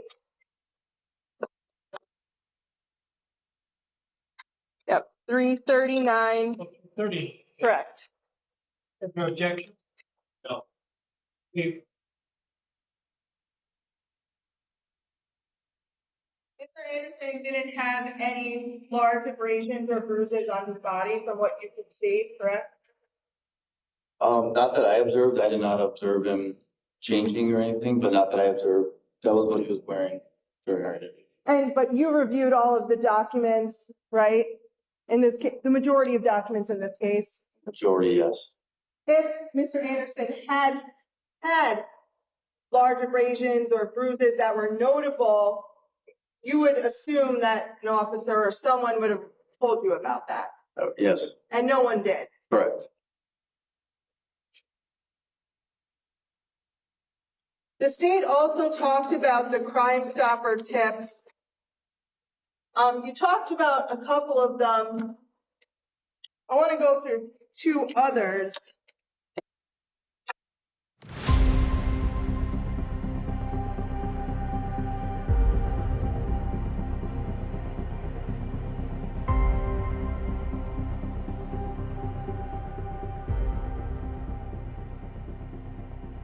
Yeah. Muller? Thank you.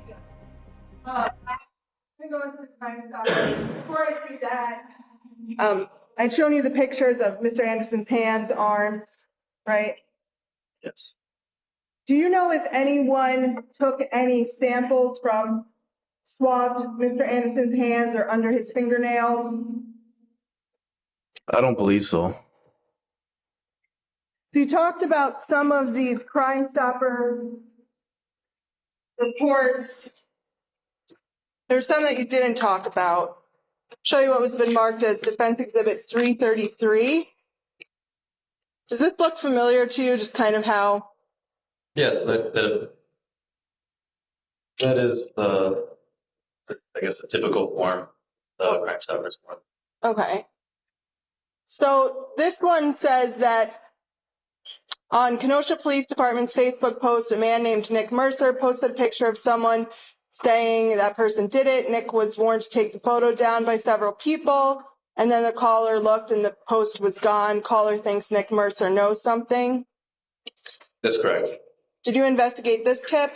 So we did look at, that is one that I didn't mention, but we did look at that one. But like, Sorry.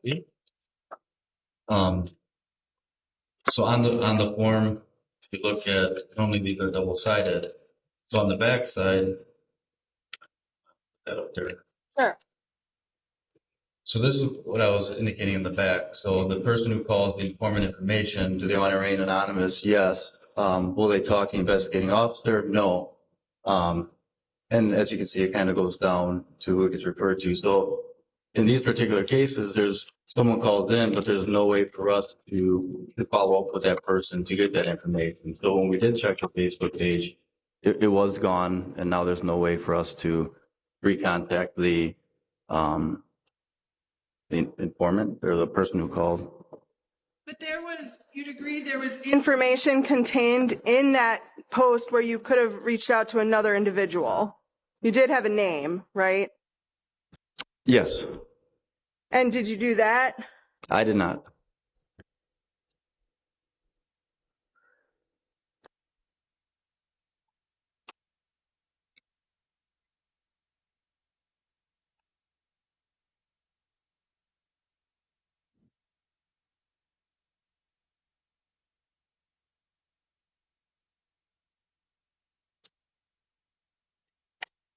Show you what's been marked as Defense Exhibit 334. This is another Crime Stopper report. Correct? Yep. And Yes, sorry. no, you're fine. And this one says that the caller states she saw a white female with dark hair on the balcony of the missing man on the above date and times. Caller states the woman asked her for the time and she only knows that it was his balcony because it's by the exit door. Correct. And this says change date from 5/19 to 5/18, right? I can On the right. Yeah. Yes. So this one's basically saying that there was someone who saw a female on Mr. Gutierrez's patio area on 5/18.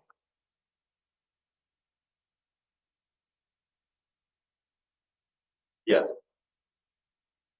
And so this one too didn't have any information for you to call back on. Correct. But this one still contains information that there was someone near Mr. Gutierrez's apartment outside in the balcony area on May 18th, correct? Based on what was reported, yes. It has to move into evidence Defense Exhibit 333 and 334. Objection? No. Received.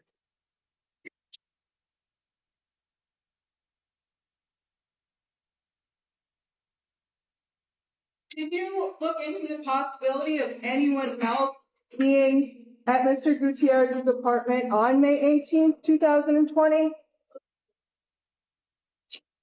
No.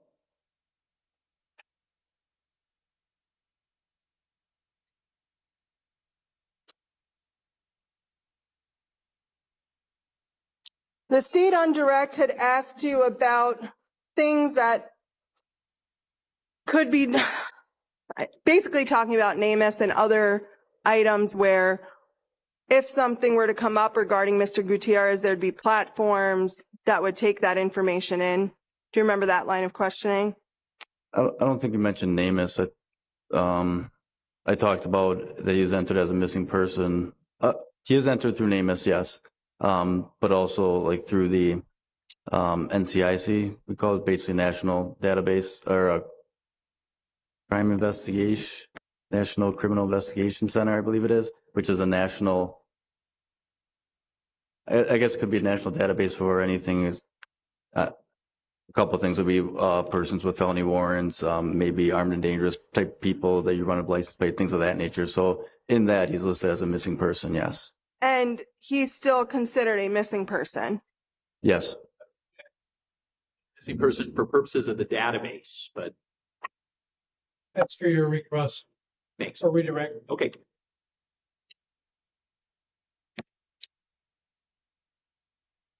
What does Kenosha Joint Services do as it relates to potential missing persons? I'm not clear on your question. I don't understand. What do you mean? Sure, I'll rephrase. Kenosha Joint Services isn't a database for missing persons, correct? No. And do you remember telling Kenosha Joint Services that Mr. Gutierrez is still considered missing? Yeah, so I'm not familiar with so Joint Services is I guess it's an entity within Kenosha County here where we utilize them for things such as our dispatch center as well as our records keeping center. So when we do need stuff that may need to get entered into the database, the NCIC, it goes through them and then they complete the paperwork. I don't know the exact procedures as to what they do. I do know that there is a period of time that they will follow up with missing persons. So I don't know the time frame. I don't know if it's 6 months, a year, 2 years, or et cetera. But there are times where they will follow up with the detective to say, hey, has this person been found? Has this person turned up? Where we have to do maybe a subsequent query on the person to see if maybe there was contact and they just never have been taken out of the system yet. So, they did ask me about Mr. Gutierrez, and I indicated yes. Yes, he's still Yes. considered missing. Yes.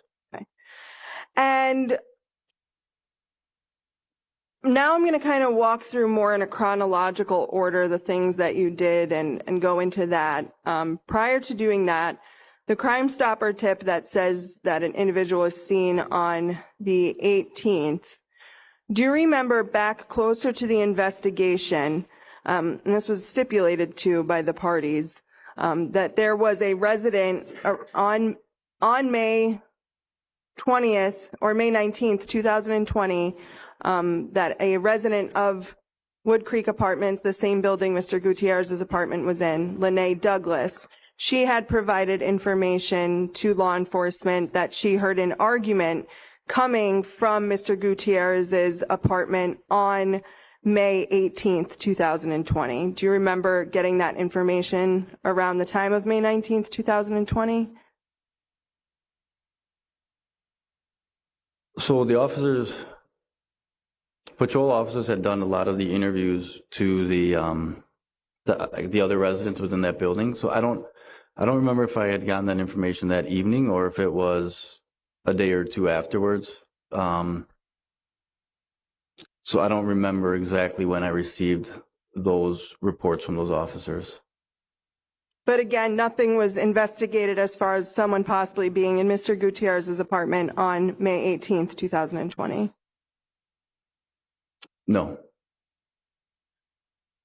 So on May 19th, 2020, when you arrived at Mr. Gutierrez's apartment, there was a search warrant that was executed. Yes. And when a search warrant's executed, the purpose of it is to try to gather as much evidence as possible. Right? That's fair, yes. And to search in any place where possible evidence could be located. No. So in this circumstance, yes. However, search warrants are also specific. If I was going to write a search warrant for a rifle, I couldn't go into a shoebox. It has to be applicable to what you're investigating and things of that nature.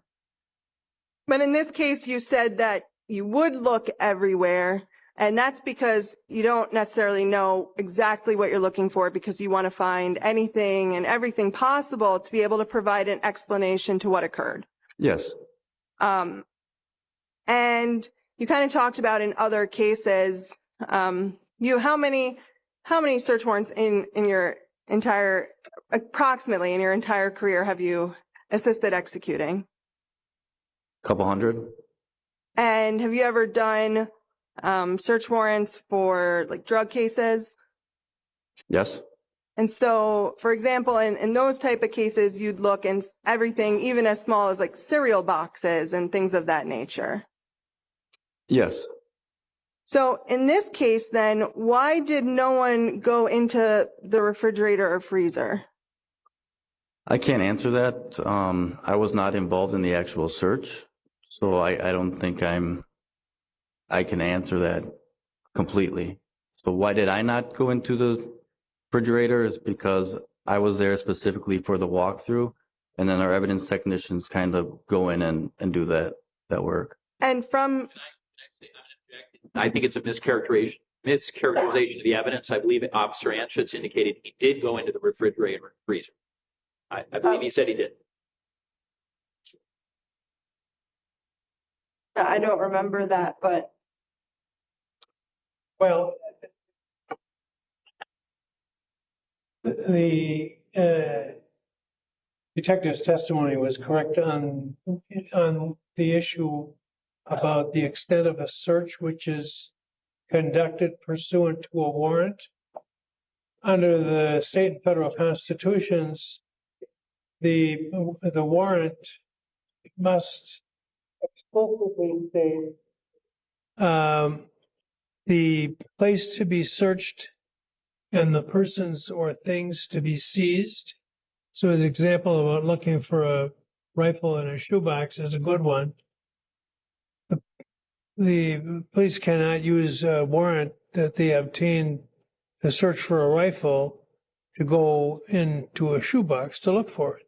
Now, they can seize items which might be evidence, even of other crimes, if it's in plain sight when they're seeing it, when they're doing their looking for the rifle as the example he gave would be. If they see other things like drugs in open view and that they can seize those, but they cannot conduct a full-scale search for things that are not particularly authorized by the warrant. Any question about that? Okay. there were also areas that weren't really deeply searched, such as the bathroom and bedroom. Again, I wasn't there for the complete search, so I can't speak to that. To your knowledge before, though, you said on direct that those rooms weren't really of concern because there didn't appear to be anything that that officers noticed needed to be further looked into.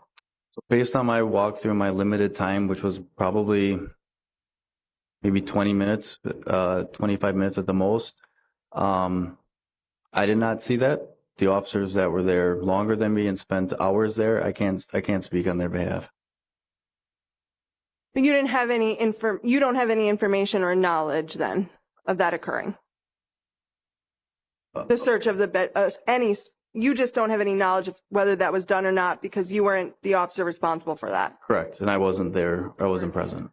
You did talk about, though, a glove that was recovered, that in between, kind of in the doorway, but in the bathroom, but close to the doorway. Correct. And you had said that it could have been one of the first responding officers. Correct. But it was never actually determined whom it belonged to. Correct. And that wasn't processed for any evidence, to your knowledge. It was not. At the time, on May 19th, 2020, do you remember noting in your report that no cell phone was located at the apartment at that time? Yes.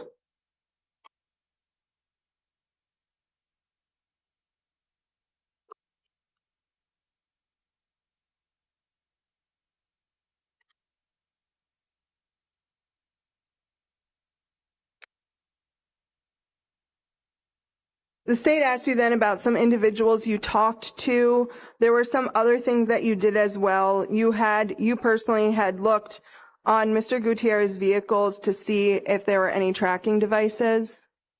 Yes, I did a very brief search.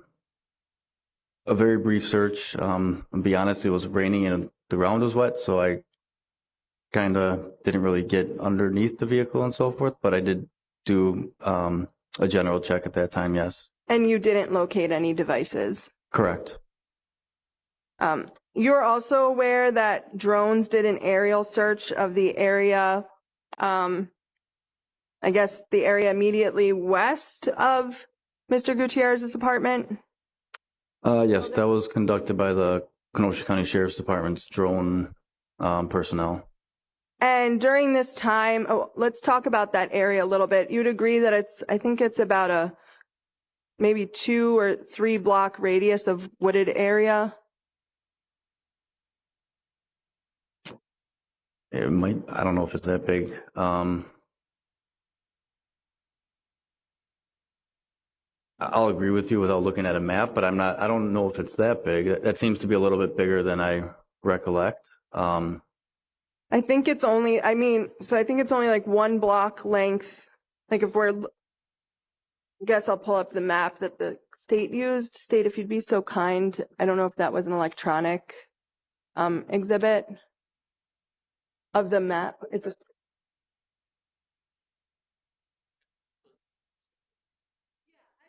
don't want to misrepresent it. Is what I'm getting at, but it's Okay, we'll say it's between 1 and 3 blocks. okay. That's fine. I don't need that picture then. And during that time, there were leaves on the trees, right? I don't recall. So middle of May, there were probably some. Okay. And did you review that drone footage? I did not. And no one went to that wooded area and completed a foot search, correct? I'm not certain if the drone unit personnel did a walkthrough in the area as well. I'm not. I don't believe they did, but I'm not positive. And as lead detective, you didn't receive any information or reports concerning that being done. Correct. Do you remember on May 19th, 2020, having a phone conversation with Michael Campbell? I'm sorry, May 19th? Yes. Yes. And do you remember you told him not to do his own investigation? Yes. And during that conversation, Michael Campbell had told you that he had spoken to Mr. Gutierrez's mother and that she was the one who provided him with information about Sadie and Mr. Anderson, correct? I believe so, yes. If I heard in my report. I have your report. I can show it. Then that would help.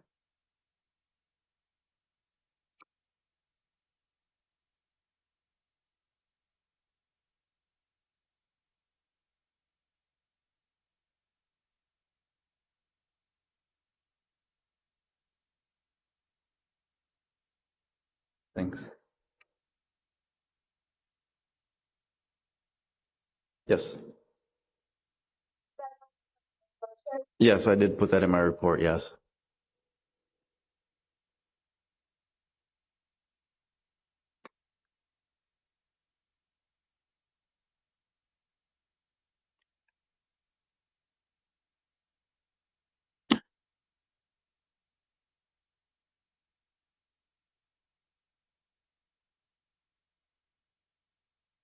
And then after being on scene at Mr. Gutierrez's apartment, was then you headed to Mr. Anderson's house that day or no? I did not. Okay. But you did receive communication from officers who were on scene at Mr. Anderson's home? What officers? Sure. Do you remember instructing officers on scene at Mr. Anderson's home not to do anything with the van and that it would then be towed and just be processed by the Wisconsin State Crime Lab? Yes. Okay. So officers in this case didn't search the van, didn't process the van that was basically secured to be taken to the crime lab? As far as secured, you mean locked? So Like- over the night hours, as the search warrant progressed and as information officers on scene in Mequon had looked at the van and saw some other items of concern, we decided to essentially, as indicated before, get a new search warrant and return the following morning. So that night, the property of the defendant was being held by a Kenosha police officer as well as a Mequon officer. So there was an officer on scene all the way through the night into the following morning until other personnel got there.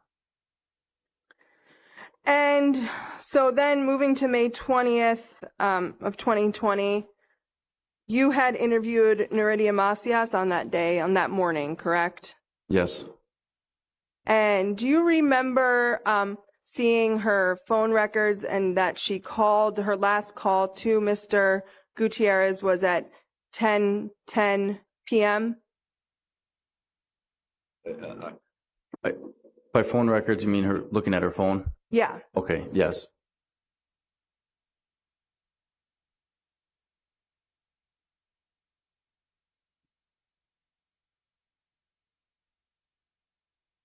You had reviewed Mr. Gutierrez's phone records as well? Not at that time. Access. Oh, yes. And were you aware of the time of the last device event that occurred in that phone, on that phone? Ms. Macias? No, Mr. Gutierrez.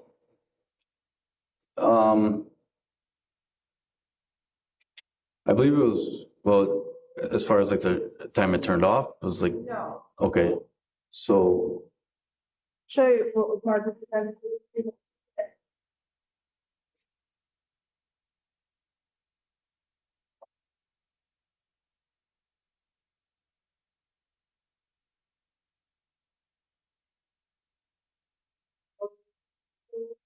okay. What time was that at? 10:10, 44 seconds PM. And as an investigator, if there's a device orientation change at a certain time, does that provide any sort of information to you? So I had actually discussed this with Officer Morton because I wasn't completely familiar with it. And then based on, our speaking, essentially the device was moved from, I guess, a portrait to landscape or vice versa. So the reasonable inference is that someone was in possession of that phone at 10:10 p.m. That would be an inference, yes. And that the phone, based on the location data, was at Mr. Gutierrez's residence in that area at 10:10 p.m. Yes, I believe when we initially got to the scene, we were able to do like an emergency locate on the cell phone. When we do have incidents where we believe somebody is maybe in danger. And I believe they had indicated around, I think it was around 10:30 p.m. that the device was located within a certain radius of 15th Street and I don't recall if it was 29th or 39th Avenue, so which would have been within the radius of Mr. Gutierrez's residence, yes. Okay, so just back to my last question then. At 10:10 p.m. on May 17th, 2020, the information you had was that the phone was in that area. Correct. When did you know? You did that check with, it was Verizon, correct? I believe it was Verizon, yes. You did that on May 19th, 2020. Yes, I think we did that probably within the first couple of hours. But you didn't search everywhere possible for that phone knowing it was in that area. So that doesn't mean that it's in the area. It means that's the last location. If that phone was turned off and taken to Door County, I guess we wouldn't know where it was. It just means that it last had a ping in that area. After interviewing Ms. Macias, you assisted in the search of Mr. Anderson's residence that was going on May 20th, 2020. I did not. So I did limited as far as searching goes. I wasn't, because of, I guess, for all the moving parts that was going on that day with the different agencies. I was primarily with Sergeant Bandy doing a lot of logistical stuff and kind of doing like checklists of what needs to be done, and things of that nature. I did partake in what we call a line search. So because this property was about 4 acres, in a line search, you basically line up approximately arm's length across, and you kind of systematically go up and down the property in one direction or another to look for any potential items of evidence. So I did an exterior on that line search. As far as the residence and barns, I did not do I wasn't the main person to do those searches. And you'd agree that a line search is a very thorough way to search a property? Yes. And you did not find anything of evidentiary value doing that line search? I did not. And you also did not observe any signs of freshly moved soil? Correct.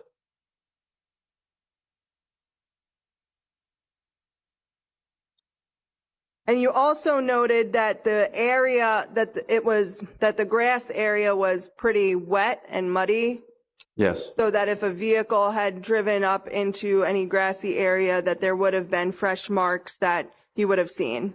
yes, And you didn't observe anything of that sort. correct.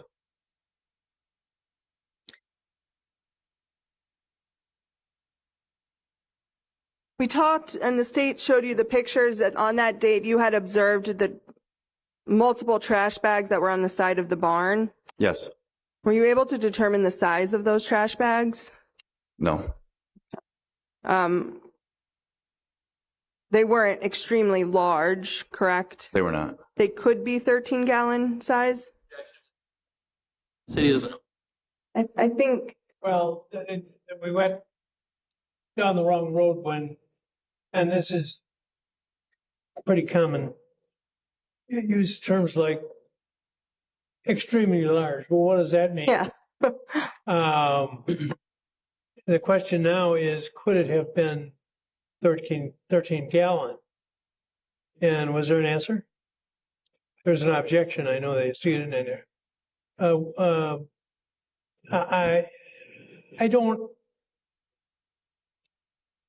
I don't think the prior question exhausted the topic, so the objection's overruled.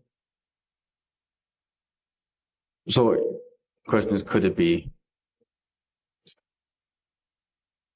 So I do not know the exact size. It could be a 10-gallon, could be a 13-gallon, could be 18-gallon. It definitely wasn't a 50-gallon, so it could have been that size. Okay. You also reviewed on that day, you reviewed basically screenshots and still frames, photos that were taken from the Walmart surveillance videos. Still shots? Yes. Yeah. Yeah. And you could observe what Mr. Anderson was wearing in those. And it was a black hoodie or a dark hoodie, white shirt, and jeans, flip-flops. Yes. And did you search for that black hoodie? I believe we have the black hoodie in evidence. I believe during our evidence review, we reviewed it. Okay. Was there any blood on that black hoodie? Not that I observed. Okay. And there doesn't appear from the still frames and the photos that you could see that Mr. Anderson had any blood on his clothes. From the Walmart? From the Walmart video. No. And then also in that video, the state pointed out like where Mr. Anderson had been parked. And he was in fact parked next to a white vehicle, correct? Yeah, the white vehicle was the one closer to the store. Yes. And there were other vehicles that were parked just the same distance as Mr. Anderson in other rows of the parking lot, correct? I can pull up that exhibit if that would help. I would agree that there were other cars in that area of the parking lot. Okay. So it wasn't as if Mr. Anderson was parked extremely remotely, far away from everyone else in that parking lot. Well, I guess all I'm able to say is that there were other cars in that area. I know that some businesses, they have their employees park at different areas. So I can't say if those are shoppers, if those are employees, but there were other vehicles in that general area, yes. Okay. And the windows, you were able to observe the windows on Mr. Anderson's van? You saw them? You've seen them? Oh, yes. Not there at Walmart that day, Yes, I thought but you meant, in sorry. general. No, I apologize. And they're not tinted, correct? No. So if you're standing, you can see right through them. Yes.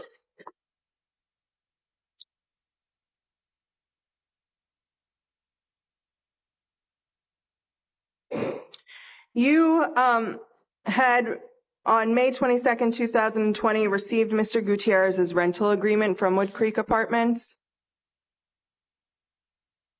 Or I think actually you reviewed it. Yeah. I might be mistaken, from Detective Howard. Yeah, I don't believe that would be more accurate, yes. And in that, did you note and see that Mr. Gutierrez had an email address, rosaliog.gmail.com. I don't recall.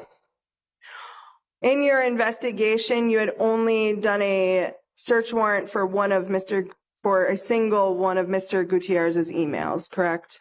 Yes, the iCloud. The iCloud. So any other email accounts that he had, you did not do a search on.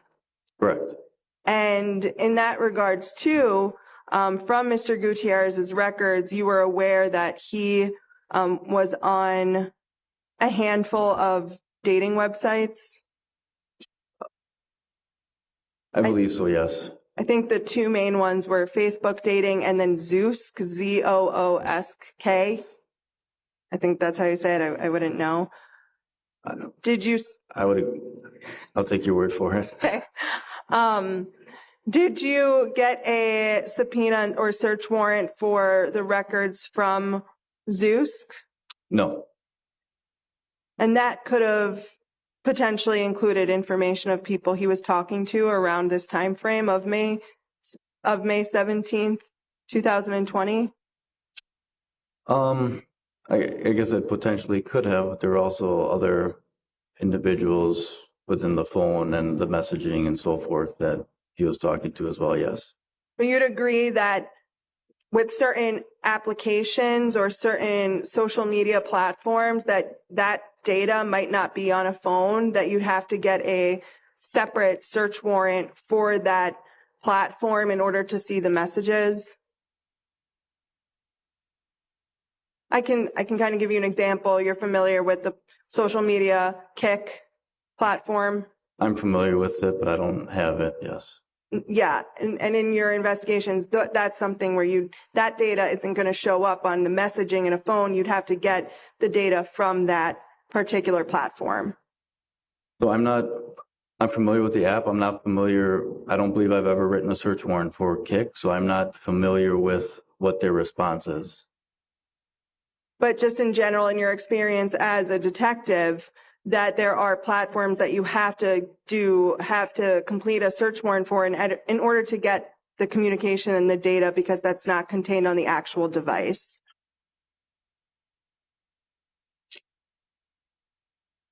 I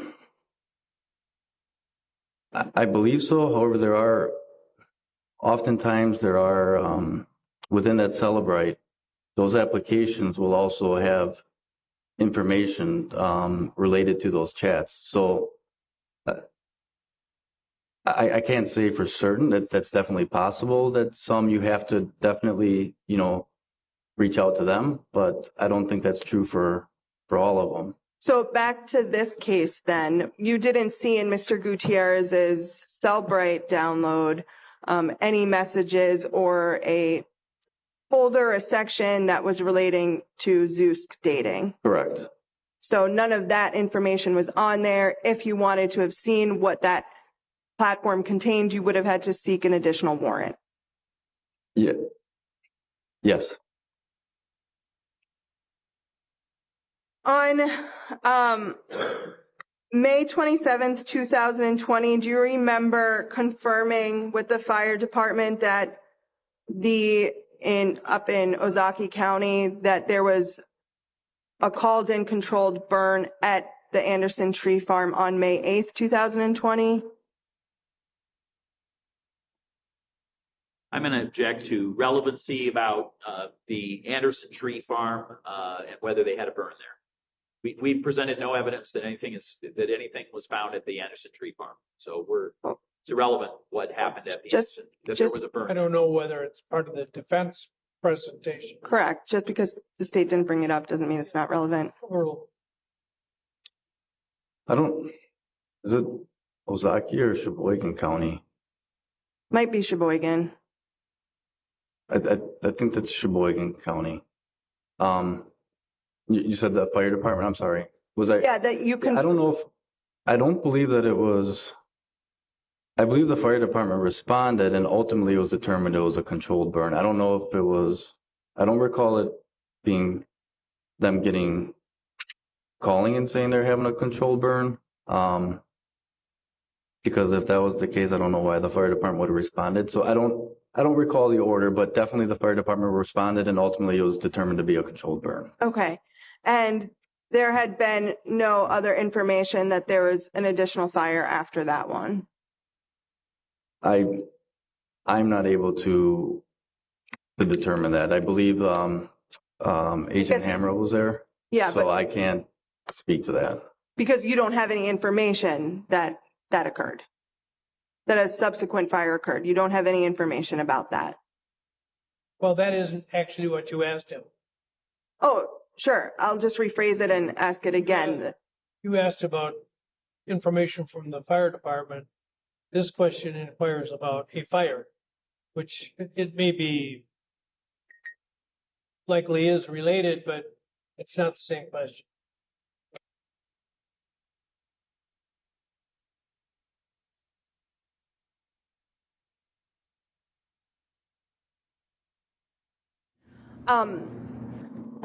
After the fire department told you about the controlled burn, in your investigation, you did not have any other information that there was a fire subsequent to that. The absence of information from him is irrelevant. I'll just move on, Judge.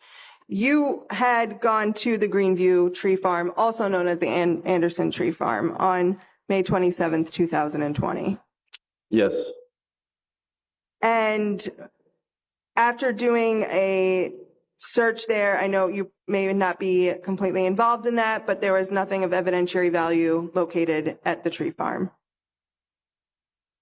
Yeah. So there were multiple items of evidence that were collected, but ultimately, yeah, nothing that we believed was directly associated to the incident. Okay.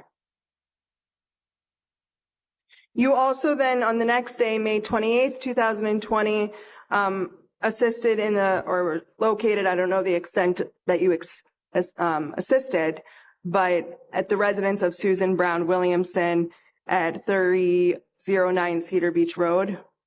Correct. And you did not locate anything of evidentiary value there, correct? Correct. And that's the place that you believe Mr. Anderson was the morning of May 18th, 2020. Based on the phone records, that is where the phone was. So I don't believe that. I believe based on the information that we've been provided and the facts of his cell phone, yes.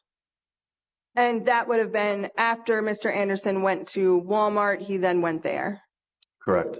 And the state had kind of walked you through it. I just want to do it again and clearer, is that the Walmart, the Saukville Walmart is, what is that, 43? Is right off the Saukville exit of 43, right? I didn't go there personally. I'm not familiar with it. Okay. But as far as where Susan Brown Williamson's house is, it's just further north. You'd have to take 43 further north and then exit off of 43, correct? Correct.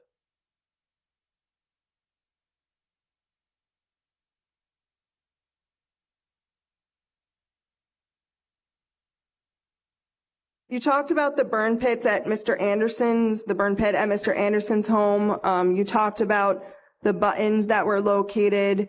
On the jeans, there's only one, on Mr. Anderson's jeans that he was wearing on May 19th, there's only one button, correct? It's a button and zipper close. I can pull out the exhibit if you need.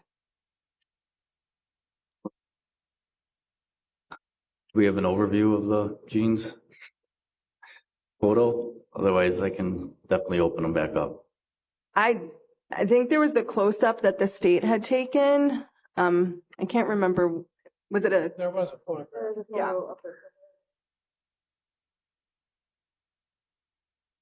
State's exhibit 23. Did you? You look at it that way. Yes. Okay, so one button and then zipper. Yes. And then at Mr. Anderson's home, in the burn pit, in the fire pit, You didn't find any human remains? I did not partake in that search. DCI or Wisconsin Department of Criminal Investigations primarily did that, and I wasn't involved in the sifting, but I've not been made aware of, and at the time that any human remains were located. You were provided an item that was listed as a piece of glass, possibly an eyeglass. Correct.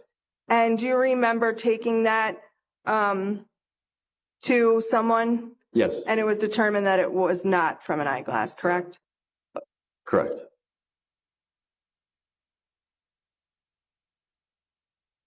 You also reviewed Mr. Anderson's email records from MATC, Correct.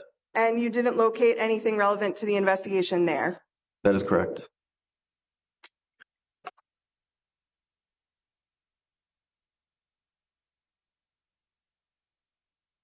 I talked about the Cellbrite report for Mr. Gutierrez. When you reviewed that, you didn't locate any contact associated with Mr. Anderson, correct? Mr. Gutierrez? Correct. Wait, there was no contact, like text messaging, phone calls, etc.? Emails. Correct.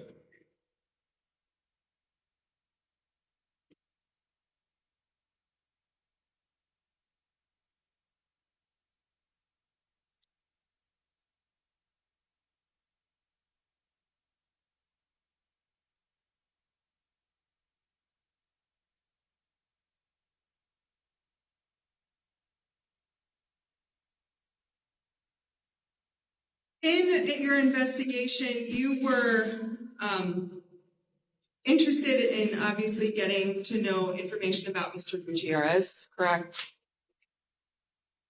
Like, Can you be more specific? sure, you had asked, you were trying to find out information about Mr. Gutierrez's biological father.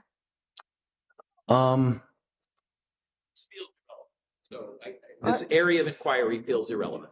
So I don't know. object. The objections are over. So that information was being sought for DNA like comparison. So I believe that was requested by the state crime lab, that if they had a sample from the father, that would help with them, or that would help them. But then also that sample could also be sent to NamUs as well. And you were unable to locate any addresses or contact information of Mr. Gutierrez's father, nor could you locate his father at all. Objection. It's irrelevant whether you can find someone's Are biological we headed father. somewhere? No, this is the end of the inquiry. Well, that isn't exactly what I had. It is heading somewhere as far as the defense presentation. Well, towards the ending. A little bit more. Sure. So in this particular case, because Mr. Gutierrez was considered missing, you had to build a DNA profile, basically, from items. So you gathered, I'll rephrase it, you gathered samples from Mr. Gutierrez's son and mother, and also was trying to attempt to get something from Mr. Gutierrez's biological father. Yeah, are you able to tell me the date on that report? I can give it to you if that would help.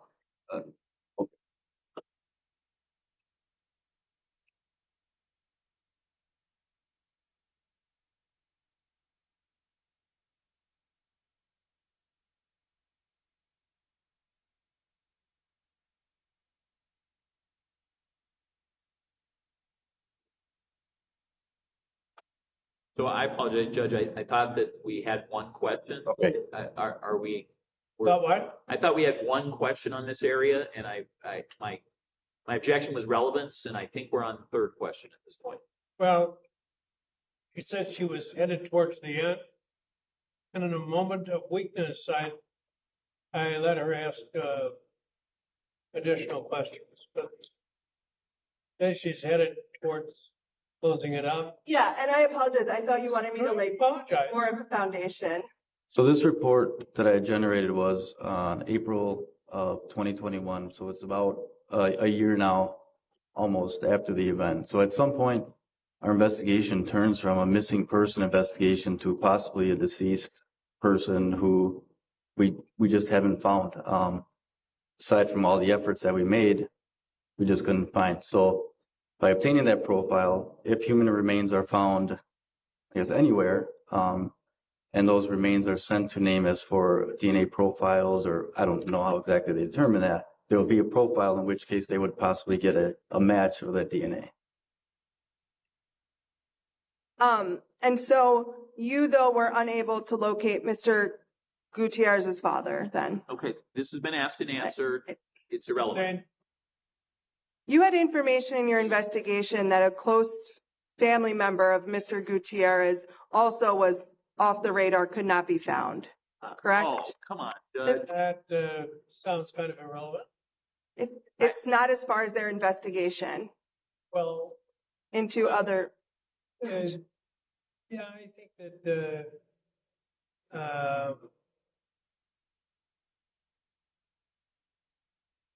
I think you're right to reach the end. So I'm asking that question and answer be stricken.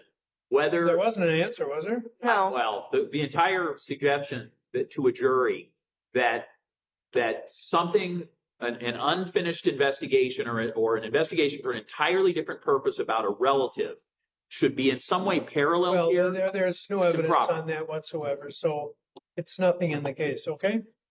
Any question? Okay.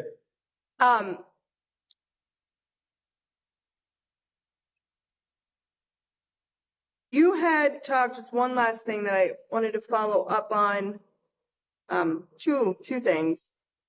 Did you investigate anyone at all, not specific people, but anyone who might have owed Mr. Gutierrez money?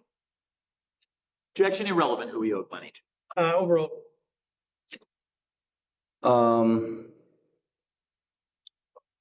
Mr. Campbell. There were other individuals, though, that could have been, and without going into names, there were other people that Mr. Gutierrez owed money to that weren't investigated. There was one other individual that I had seen in I believe it was the text messaging portion of it, that it was like a $60. But as far as a large sum of money that he owed money to, I don't recall that at all.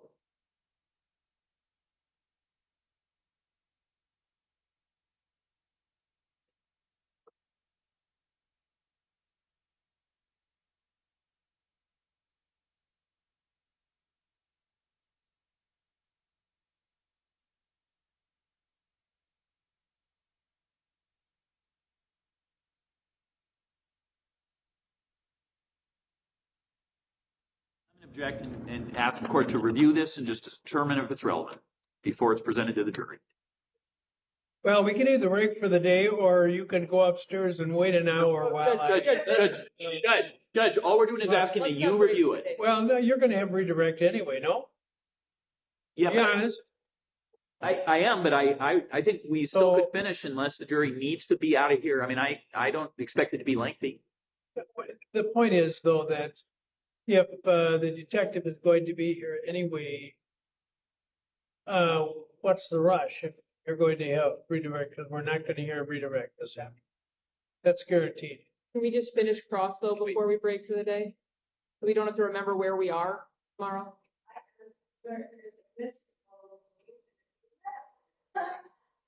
So We don't want to beg, Judge, but we are kind of begging here. So my question is that relevant? So the court sees the date on it, please. And that kind of irrelevant to me. But what just so the record is clear, what did you give me? Irrelevant.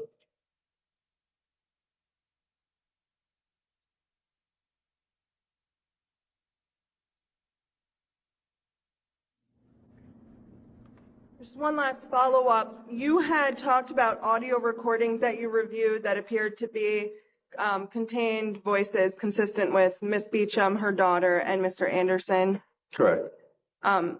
There were no recordings that included Mr. Gutierrez, correct? Audio recordings? Correct. Not that I'm aware of, no.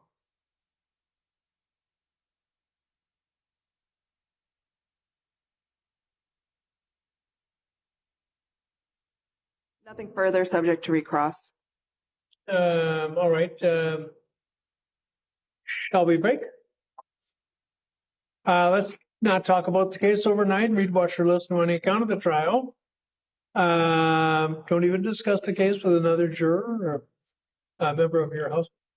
And how about 9 o'clock tomorrow? Is that all right?